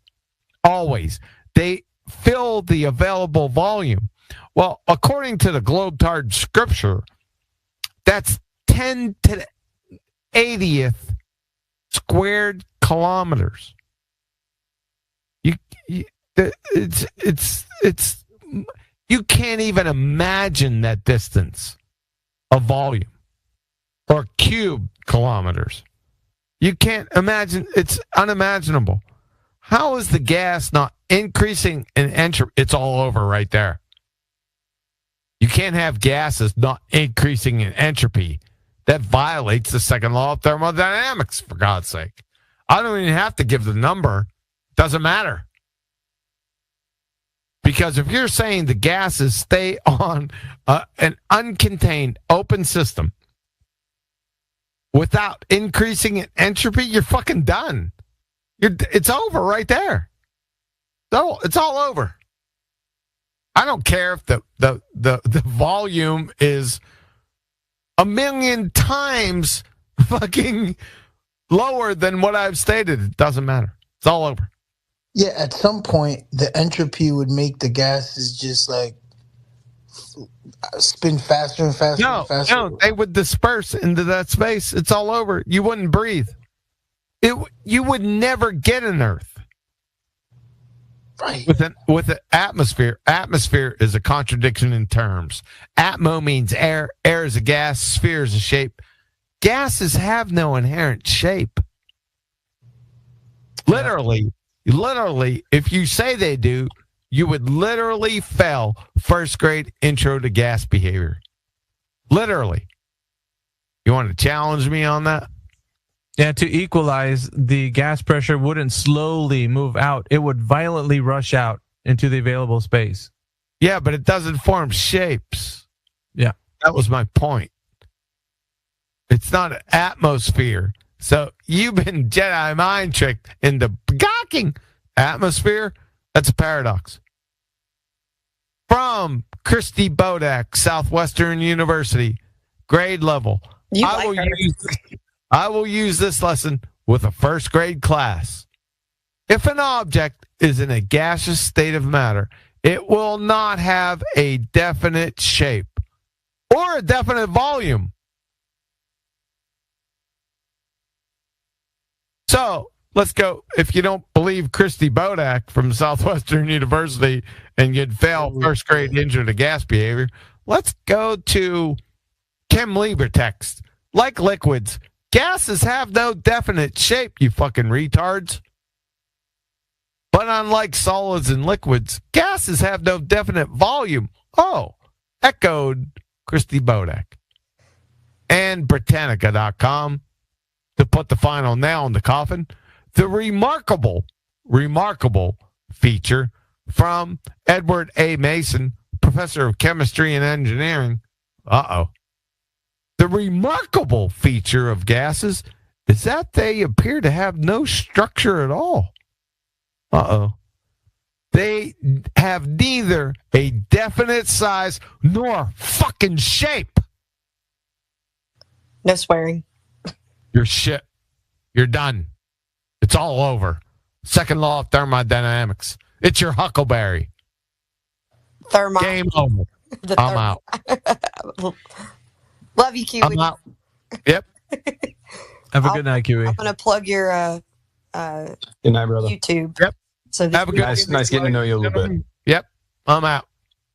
Have a good evening. Yep. See you next time. See you Saturday, probably sooner. Yeah, Saturday we got a show. We got a show. Yeah, he's a firecracker, that one. Yeah, he is. I got some DMs that were telling me, dude, he's got to settle down, bro. This is X, man. He can't come in here with that energy. He's going to scare off the X crowd. I'm like, bro, this is the culture. Sorry. That's just the way it is. Like we've curated a culture within the context of our group, like our friend group that we have. And it is like one that I've never seen before. I'm sounding like Trump now. Kiwi is this big old softy. He sounds big and mean on here, but guys, you just get to know him. If you're not a pretender clown, he won't be mean to you. And all you got to do is tell him to stop swearing. He still won't. Now, check this out, right? He doesn't suffer fools. And that's the way it is, right? But if you come in at him correctly, or like Ra came in, Ra was the example of somebody that really just wanted to know, and he got treated with respect. He was just like, yeah, that's right.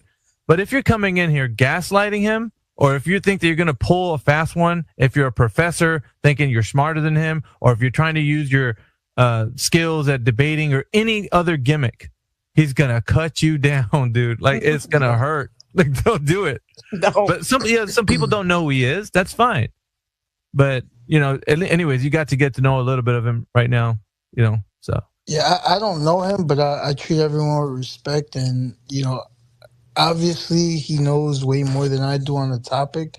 So it's wise to just, like, listen and ask questions and learn. Absolutely. Because, I mean, what the hell? We're here to learn. And, if, like, I'll say this, like, on a personal level, I've personally experienced something in my life that changed my life forever, and that was, it was me, 7 of my buddies. We were outside, and we saw an orb, like 300 feet away. It was close. We all saw it. We videotaped it.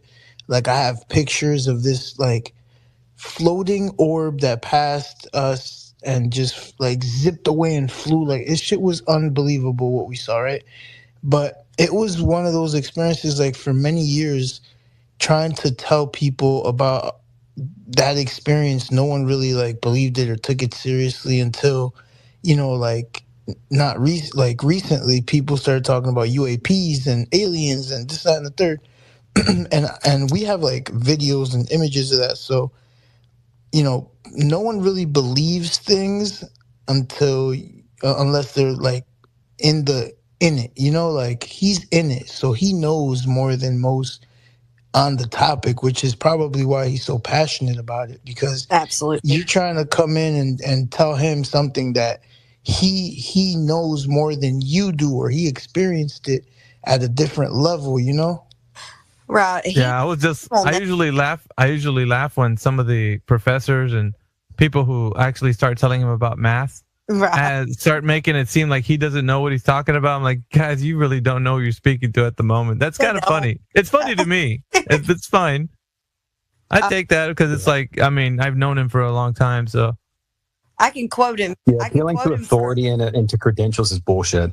I can quote him. It happens. It does happen. Like, they do that. Yeah, they messed up when they educated a creationist. That he says that. Well, he says they effed up, but you know, his vernacular. He's a military guy. He's also, he will never flex. He talks about his military stories a lot, but he doesn't ever flex his credentials. But he's a biochemist, so he's been to university, and he said that they messed up when they educated a creationist, because the first thing he did when he got out here is he was battling evotards, is what he calls them. He calls them evotards, those folks who like to believe, except without evidence, in evolution, whatever that is. I'm just quoting him, like, this is his vernacular. Right. Yeah, I don't believe in evolution either. I think that's a crock of shit. That doesn't make sense, because, like, where are the monkeys that are kind of human? You know, it's like they're not around, so it's weird. Yeah. All right. That's what we call globetards. Yeah. So let's see. Second law of thermodynamics with that one too. Let's see if we can shift the topic a little bit back onto the topic of the room. So, see if we can give a small reset to the room. All right, so everybody that's joining right now, we appreciate everyone that's in here right now. We got like 29 people in here. I do want to plug the 24/7 Flat Earth bot that's in the listening panel. It brings along the YouTube crowd as well. We're always live streaming on YouTube and on X at the same time. So shout out to Helio Skeptic. So if you go to YouTube, you'll be able to find the 24/7 Flat Earth Discord on YouTube, and it'll be playing this stream that you're on right now. So everything's being recorded at all times. So of course my stream is being recorded here on X as well. But if you want to play it back and see all the other streams that we've had so far, we're doing a continuing series. So we're on episode number 22. All the other episodes are bangers. So sometimes in the beginning you need to skip through a little bit of the beginning because we're kind of getting used to the space getting started and stuff. But once it gets going, as you skim through it, you'll start seeing more content. And you'll get to know me, Flatsy, QE, some of the names that are in here. We got AI that comes through here, AJ. You'll start seeing different names like APOC and such. And then you'll start seeing the group of friends who we are and we've been hanging around a while. So if you guys want to come up here to the speaker panel and start talking about how you know the Earth is a globe, or perhaps your journey into Flat Earth, we'd love to hear it. Go ahead and bring your evidence. If you think that the Earth is a globe, state your claim that the Earth is a globe so we know that your position is that you believe that it is, and then bring your evidence. And then if you think that the Earth is not a globe, then go ahead and tell us how your journey into Flat Earth is, what it is, and then we can talk about that. But needless to say, I'm going to see who's on the panel right now. Flatsy Klein, my co-host. We got Raw that's joining us. Jonathan, he has a speaker. Miss Moo is on the speaker panel. Rayleigh, Universal Smart Boy.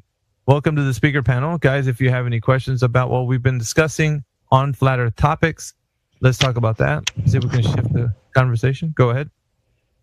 I am a new Flat Earther, but I 20 years ago researched in the Word and in the Strongs and in the actual definitions and the way that it describes the words that y'all are using. Again, not scientific, more common sense. I drew it because I'm an artist. Again, I draw things visually. I visualize them. I see, and it was linear.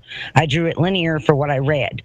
And again, that was very abstract in a long time ago. But when I was referring to the point of vision or the point of view drawing that everyone has to do in art, it starts again with a straight line against the paper, which is a horizon, which is denoting the flatness. And everything as you go away gets flat. And again, that is not from a geometric point of view, because I just did miserable in algebra, formulas, geometry. I never got, anything, but I did great in business math. I live in the world, so that didn't matter. But I do understand common sense. And again, I went in a plane, and long before when I was, 20 years ago and more than that, and went in a plane and again, was not a flat earther, but looked out and saw how flat the clouds were as far as the eye could see. I didn't even comprehend at the time.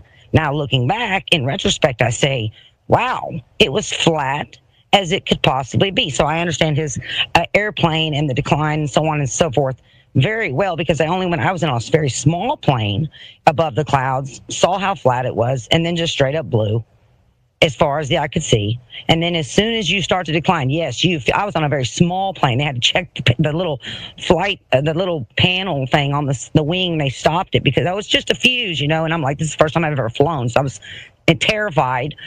So yes, when you start to drop at 300 plus miles an hour and everything's flying by, but we were going over Florida. The whole point is looking back, I recognize how flat the plane above the clouds was. Period. Just, again, a common sense perspective. And I go back to, again, the point of view, which is a horizon. You look down at the horizon. Everything gets smaller as you go towards the horizon, because of distance. But it is linear. I 100% believe that. I just came a different route. It's not scientific. It's not all those things, but it is definitive in common sense, and just, again, everything that I've learned from meanings of words of the Creator himself, and the words that he gave us to look up if we are willing to do it and take the time. And I took about 20-something years to do that. So I understand from a different perspective for the people who are just not understanding math, not able to argue geometry, not able to argue. I'm not arguing any of that. I disregard all of that, and I accept the common sense, the definitions that there is a Creator and what I see. And that's pretty much all I have to say. Thank you for the time. No worries. Thank you, Miss Moon. Anybody else have a journey into Flat Earth, or perhaps you have an argument against Flat Earth and you have something to say that how the Earth is a globe, we'd love to have you up here in the speaker panel. We want everybody to hear how the arguments go. The 24/7 team, which is just a group of friends that hang out, and we've been dealing with these arguments. I have personally over 10 years, so I know mostly all the arguments, what's going to get put forward, and how they are going to end up, because I've been through them.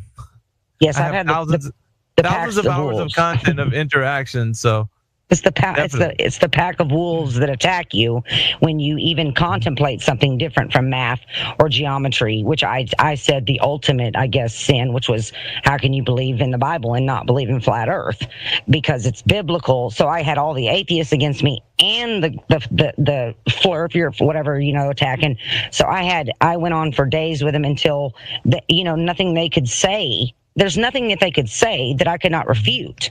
And so, and again, with what I had, it doesn't take, you don't have to be some kind of a, super mathematic genius advocate of understanding to understand common sense and defute it. I think the most important aspect of what you're saying there with common sense is understanding the physical and natural world with your God-given senses, right? The Creator has endowed us with the ability to discern the physical and natural world in such a way that we have the ability to say, I know what I see, and when I see what I think I'm looking at, I can, discover more about it by either measuring it or trying to figure out a way to falsify some type of way what I see in the objective, nature that's outside. Well, isn't it interesting that the wise men who were astronomers from Babylonian Magi, they were not, they didn't believe in God or Creator, whatever. They followed Daniel's prophecy of the star when it rose, and they followed the star. How do you just see a star and start walking towards it if it's not guiding you? How's it different in the northern and the southern hemisphere? Whatever, that doesn't exist. I believe it's all linear, as I've said, and that would equate for like the infant. It's swerving. It's creating. They followed it. How did it lead them to them? They couldn't just head out towards a star indefinitely. I'd say this. Yes. I'd say this. I would just kind of reserve judgment, or at least reserve speech just a little bit, because there's a lot of information that we have that could fill in the gaps of your knowledge. That way you'll be able to move forward and articulate your point a little bit more smoother. I'm listening. So the only thing I say for new flat earthers is I know that you might have some energy within you, and maybe you got fire in your belly, but just kind of listen to the way we do things and maybe glean a few arguments here and there. You can form your own style, most definitely. But before you kind of do the whole putting your foot in your mouth, like, I don't want that to be the case. Like, just listen to the way we do things, and then you can pick up some things that you like, hey, I like what they said there. I can add it to the way I do it and form your own style. The best thing you can do is not say anything that would incriminate you in the way of making a claim. Because once you make a claim, they're going to be all over you like white on rice. They're not going to. So let's just, what I'm saying is just take it easy. Like, don't say too many words, right?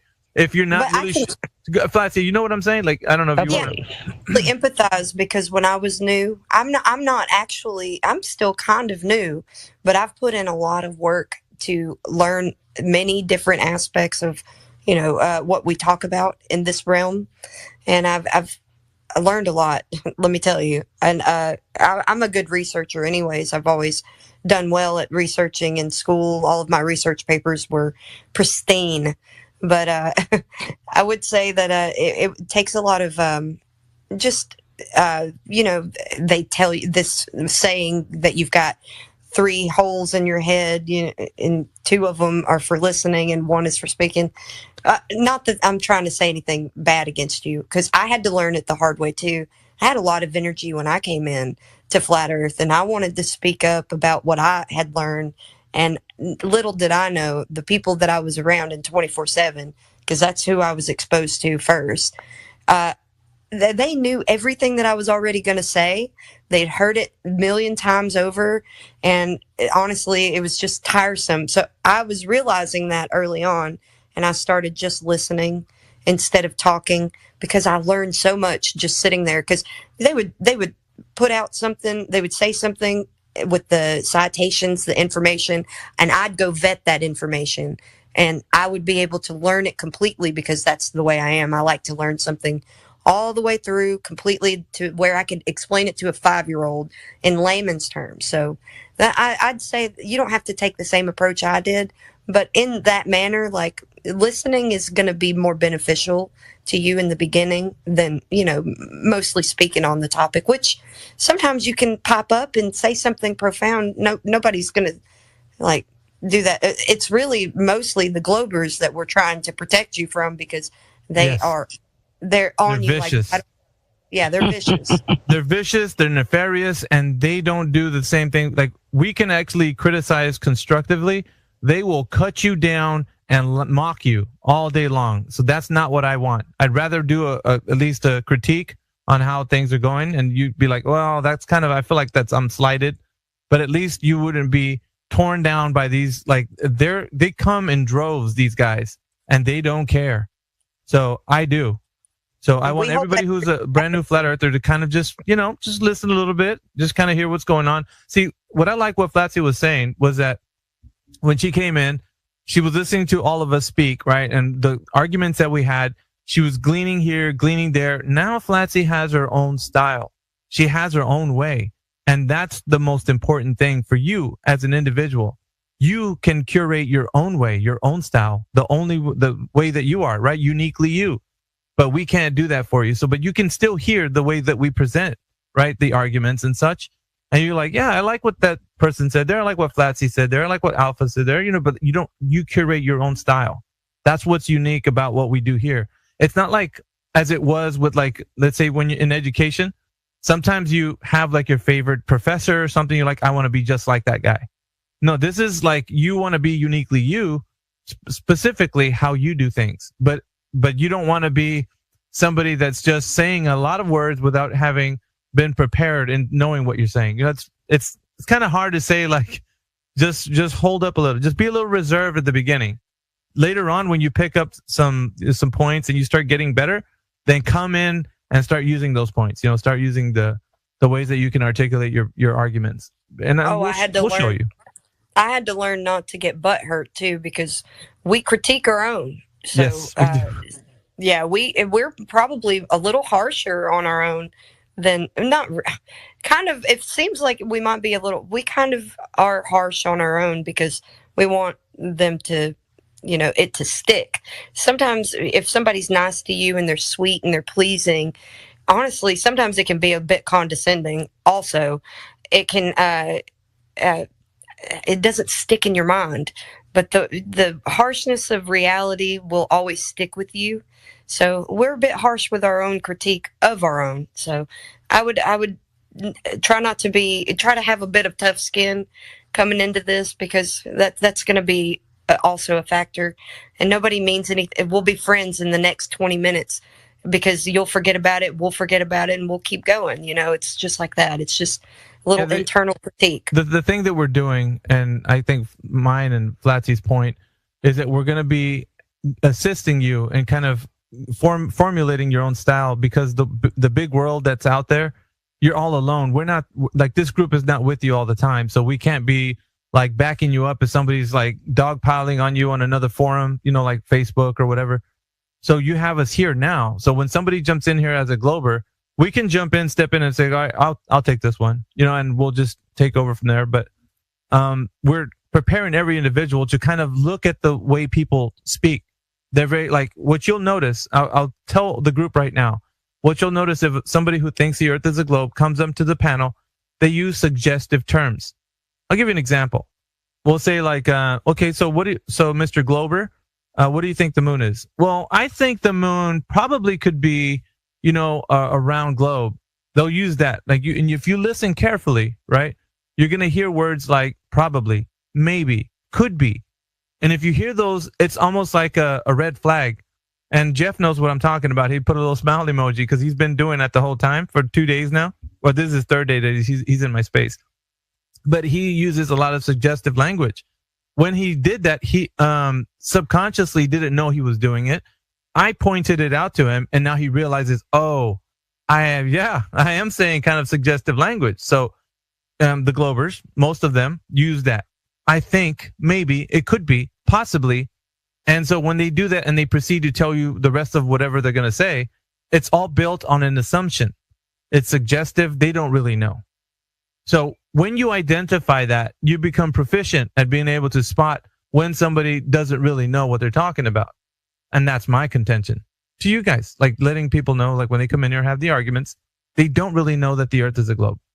So hopefully that kind of helps everybody along. Just listening to suggestive language when someone speaks is crucial at addressing, an argument in a conversation, for sure.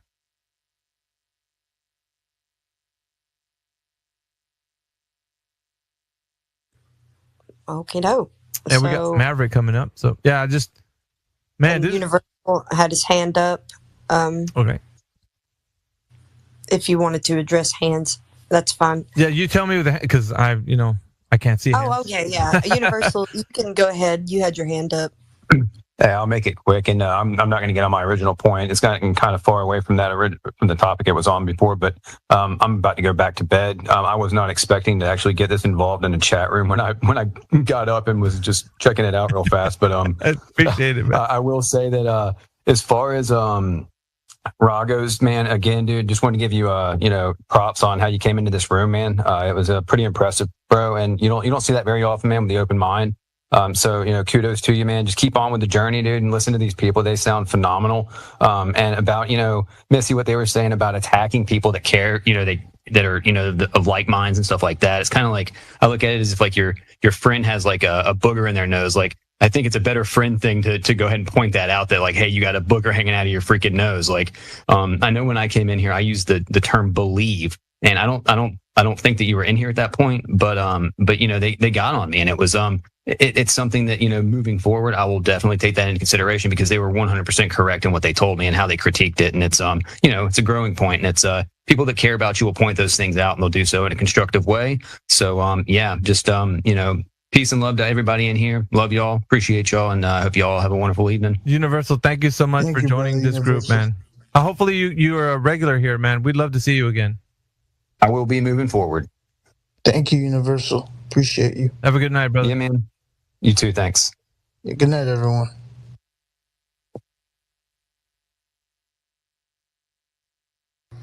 We got Creation Bear joining us as a co-host. I'd like to welcome him. With the soundboard, no less. Yeah, thanks, guys. Not much talking I'll do tonight, but I'll listen. I'm gonna be like him right now. W in the chat. And we are live, ladies and gentlemen. Definitely live. Now, I really do think that this was a very constructive space that we had today. So far, so good. We've had a couple of ballers come in, a couple of academics, right, against QE, and it was just what we expected, right? They got kiboshed right away and, made short work of them. And, afterwards, we got some people who were kind of new to the flat earth, and, they're realizing, hey, you know what? Even a critique could help out, because, if we were just like, nah, you're fine, you're a flat earther, and we didn't do like the Universal said, point the booger out that you had it hanging in your nose, then, when the Globers see you, they're going to just straight up mock you. They're going to use it to make themselves look great and you look little. So it's all about love. We're not, we don't want anybody to be out there in social media and just like, making these bad arguments that hopefully, people don't do. So it takes a little bit, to get the hang of it, get the ropes, for how to formulate your own arguments and such. CB is really big on that, by the way. He was like, you know what? AV's got his own style. QE's got his own style. You don't have to be like these guys or like Flatsy. You can be you. You just do you. He does his own unique thing. I do my own unique thing. And you could glean off of all of us, get little points that we do. That's cool. But in the end, it's all you. I appreciate all that information. I was listening to it, or all your feedback. Belief is a dangerous word. And when you're talking to people about something that you that they're trying to prove factually, and that's all they're going to accept. And I recognize the importance of that. And I definitely, I'm not going to jump into that argument with other than, again, they couldn't refute my belief. I couldn't refute theirs. They wouldn't accept anything beyond that. So I understand the point of belief is a dangerous word. It's about facts. I still refuted them my own way. And then eventually just that fight was over because I sent the wolves away. But yes, I understand the point of factual, being able to shut them down. Like, I'm not sure what his name was earlier, John was it? But yeah. He just, he's dropping the axe, and that's what you do to the wolves. So again, and he's able to do that very, very, he's very good at that, very precise, and he shuts them down. So yeah, it's definitely a very important skill to have, and again, belief is a dangerous word, not a good word to use if you don't want to get attacked by everybody, in the Twitter world about your beliefs, because beliefs are not factual and cannot be proven, and therefore they are not legitimate to someone who believes in those things. And I'll end on that. That's a good point. Yeah. To be honest with you, if you're big in scripture, belief or faith in the Bible is defined differently than what we would consider it to be defined today. So a lot of people just have blind faith in authority today. So it truly is a belief system. The globe is a belief. You don't experience the world as a globe. So you have to believe it to be that. And you can't have any firsthand knowledge of it being a globe. You just have to refer to someone who has said that they've seen it as a globe. And, that's not good enough for some of us. We want to prove things to ourselves, and you should prove all things. So that's why I'm kind of appealing to your nature. It's very similar to mine. So, yeah, we appreciate having you, Missy. I appreciate y'all letting me speak. Thank you.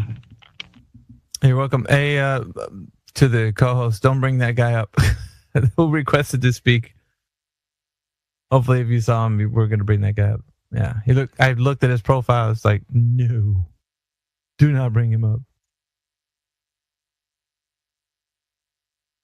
I'm not sure which one you're referring to, but I think I know.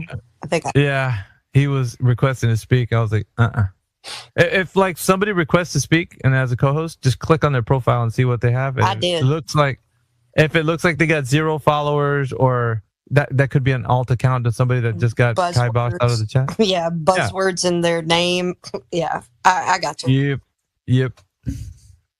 Cool. Anyway, we're rolling forward. I think we got Maverick in the chat. Maverick, if you're there.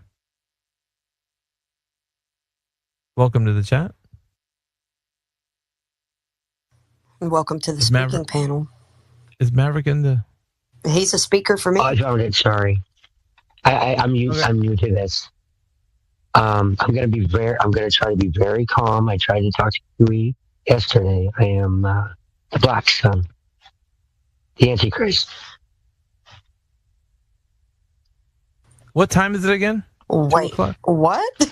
Did he? Is it 2 o'clock in the morning? Nothing good happens after 2 a.m. I was just gonna say that. You stole that from me. Stole the thunder out right from you want to know the witching hour? Would you like to know what's the witching hour? We're 13 minutes into it. Christ died at 3 p.m., so that's why the witching hour is 3 a.m.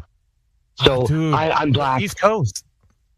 Sorry, my time is 3:13. I'm the Black Sun, so I'm quote unquote evil. The Catholic Church thought I was evil, but I'm actually Christ's brother, and I'm here to avenge him because they slaughtered him. So they're dumbasses. Literally, I was born when they say Christ was born. So if you look at the sun, you ever watched that movie Zeitgeist? Have you ever seen Zeitgeist? How he talks about the sky story? Yes. The sun sits on the cross for 3 days and then it rises. That's literally God putting Christ's story in the sky, and then people pagan culture jacked it to keep it memorialized.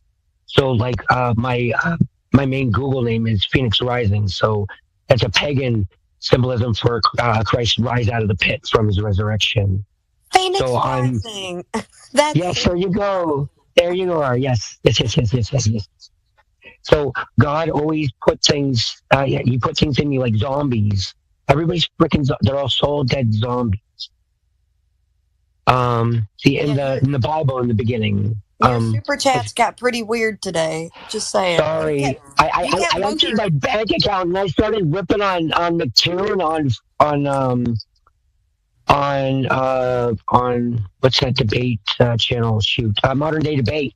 He was on last night. I told him, and he started bringing up that Mark dude because of Blood and 10.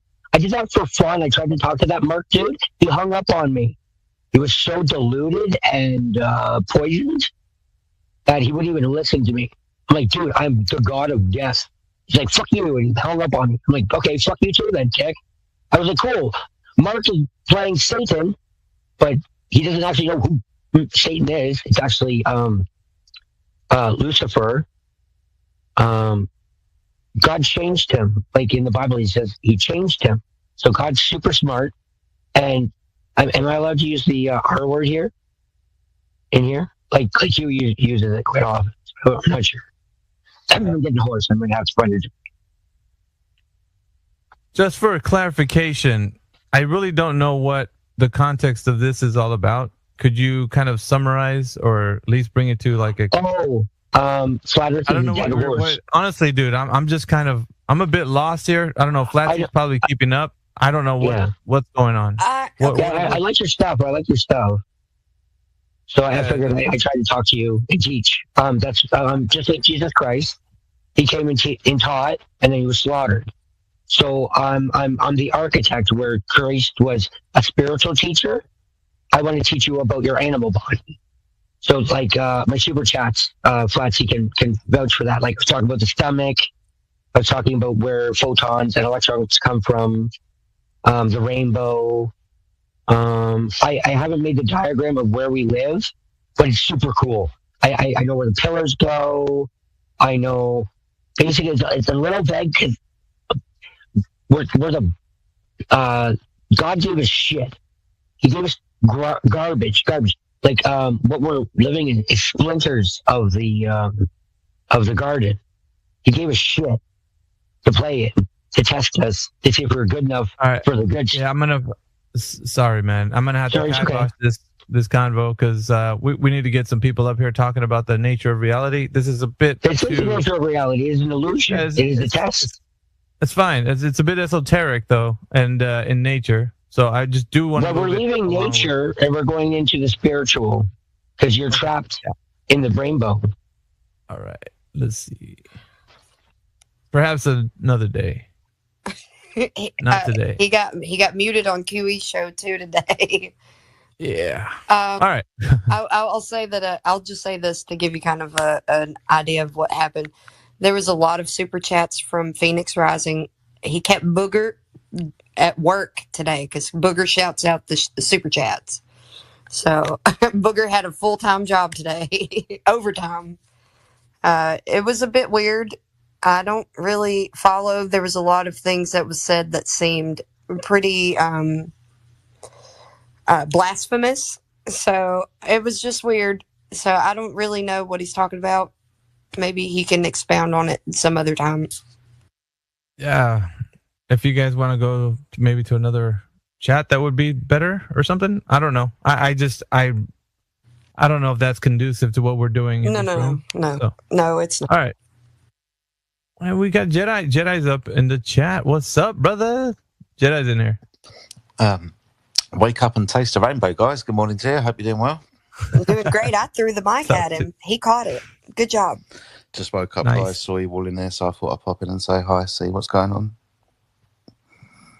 What's this? Well, QE was in here for a couple hours. He was here till like 1:30. It's now 2 a.m. So. Yeah. Shame I missed that then. Yeah, it was pretty awesome. He was typically QE, so no surprises.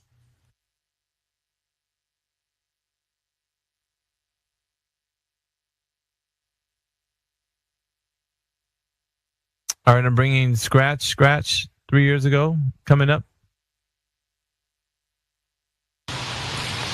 Hey, the world ain't flat, Kyrie Irving. All right, so we got Scratch up on the panel. Eli, if you're here, I don't know if you're here or not. He fell back asleep. You feel back? Maybe we should get vaccinated up here. Oh. Yeah, I was gonna see if you want to interact with this new guy. Sounds like a Glober. If not, we'll toss it to perhaps Jedi. He's just getting his morning cup, I think. Yeah, coffee for me at the moment. Give me a moment. All right. Scratch. Do you think that the Earth is a globe? Yes. All right. What's the evidence that you have for the Earth being a globe? Globes are made in factories. Why do you think someone had the thought to make a globe like that? Do you think they just pulled that shit out of their ass or what? Seems like I don't know, but you can tell us otherwise. You can tell us if it's not that, if that's not the case, because it just seems that way.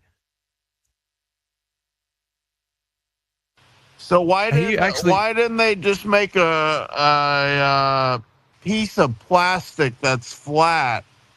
I don't know. Why are you asking us? We're asking you, actually. No, I'm asking you. Yeah, I know that you're asking us, but we started first to ask you why you think the Earth is a globe. You said, why do you think they make globes in factories? And you asked us a question. We're like, I don't know. You're like, why do you think they pull it out of their ass? We're like, yeah, probably. Unless you have a better understanding. And then you now turned it back to us. Well, why do you think it's flat? We're not, dude.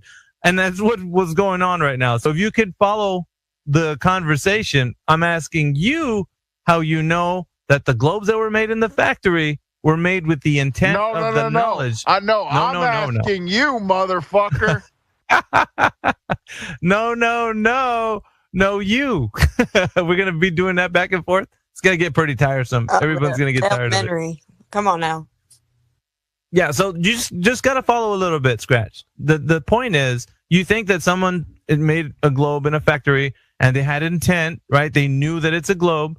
But so you think that they knew that it's a globe. Well, how did they know, Scratch? Yes. It wasn't malicious intent. It wasn't malpractice. It was that's medical, but purely in an empirical fact that they saw something scientifically where they were like, I want to get some plastic and a fake piece of gold rod to put up the middle of it with a base, with a wooden base, and say, hey, let's make this plastic thing circular. Okay. What evidence empirically, because you said empirical evidence, did they use to make that globe? Christopher Columbus's notebook. Really? What the hell does that look like? Jedi, have you ever seen that monkey? Never seen Christopher Columbus's notebook. It must be chock full of globe evidence in there, though. I tell you what. Why don't you give us some of that globe some of evidence? his charts and so on, and they don't look like spheres. But hey. I mean, Christopher Columbus notebook. I mean, that thing's got to be. I mean, every bit just dripping with globe evidence, huh? Yeah, basically, like what was that? 1500s. There was like 1492, buddy. 1492. Okay, I was close. You're in the wrong century. Hold on. It was like July 25th, 1492. Sailed in Bay of Bengal today. The ocean blue. No. Sailed the Bay of Bengal today. I was still going down the slope of the ocean. It was a 1% slope. And then when I went back the other way, it was 1%ing the other way. Because he had a digital level on his boat. Do you know what a digital level is? Are you competent enough to understand what that is? Are you talking about 1492 or 1992? 1492 at a Stabilia digital level. Okay. Is this comedy hour or something? I think so. Gotcha. But so, and you said that he's measuring this water hill that he's traversing over, right? Yes, This that giant is water correct. hill. Really? How did he know it was a water hill? So, like, if the level said 0.0 on it, that would mean it'd be flat. But it wasn't. It said 1 to 2% throughout his sail. Are you are you not retarded? Did you say a Understand that? Did you say a Stabila digital level? Stabilia. Do you know how to pronounce words? Stabilia. Okay, or Stabila is the way it's. Do you still not know how to pronounce it after trying it 4 times? Oh, brother. Dude, look up a Stabila digital level.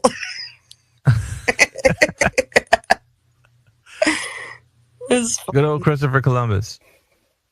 So how did he measure that drop over distance, Scratch? A little thing called math.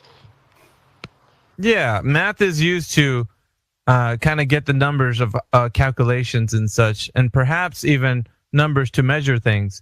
But what I'm asking for is, over the course of the travel over the water, how did he know the Earth was dropping over the distance with math?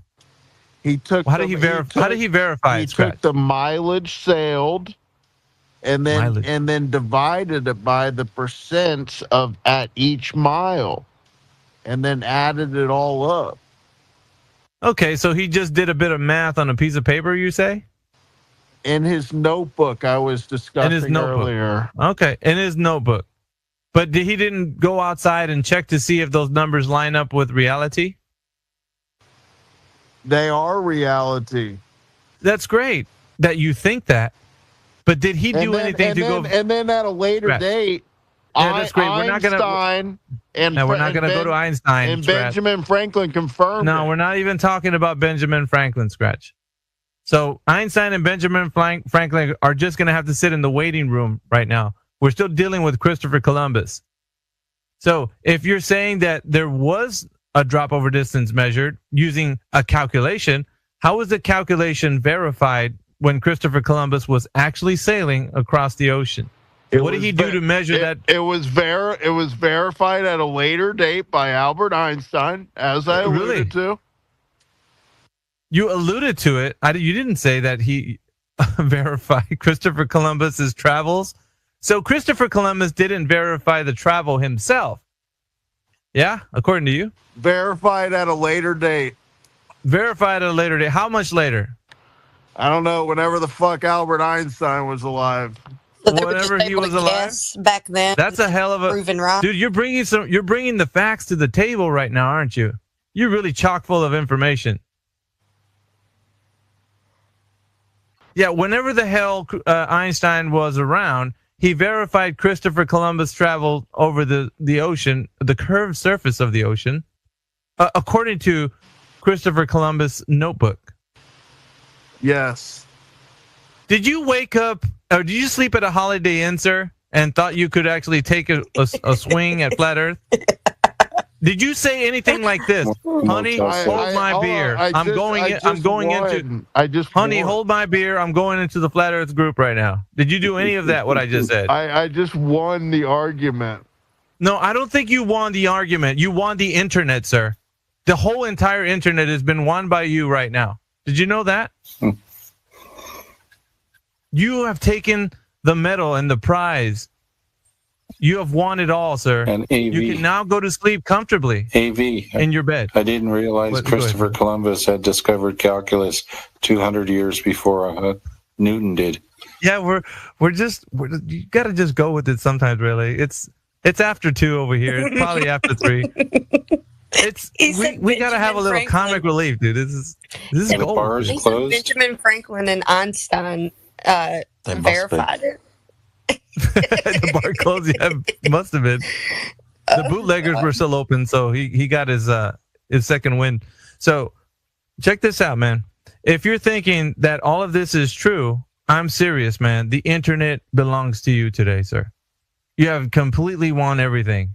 You can now turn out the lights, and take a good rest knowing that you have defeated the entire internet. Turn out the lights, the party's over. Hey, co-host, where are you from? Arkansas? Hey, don't worry about that. This guy sounds like Dr. Phil from... I'm from Arkansas. Dr. Phil, you're drinking too much. Fucking hillbillies. Hey, you know John Daly? He does sound like Dr. Phil, doesn't he? That's crazy. Anyway. Hey, Bill Gates is trying to stick rods up cows' ass so they don't fart and produce methane. Good night. We got a live night, guys. They broke the mold when they made this one. They really did, didn't they? I don't know, man. You some NSYNC. He's coming in here just like guns blazing. He doesn't give a shit, dude. He's gonna take out the internet tonight. It's funny. Nice try, Scratch. But hopefully when you sober up and you actually come to your senses, you're able to come back in here and perhaps, try your luck at articulating some points, because what you've just given us, sir, was probably the best word salad tonight. Okay, understand. Well, it was all empirical facts. But one thing before you hold on. One thing before you kick me down. Everyone, please go to my profile. Look at the second meme down. It's Little Tykes, my first ankle monitor. That says a lot. Oh boy. That says a lot, dude. All right, Scratch. We'll give you some parting gifts on your way out.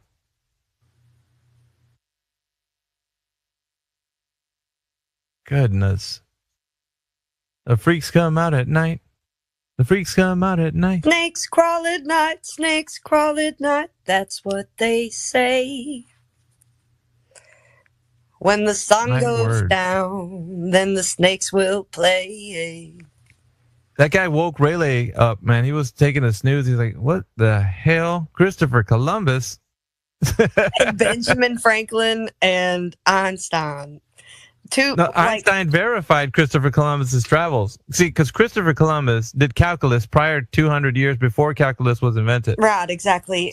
But see, Benjamin Franklin was I don't think that he did anything with the globe Earth that I know of at all. Well, he verified Christopher Columbus somehow. He was, according to that guy, he was interested in Franz Mesmer's animal magnetism or something that he was claiming that he had. It was a bunch of hogwash, though. Yo, we're 2 for 2. That is people that come up here are just I don't know, think that this is some kind of free for all. Is this what goes on in other flat Earth spaces? I'm wondering. Well, it goes on weird after hours. Oh man, the bootleggers are open right now. After Hours. Oh, a dude from Arkansas wrote a song about After Hours. What's his name? Nick Shoulders. He's got a good song that he does. It's a collab. So if Missy's listening, you listen to Nick Shoulders. I'm just going to put this out there. Is there anybody out there who believes that the Earth is a globe that wants to come up and have a chat with us? And that perhaps if you guys out there, what'd you say? And who are not drunk. Yeah, we're really asking too much on that one, really. It is actually after 2, so in Central Time, so we probably will get that crowd. Yeah, that means that anybody that has been drinking is really drunk right now and wants to keep the party going. Flat Earth, what's that? I'm going in there. I know from experience. I used to be such a hoodlum. All right, Missy Moo's back up in the chat. Welcome back, Missy Moo. I can't stop laughing. This guy, Einstein, Columbus to Einstein, in one sentence. He's gonna write a book from Columbus to Einstein. Yes, that was amazing. Copernicus. He didn't mention Copernicus once. Did he? I didn't even hear that one. That's amazing. No, he didn't. Is what? Yeah, that doesn't surprise me. He did not seem well versed at best. But yeah, I had to chime in. I'm from Arkansas. Yeah, I'm the hillbilly. Well, I'm not from Arkansas. I'm Arklatex, but either way, I live in Arkansas. So yeah, I'm here too. All the hillbillies. I'm from Alabama. I'm very used to being called a hillbilly. That's all. Yeah, I'm a flat earth hillbilly.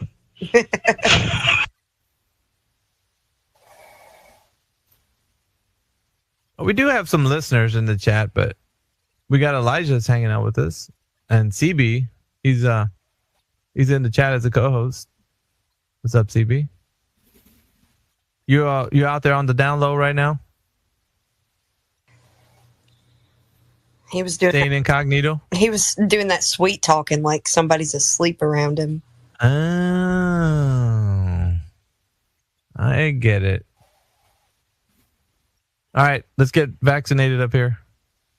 It's time for that. Wake up your neighbors.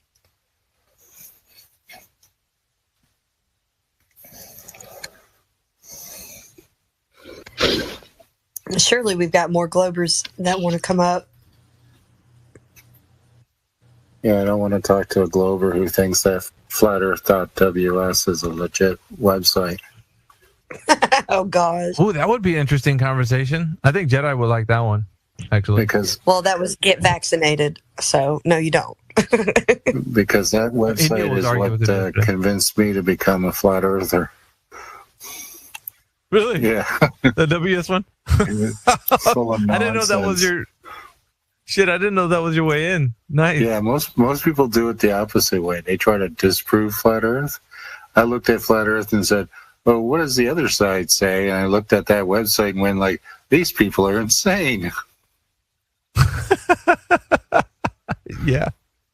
They are pretty insane. I like how your name is Rayleigh Criterion, which that's just awesome. So that must mean that you really looked into that alone. Yeah, dude, like, have you ever heard his arguments against these Globers? Yes, I have.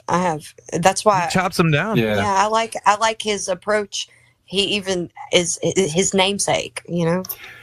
Yeah, I actually figured out the Rayleigh Criterion even before I knew the official name for it. Because people would ask in my channel and go like, how come I can see the top of the building but I can't see the bottom? And so I sat there and worked out the math on it and said, well, that's because the distance to the top is 25 times greater than to the bottom.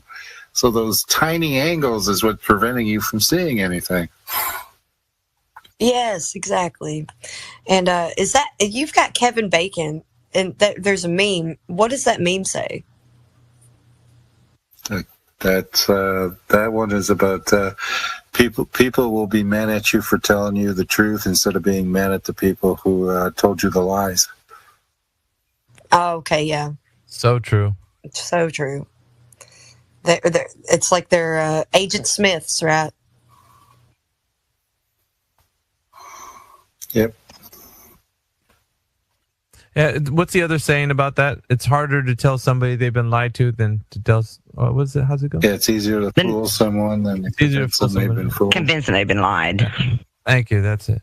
I sound like George Bush on that one. Remember when he fumbled? He said something. He was trying to figure it out. Yeah, mixed metaphors. Yeah. Yeah. Don't you love it when people do that, especially at a speech? Yeah, it sucks. I think it's comedy gold.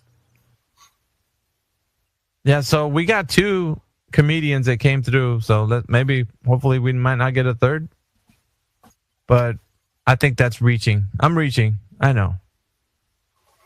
The bar is very low. Yeah. Actually, they're digging holes under the bar now. They're scraping under the barrel. Yeah, they're scraping underneath that damn thing. They done guys, scraped a man, hole in it and got to the ground and kept going.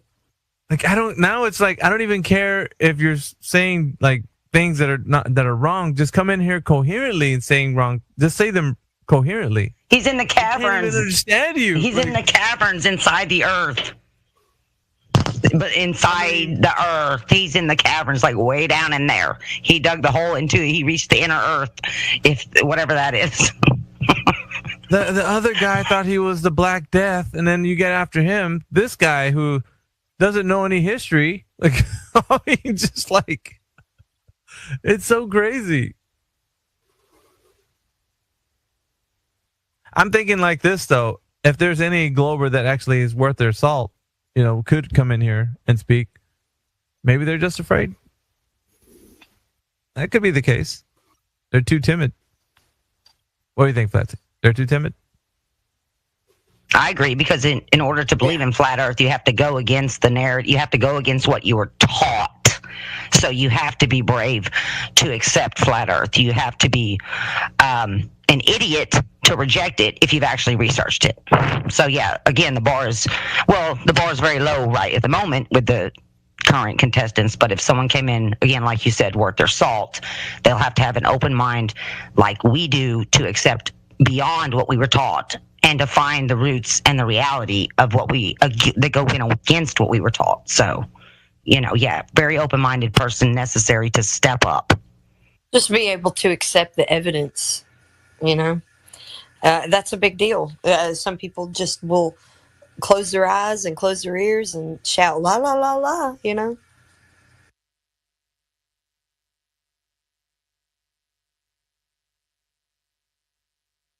I don't know. We can ask, I don't know, Jedi, if you're still around.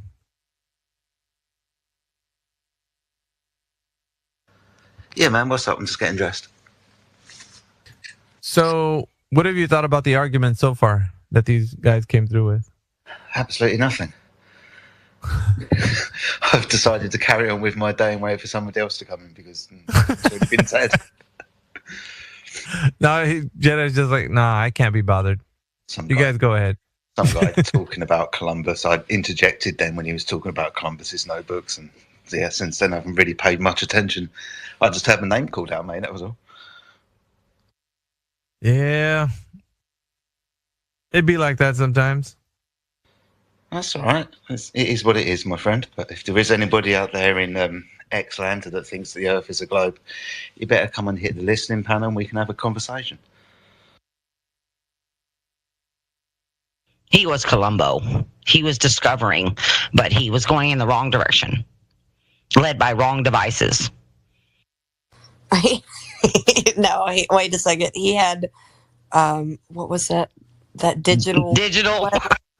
I can't stop laughing. I keep muting because I don't want to laugh the whole time in the background. So there you go.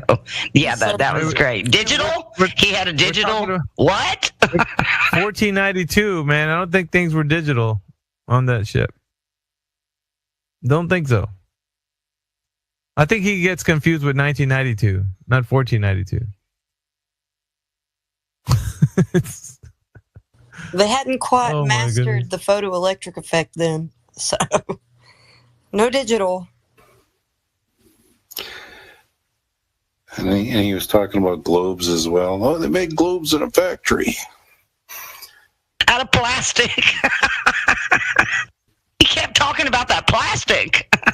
They stuck a gold rod right through it, man. Like, right. Nice. And that proves what? That they're really making some money off of selling those globes, probably. And speaking of history and globes, the oldest surviving globe was commissioned in 1491.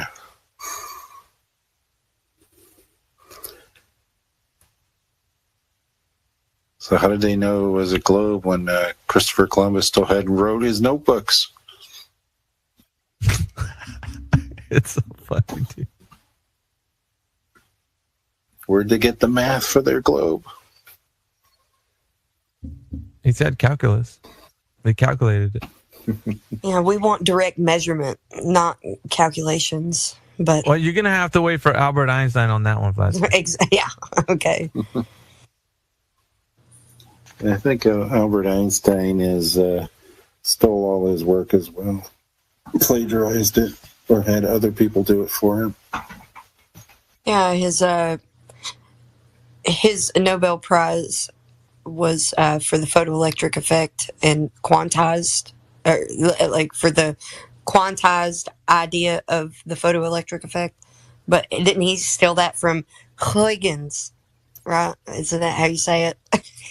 Well, I think Kiwi would eviscerate me right now. I believe Einstein actually holds the patent for the automatic exposure for cameras, which he probably stole from somebody else. Because he was a patent clerk, so he had access to these documents. That's a nice bit of information to share with folks, too.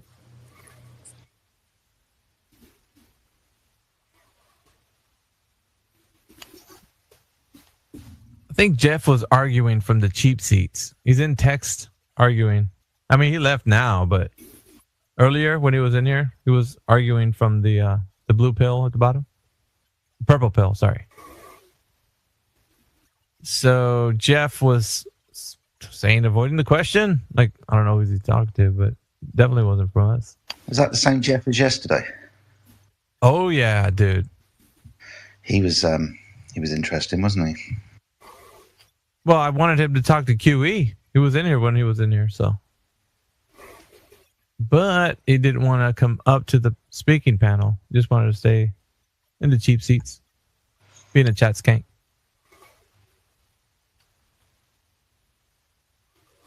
Yeah, he's definitely spiraling. That's the effect that we like, right? The spiral.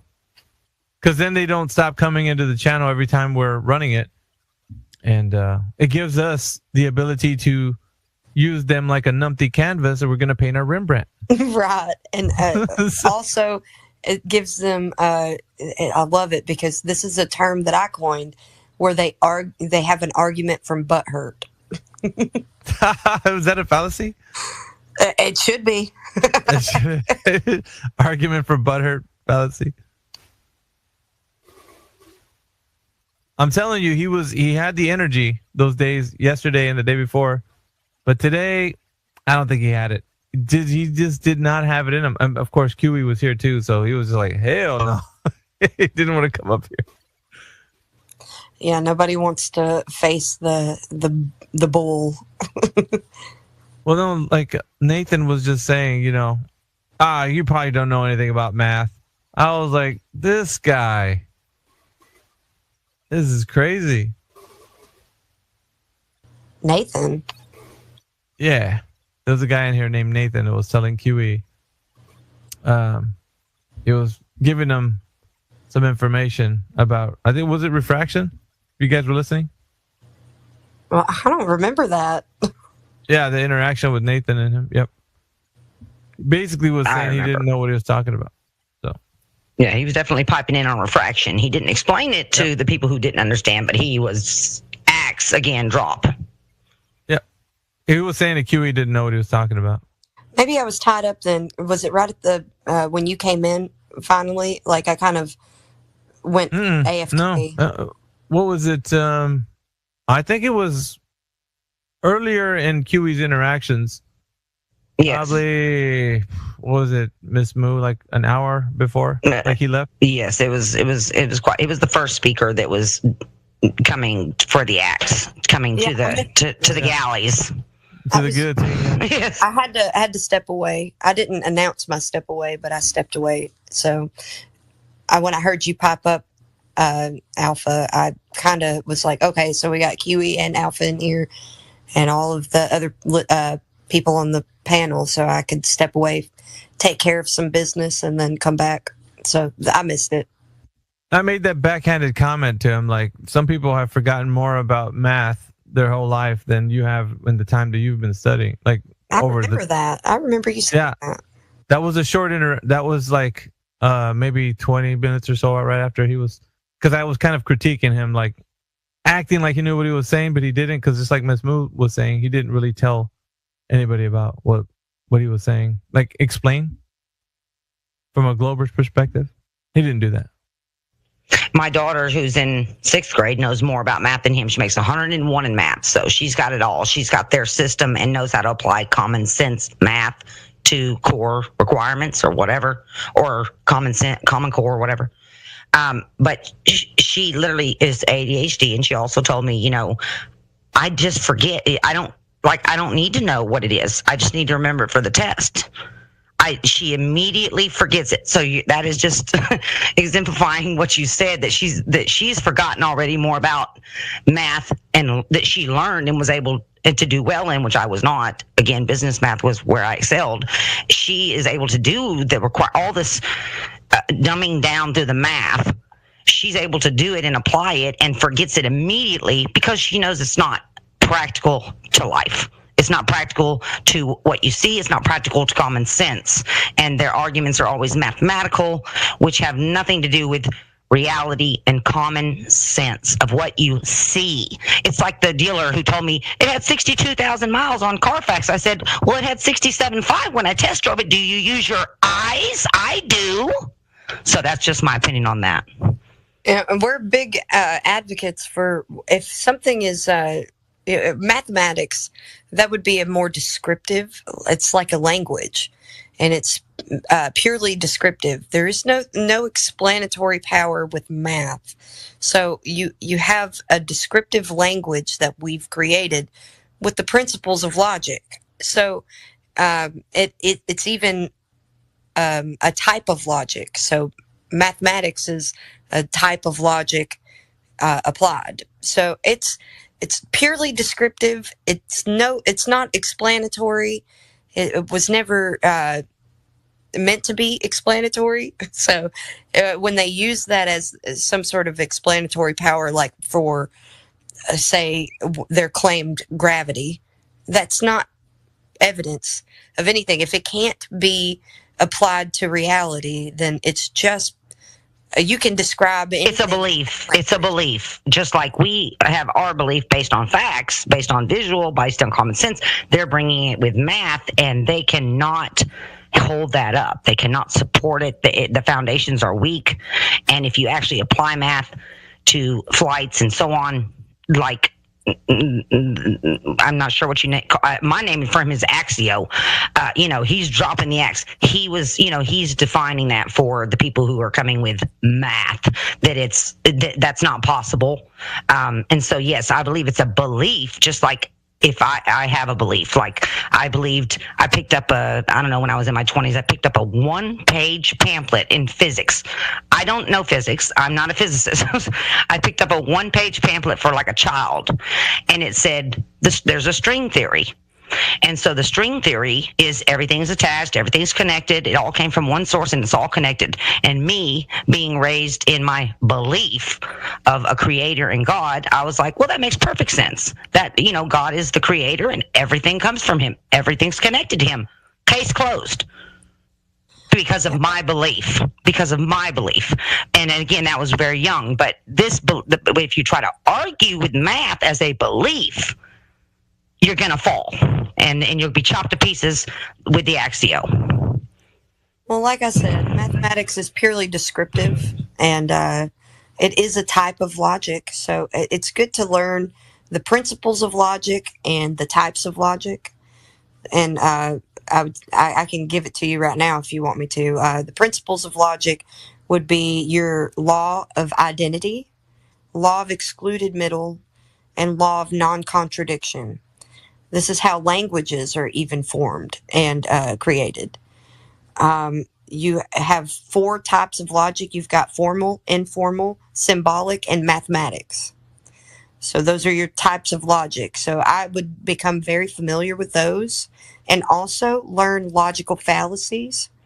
If you just write them down, you don't have to, you can find certain, I can even DM you a way to look them up and figure them out, but you can look them up online. Just look up logical fallacies, find one that really dives deep into a lot of them, and start writing them down and learn how they're used and applied so that you can call them out. Because a lot of the times the conversation ends at their logical fallacy. their belief in their logical fallacy. Which, yes, again, the logics are important and necessary, and they explain away. That's how we dispute them, is with logic, and with math, and with reality. They just can't accept it. So I believe, again, it's again, for them, it's a belief just like it is for us. They believe in it so much they can't hear any logic other than their own. You said there's 4, they believe in 1. There's not 4, there's 1.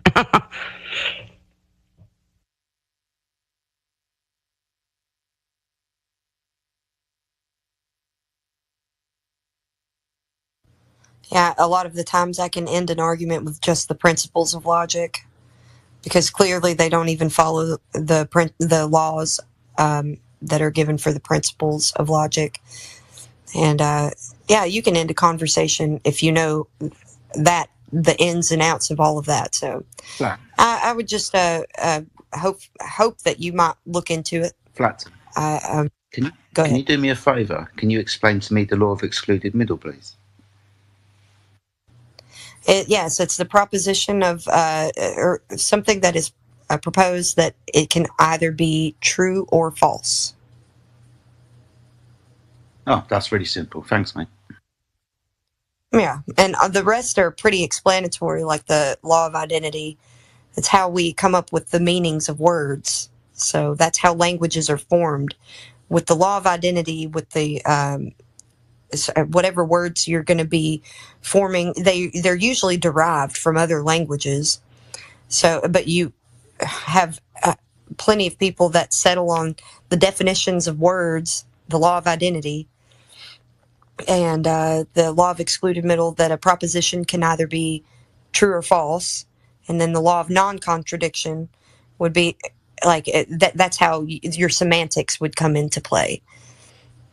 And you would need to parse through maybe definitions of things and make sure there's nothing contradictory about them, or a proposed scenario.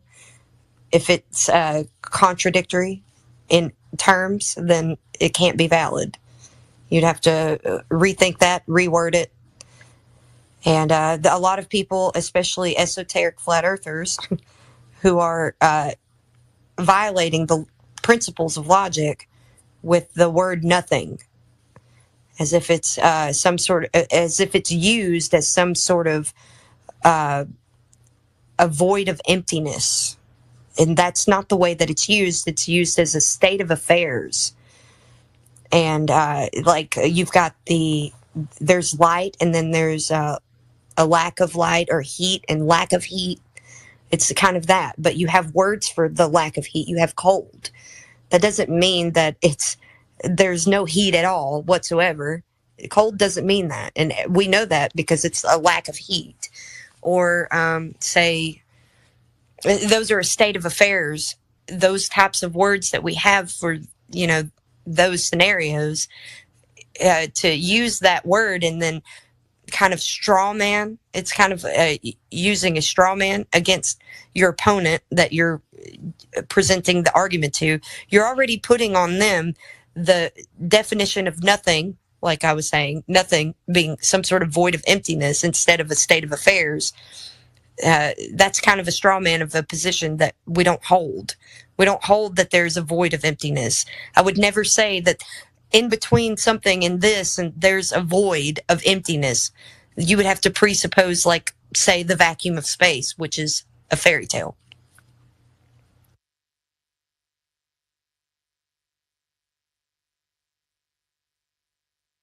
Just linguistics alone, I'm very strong in, so I can use linguistics for that argument alone. But a lot of people like to go deeper into it, and they want you to define or whatever what light is. Nobody knows what light is. We know that it's, what we can describe it as and what the effects of it are. We can even science it because of the diffraction of light. That's a phenomenon that light has. So you can science that because it's a phenomenon. You can figure out what causes diffraction of light. So I don't know. There you go. I'm listening very intently to you. I I talked to my nephew, who is a they. So you have this ideology of something that is unprovable. And I love my nephew, so I'm trying to reach him in a way. Again, I'm not degrees and all that, but I still have logic. And I said to him, I said, how many people are there on the earth? How many billion? That's how many identities there are. I said, why would you put yourself in a box when there's no one who has the identity of you? You can't be a space poodle stop sign just because you say so. Space poodle stop sign. That's the one I've used, for a long time. And he said, I like the way you're thinking, Aunt Missy, because, it's logic. I reached him with logic. He was very intelligent, but he was still believing in an ideology that was based on fallacy. And I just cannot. I said, I cannot accept I cannot accept what you are saying you are when you cannot accept what you are not, what you are. You can't accept what you are. I can't accept what you're not. You're not what you say you are. That's a made up thing. This is new. This is something that's been, and just like flat earth is just coming to the surface. It's something new. So everyone is, impeding upon its reality and its relevance and its logic, and come bring it, because again, how many different perspectives, how many different individuals, how many different identities, how many people are there on earth? We're individual, we have different perspectives, and everyone brings something to the table. Even the last guy who was completely rocking on his ankles or whatever, he brought something to the table to teach us all how ridiculous and ludicrous the argument can be. Again, Columbus to Einstein in 2.3. So congratulations to him.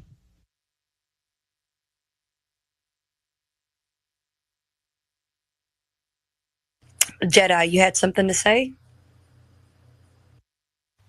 I did, but I can't remember what it was. It'll come back to me. I was talking. Sorry, go ahead. Do want to give that's not a word. Give a quick shout out to the room right now, everybody who's joining us. This is 24/7 Flat Earth, episode number 22 in the continuing series that we got here on X.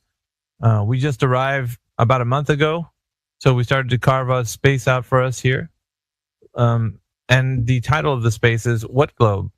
# Flat Earth. So if you're brand new to this whole topic and you want to ask us some questions, you're welcome to do so. Please request to speak, and then the co-host or myself will bring you up here.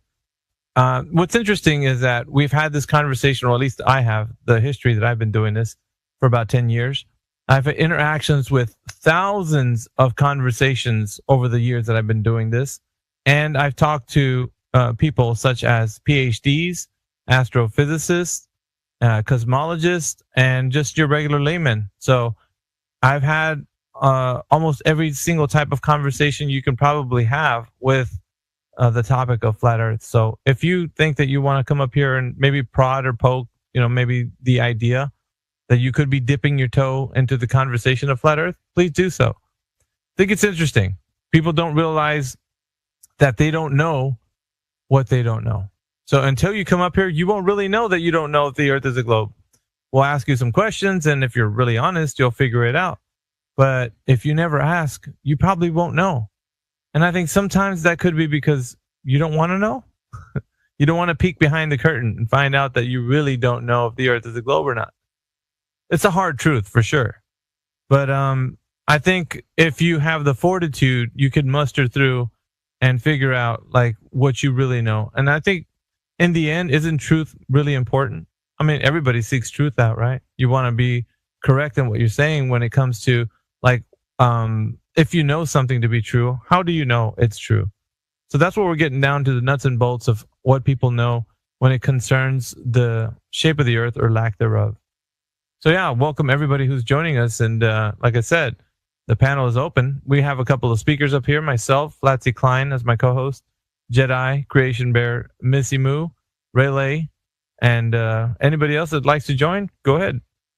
It's 3 o'clock in the a.m. for me, so I usually work night shifts, so that's why I'm up. I don't know. What are you guys doing up? So if you're joining us, yeah, I'd like to know, get to know some people. It's my alone time. I like to get to know some people. I've always been a late night owl, so this is my alone time too. So I don't have anybody around me. and I can talk freely without having to worry about a bunch of noise going on around me.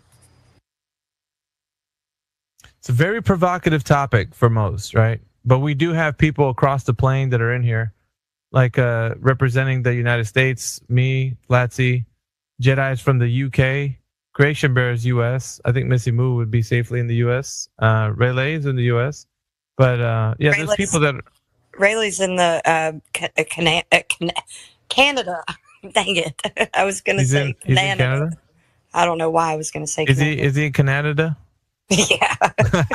He's in Canada. Yeah. Just like to welcome everybody.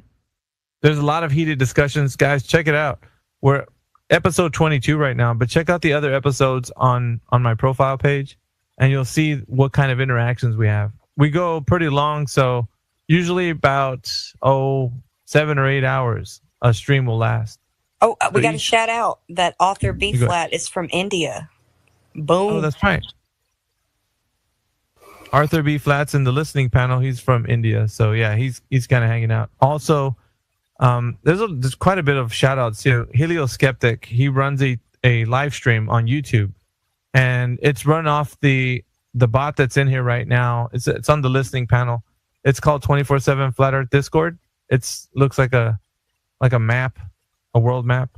So that one right there is the account that hosts the live stream for YouTube. So we are live streaming on YouTube as well as X. So it's all being recorded. So if you wanted to go back and listen to the interactions, you can do so on Helioskeptic's YouTube. If you do find it, be sure to subscribe to his channel. Tons of content. We're always on there. You always hear one of our voices on there. We're pretty tight knit group, I'd say. I want to really shout out Helioskeptic. He's one of the first flat earthers on 24/7 that I had a bond with, and we were singing Christmas tunes together. It was awesome. Shout out to Helio.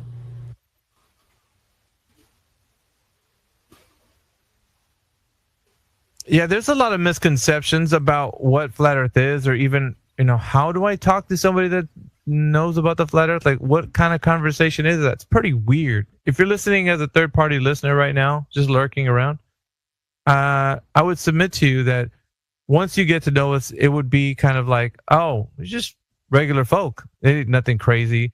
However, there is the other side to the coin.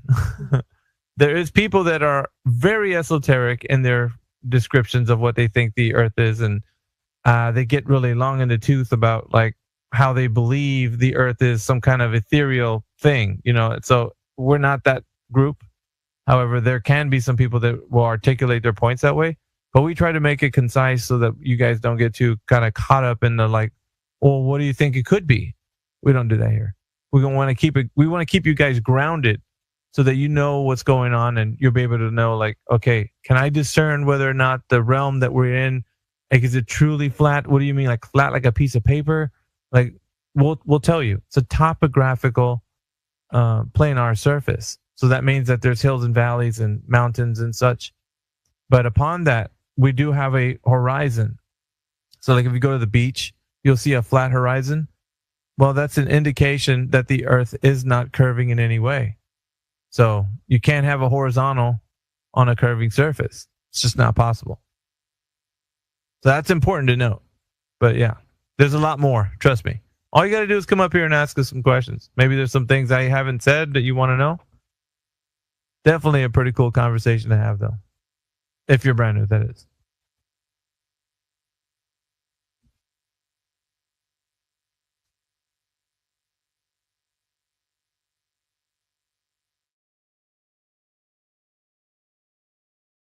Yeah, we've had some pretty good interactions lately. Yesterday was just off the hook, man. Everybody was just the globe side. The individuals were advocating for the Earth being a globe. They were all over the place yesterday. So episode 21 was pretty crazy, if I do say so. We had about 1,000 impressions on that one. So yeah, it was quite a bit of people that showed up to that one. Yeah, we're supposed to be getting Jeff back. He wants us to explain something about his preconceived notion of the moon. Yeah, where is he? Is he coming back right now? No, he said that he would be back. Oh, I'll be back later. Oh, here. Well, it just skipped. I'll be back later. In the meantime, get your best explanation ready as to why the moon's surface looks the same for everyone on flat Earth. Hey, we can't wait to have Jeff back. Right? And as a initiation, we'll let Jedi go in on that argument if he likes. Does Jedi want co-host? Because you only have me as co-host. No, I can't accept co-host. X is very, very glitchy for me, so I can't accept co-host. Sometimes I have to leave and rejoin because I can't hear everybody, so it's best I just get left in the background, guys. So you have to take control, I'm afraid. Well, that's unfortunate because you sound good and you're coming through all just perfect. So it's sometimes on Discord you don't come through very well. You probably have really shoddy internet. My internet is stunning, thank you very much. How dare you? But yeah, I appreciate that. But yeah, be interesting. Go ahead, Jedi. Oh no, I was just saying it'd be interesting for Jeff to come back. That's what I was going to say. Jedi, you're one of my favorite flat earthers. I hope you know. Love you, Fatsy. Love you. I love you. There was an English gentleman that came in yesterday that I was like, dude, this guy has like he was born with a plum in his mouth. Like you should have been here, Jedi.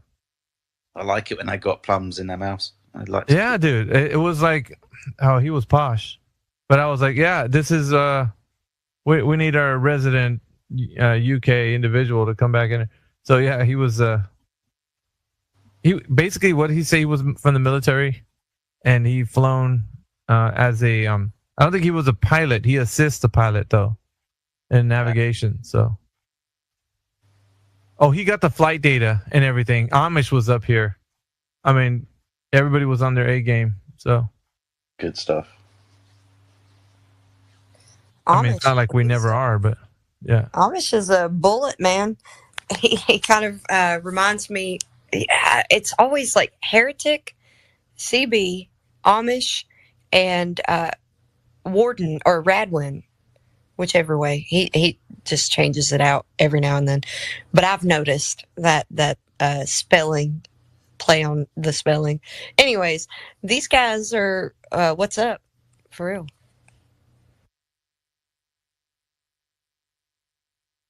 You were speaking of esoteric beliefs, and that's what you're deviating from as far as facts. And again, I understand that, but I can't understand that if that means anything. Yeah, I get it. Well, I can give you a little bit of since it's kind of downtime. There's no Globers up here, so the esoteric flat earthers would be the flat. They claim to be flat earthers, but they say that the Earth could be 1,000,000 times bigger. Or they say there's outer ponds or other land outside of the ice wall. They talk about the ice wall. They talk about those types of things that they can't verify. So we're not going to speculate or talk about things we can't back up. Projection. It's all about projection. They're all about projection. They have nothing else. They've been they only have what they have been projected to them as an argument, so it's weak at best. There's a prominent group of flat earthers that claim the ether, and they can't actually even define ether. And once they try to, they really mess up the whole. Remember, I was telling you about the principles of logic, right? And those laws and the types of they mess all that up. So they don't follow that at all. So they don't follow the principles of logic, but then they claim logic. So it's a bit of a mess. And I usually just battle that with linguistics and what I know about the principles of logic. But honestly, there's a lot more in-depth conversation to be had with it, and how many contradictions there are in that realm. They have to be contradictory. They can't really claim ether to be a medium because a medium requires a substance, and they don't have that. So it's a spiritual medium to them, which and it's a heresy to me because I follow the scriptures. So I would say that they're appealing to. If you look at the etymology of the progression of ether, it's really a mess. And it really, the prince of the power of the air, because ether is the power of the air. And the power of Is the a air, vortex? Do you believe in the vortex? The No. I don't believe in any of that stuff, because I would never just accept anything without evidence. And that's another thing. They talk about that there is really just a whole load of stuff that they say that they can't back up, they Right. can't prove, and they make something contingent. The creator has to be contingent on a substance, or some sort of ethereal substance. Let's give him a question proof example. I think Miss Moo would do better with a question proof example. That way, Yeah. to kind of put it this exemplified in a question proof example. That way, she can like, oh, I've heard that before. Right. Perhaps, So yeah. a question proof on their side is what is between the molecules in a vacuum, or they always appeal to a vacuum, which that's not found in nature. So and nature actually abhors a vacuum, which and it can't achieve one either. You can't achieve a perfect vacuum, so you still have substance all in there. So anything propagating through it still has something to propagate through. But even then, I would say light is something different. It's physical, but it's not material, right? So right. You don't. Yeah, that there's a distinction between it was physical before it was. The light was before the, and again, that's going back to esoterical, but Well, all esoteric beliefs have been based off of God created, or He said, "Let there be light," and there was light. A lot of esoteric beliefs are based off of light being created. So, well, the sun and the moon was created for the earth, which is extremely specific, and that's what I told him. If you don't think you're that special, that's okay. That we set at the center. Yeah, I want to stick on this line of thinking that. So their question proof would be nothing cannot exist. So there has to be something. That's a question proof. They ask you what's in between the they start off with a question to you to prove their point. So it's a question proof. So what's in between the molecules? Is it nothing? And if you say empty space for, gas to fill, they would say nothing can't exist, which is a double negative. So I go the linguistic route. That's a double negative. You're That's right. illogical. We can't. Yeah, I was very good in grammar in English. So nothing cannot exist. Therefore, something has to be there. So that something is ether. That's their question proof, and that's an example of it. Do you think it's okay to say that we don't understand what is separating us, that we don't comprehend possibly between us and space? There's a lot of the unknown that's being spoken of as known. Okay, so if there is something that's filling that space, right? Let's put it that way. If they're putting it to you like, well, there can't be nothing, it's got to be something, and I've said it this way, I've told Flatsy, whenever somebody does that, there's this invisible contract that's being drawn out, right? The invisible contract will then be signed by you once you say, yeah, it's got to be something. It can't just be nothing. Something's got to be there. When you sign that invisible contract, what happens is they now are able to move forward with their next point, which is, okay, check this out. We're saying the something is ether, the toroidal field, the luminiferous ether, the ever expanding, like they're talking to you in a way that already you agree to some extent with the question proof. The question proof is the invisible contract that you sign. And once they have you in that position, then the next thing you're going to do is start to agree with everything else. It's like when you roll the snowball down a hill, it gets bigger and bigger. Well, that's what happens when they do with the question proof. It'll just yeah. Go ahead. Go ahead, Fuzzy. I was going to say, yeah, they say that the ether is the light, or they will say something like that. So the ether being the light bringer, that's another reference to scripture. So the light bringer and the prince of the power of the air. Okay, so this is all esoteric beliefs, just disguised as It's what masquerading. Yeah, it's masquerading as truth. So it's, and when you get right down to the nuts and bolts, like Flatsy was saying, if we're sticking to, like as you said before, Miss Moo, common sense. When you ask somebody, how do you know this? And they're like, well, this is our best guess. They're saying the exact same thing the people from the Globe Earth were doing when we left Globe. The same thing. What's kind of amazing about this is if you were to ask one of the scientific communicators on the side for the Earth being a globe, I've had a couple of chats with these guys, and they would say, you know, of course, they don't have a dog in the fight, like some guy who believes the Earth is a globe coming into one of our spaces and arguing vehemently for the Earth being a globe. They're not like that. These guys, these academic types, they would easily come in here and be like, well, you know, science doesn't work that way. We really don't know. Like, all we can do is give you our best guess. And, you know, that's where we're happy to be at, because we're happy to be disproven.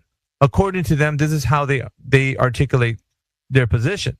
So for us to them, we're like, well, you know, it's kind of crazy, you know, us talking to them, right?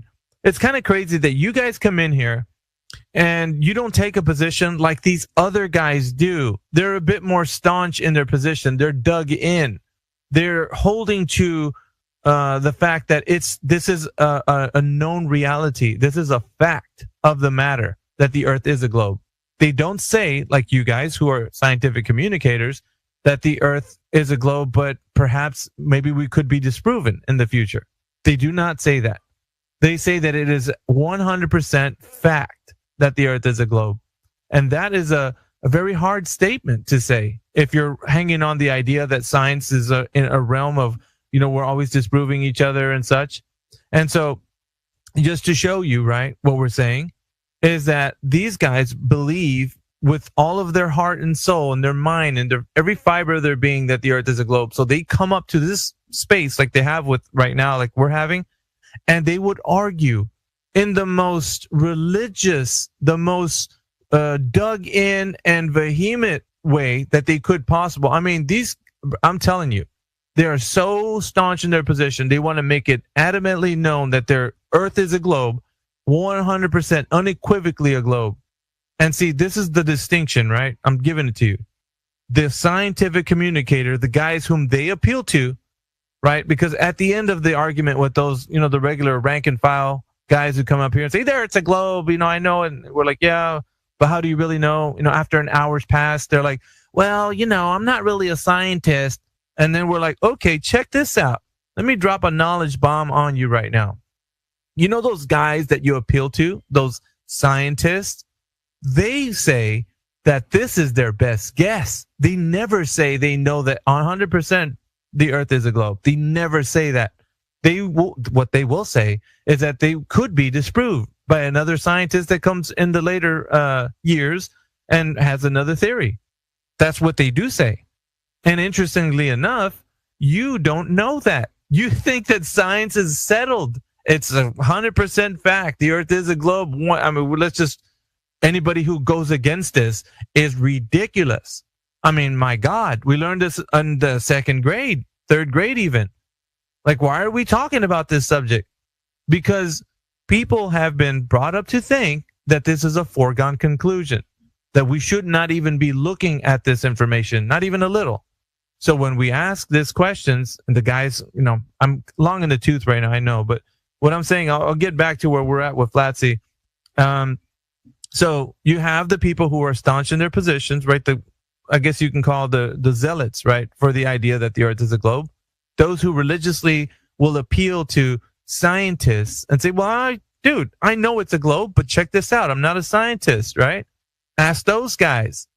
Well, the thing is, right, and back to Flatsy, is that now once you get away from the globe, let's say you peeled yourself away from the idea that the Earth is not a wobbling, tilting, whirling, twirling space ball water and flying through the vacuum of space, right? Let's say you peeled yourself away from that. Now you're looking at other things. You're looking at flat Earth. You're looking at what could be.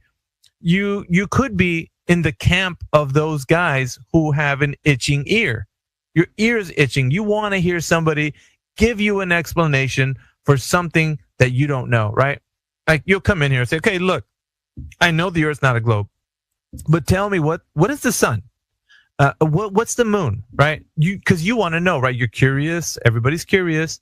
And, most of us in here in 24/7 will be like, well, yeah, no, we can't tell you what the moon is. We don't know. It's a light in the sky. Well, at that moment, something happens. The person who really wants to know what the moon is not satisfied, right? But here comes the esoteric flat earther alongside and says, psst, hey, buddy, come over here, And then they'll walk over to the guy and be like, oh, yeah, what's up? You want to know about what the moon is? Check this out, brother. I got you. It's actually energy. And so they're intrigued, right? Because they now have an answer. The guy told them it's energy. So their itching ear got scratched. So now our argument is that we don't want to make a claim to something we can't verify has been superseded by an esoteric flat earther who says, I have the answer. The moon is energy, and that's what it is. So they made a matter-of-fact statement, a claim even. So now we're in odds with people, esoteric flat earthers, that are making bold statements without having any evidence. Of course, summarizing long in the tooth even, Flatsy's point about somebody that has question proofs to give you. So they don't know, and they would only propose that they're giving you this question proof like, well, something's got to be there. Can't be nothing. So once you sign that contract, you're like, yeah, that's interesting. Let me hear more. Your ear starts getting scratched. And now they have a way into your mind. And guess what? You're talking exactly like they are without any evidence, exactly like you were when you were thinking the Earth was a globe. Well, I did ask them when they requested all this information, question after question. They never answer any. You answer them all. They don't answer any. And I said, well, just provide me I don't know all the details, but I just said, show me a picture of both sides of the moon, please. Thank you. I did not get a response. Show me a picture of both sides of the moon, please, and thank you. Well, that can actually be provided by Globers if they really wanted to, but that's still not evidence for anything. Right, because they have evidence to the globe. It's the same as the globe. You would need to be able to verify that information. So they could provide you with something, but as far as it being verified, that's not going to go anywhere from that.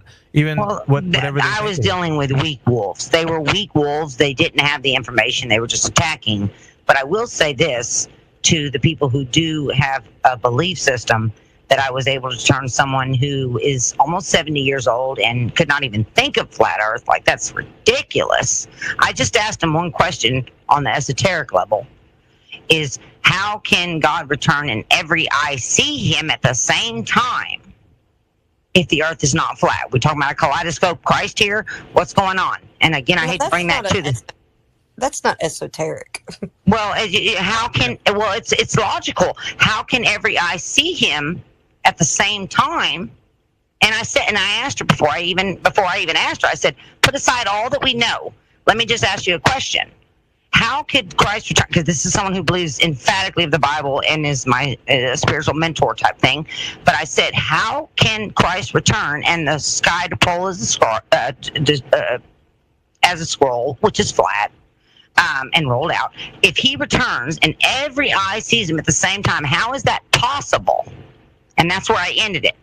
And I let them think, because they're very smart and intelligent and way before me, more knowledgeable about the word than me. But I asked them that one question, and I said, just use your common sense. How is that possible to someone who's esoteric or believes in the word or whatever? And they immediately said, it's got to be flat. I was like, well, I don't know if it's me, but I think you're really close to your mic, and it sounds like you're like, sorry, it's a bit loud. I don't know if it's your mic, just like the volume just kicked up or something, but it does sound like it's blaring on my end. The P's and T's and stuff are coming through a lot violently. But I would say that I would never consider that esoteric. You can prove all things. So I would say that Christ is in one of those areas that you should absolutely prove and can prove, and I can attest to that. I have a testimony of my own. So let's say this. Okay, I'll give you some pro tips. Know your audience. Know when to have that conversation and know when not to. Because if you have that conversation with the secular atheist, it will not go well. So let's make sure we know our audience.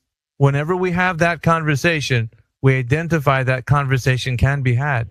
Because when you have it, you need to be ready, whoever it is that you think you're attempting to have it with. You know what I mean? Like, read the audience, like read the room, know who you're talking to. And then, yeah, I mean, if you're going to have it with somebody that, you know, knows about the Bible and has that information, then yeah, I would say go ahead and do that. Yeah, I did. And that turned them away, and they said immediately, it must be flat. With common sense, without the Bibles, put everything you know aside. How is that possible with what you believe? And that was the answer. It's got to be flat. So it was ended immediately. So yeah, I knew my audience, that particular person, but it was important. it's different out here online. So you always got to be able to you got to have discernment in a conversation where you know when to bring something up and when not to, because you'll turn somebody off, they'll stop listening, you know. So it's really important to know. Just honestly, all you have to do is lay out the basic facts, and they're so simple and basic. It's really almost laughable. Seriously, the foolish things of the world will confound those who think they're wise. So this is one example of it. So the Earth is flat. That's foolish to someone who thinks they're wise about the world and what they think of the world, you know. So right, the wisdom of God is as foolishness to man, and the wisdom of man is as foolishness to God. So it doesn't correlate. So yes, I agree. Well, one of the things that we show them also is that, you know, our common sense and, you know, logic and reason always seem to be the way that we can have discernment, right? So without those tools, without having a sober mind, we're not able to understand the physical natural world in such a way that we can make these bold statements, right?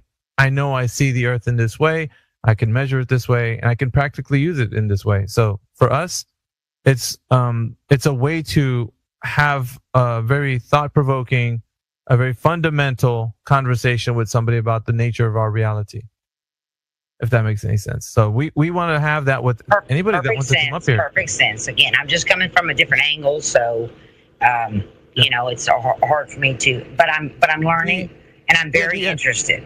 Very interested. No, I'd say this, and I think Flatsy said this earlier too. It's like, because the internet is a bit different, we can't be. We have to be able to have a wide variety of flexibility.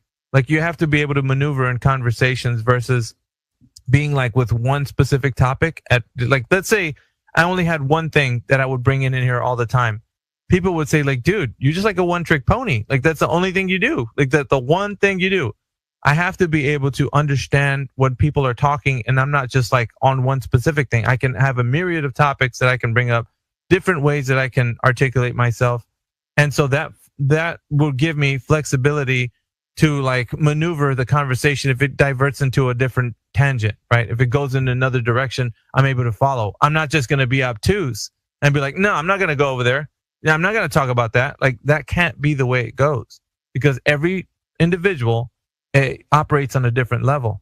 Sometimes you have to find out where they are. So you can't just, you perceptively, right? You can't just use one single type of argument. It's not going to work.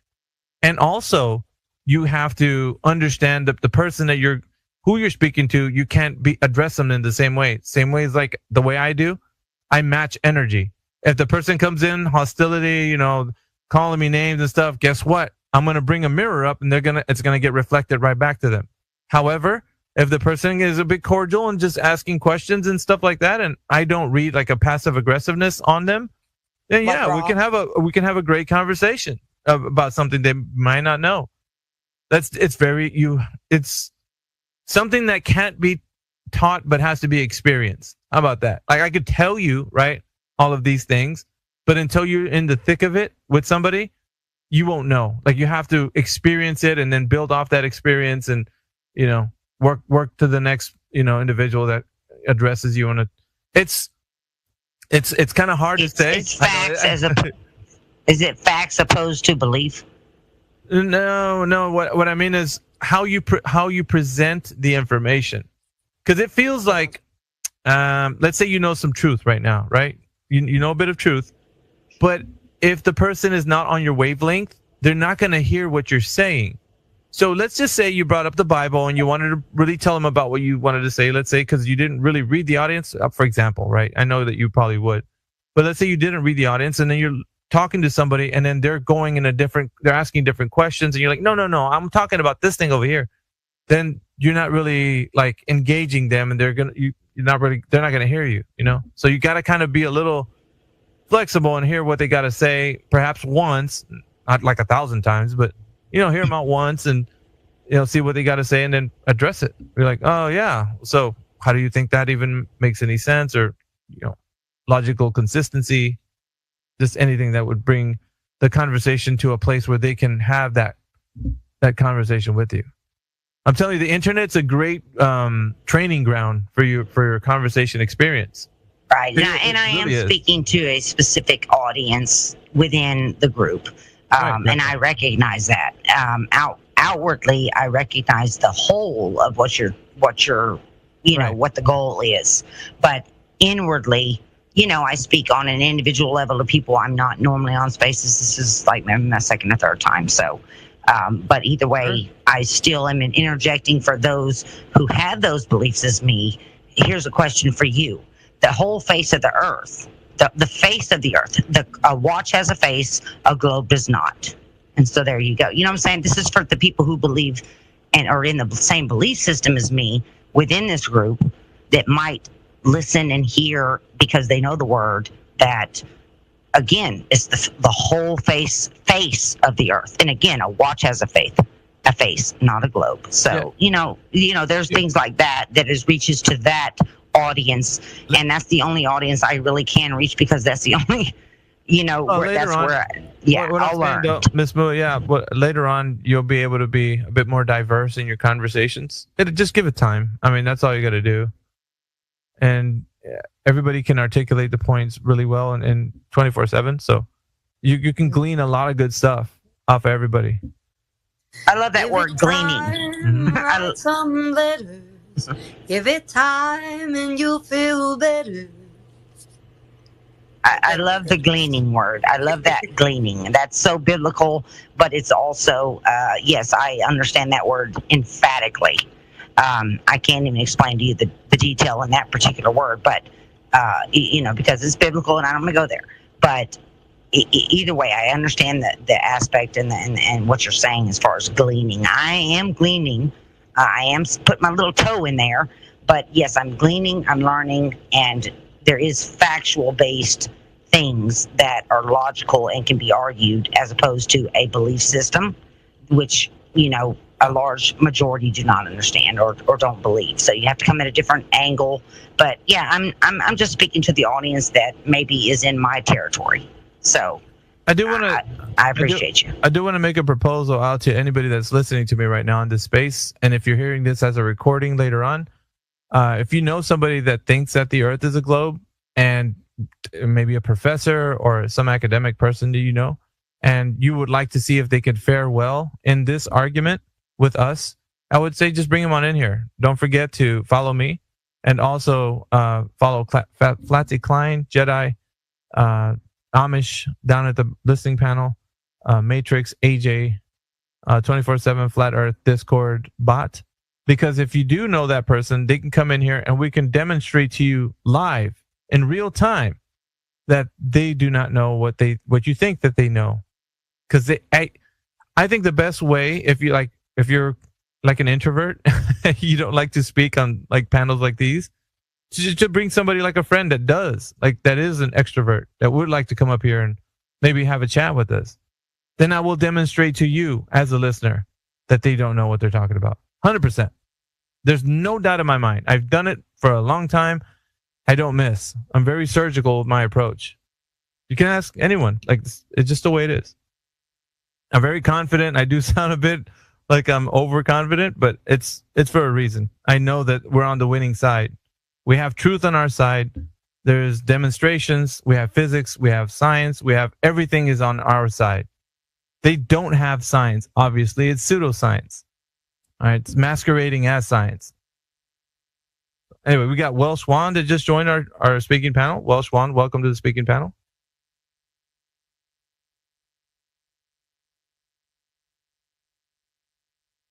Welsh Wan, if you're there. Yeah, you can go ahead, Welsh. Hello, hello. Good morning, Bore Da from Wales. Hello, everyone. Howdy. I've only just tuned into the conversation, so I was just interested in hearing what you're saying, and nice, happy morning from Wales in the UK. Happy morning. We've had some snow today, so yeah, they're probably messing with the weather again. So do you, Welsh, do you think that the Earth is a globe, or do you know the Earth is flat? I'm very open to persuasion. I think we're living in possibly a simulation. I don't even know if we're really.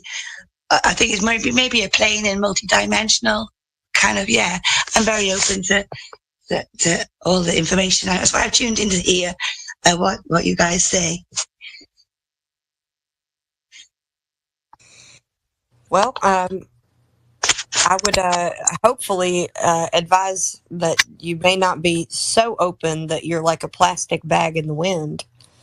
So being swayed from whatever doctrine to another doctrine, no, that's pretty dangerous, I would say. No, I'm not swaying from any doctrine. I'm just interested in other people's perspectives. Yeah, we would say that the Earth is flat. It measures that way, and there's no evidence at all for a globe, right down to the fundamental things like direct measurement of a globe.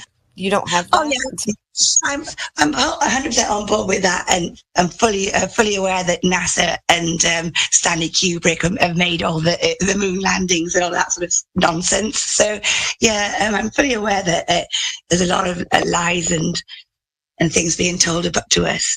So yeah, and that's why I tuned into, is to learn more. That's why I'm not saying I come here to for information and people's perspectives.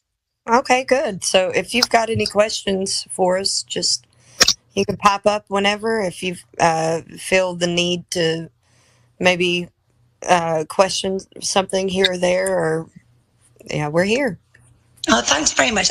I'm looking forward to listening to the conversation, and yes, I will jump in if I have any questions. Thank you. You got it. And we tend to stay grounded with truth that you can actually empirically provide to anybody that asks. So there seems to be a bunch of people that once they know that the Earth is not a globe, they tend to kind of wander off, which is what Flatsy was saying, a plastic bag in the wind.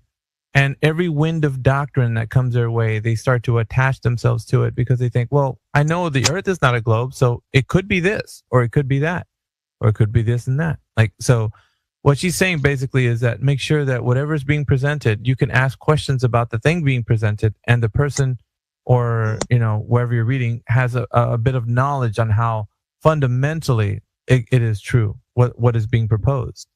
So as to root you in a greater understanding of like how you can have discernment of how that information is true. So, but if it's more of a kind of like a suggestion, well, I think we could be living in a simulation, and somebody's going on about how they're akinning reality to a simulation and so on and so forth. There's really nothing you can root yourself in there other than seeing like simulations within the context of like computer systems and such. So what we're dealing with though is maybe the proposal that this could be a simulation. So it's more of a speculation kind of a thing, but we, like in this group, we want to make sure that when people hear such things, you're able to have a way to critically think about what's being said. So you're not just taking belief after belief on, but you're actually saying, wait a minute, okay, so how do they say that this is a simulation because, from my, real world experience, I don't sense myself like in a computer game. It feels pretty real to me. You know what I mean? Like it could be thought of like it, but it's not a simulation. It could be thought of like a simulation.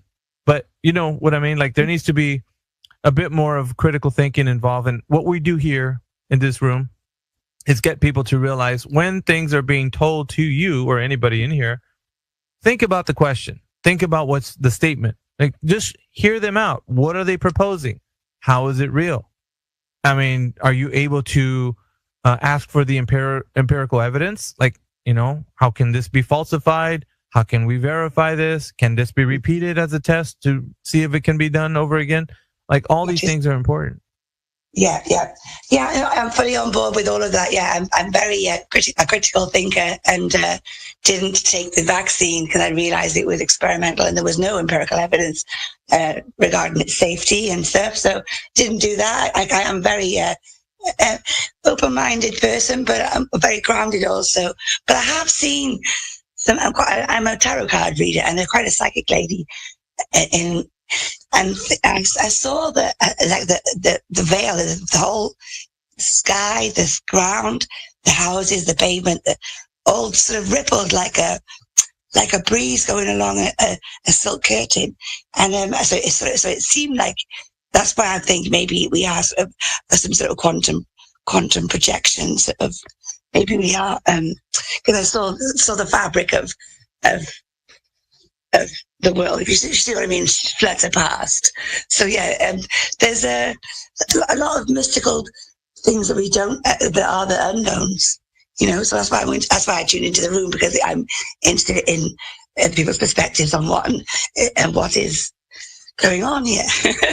Yeah, the nature of reality is very mysterious, and where everybody has a curious mind about it, and everybody thinks at some point that we can have some way that we can philosophize on what it could be, right? Let's talk about all the things that within this realm seem kind of weird, like why does this happen? How come it happens in this way? And you start to ascribe to certain doctrines. And I mean, I don't know, because I can't speak for you or whatever, but I know that when people do that, there's a lot of speculation and a lot of unknowns that are attributed to that. So, it's not really like this room's vibe. This room's vibe is more into trying to figure out how we can root ourselves in a foundation of logic and reason. Do you get what I'm saying, Welsh One?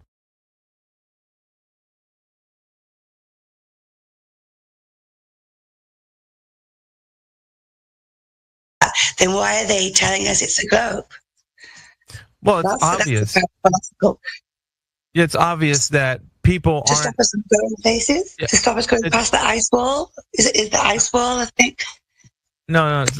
Just check this out. So people that are telling you that the Earth is a globe, they're not doing it in a nefarious manner. They're not out to get you, right? Your third grade teacher that told you the Earth was a globe is not doing so in a manner to kind of fool her student.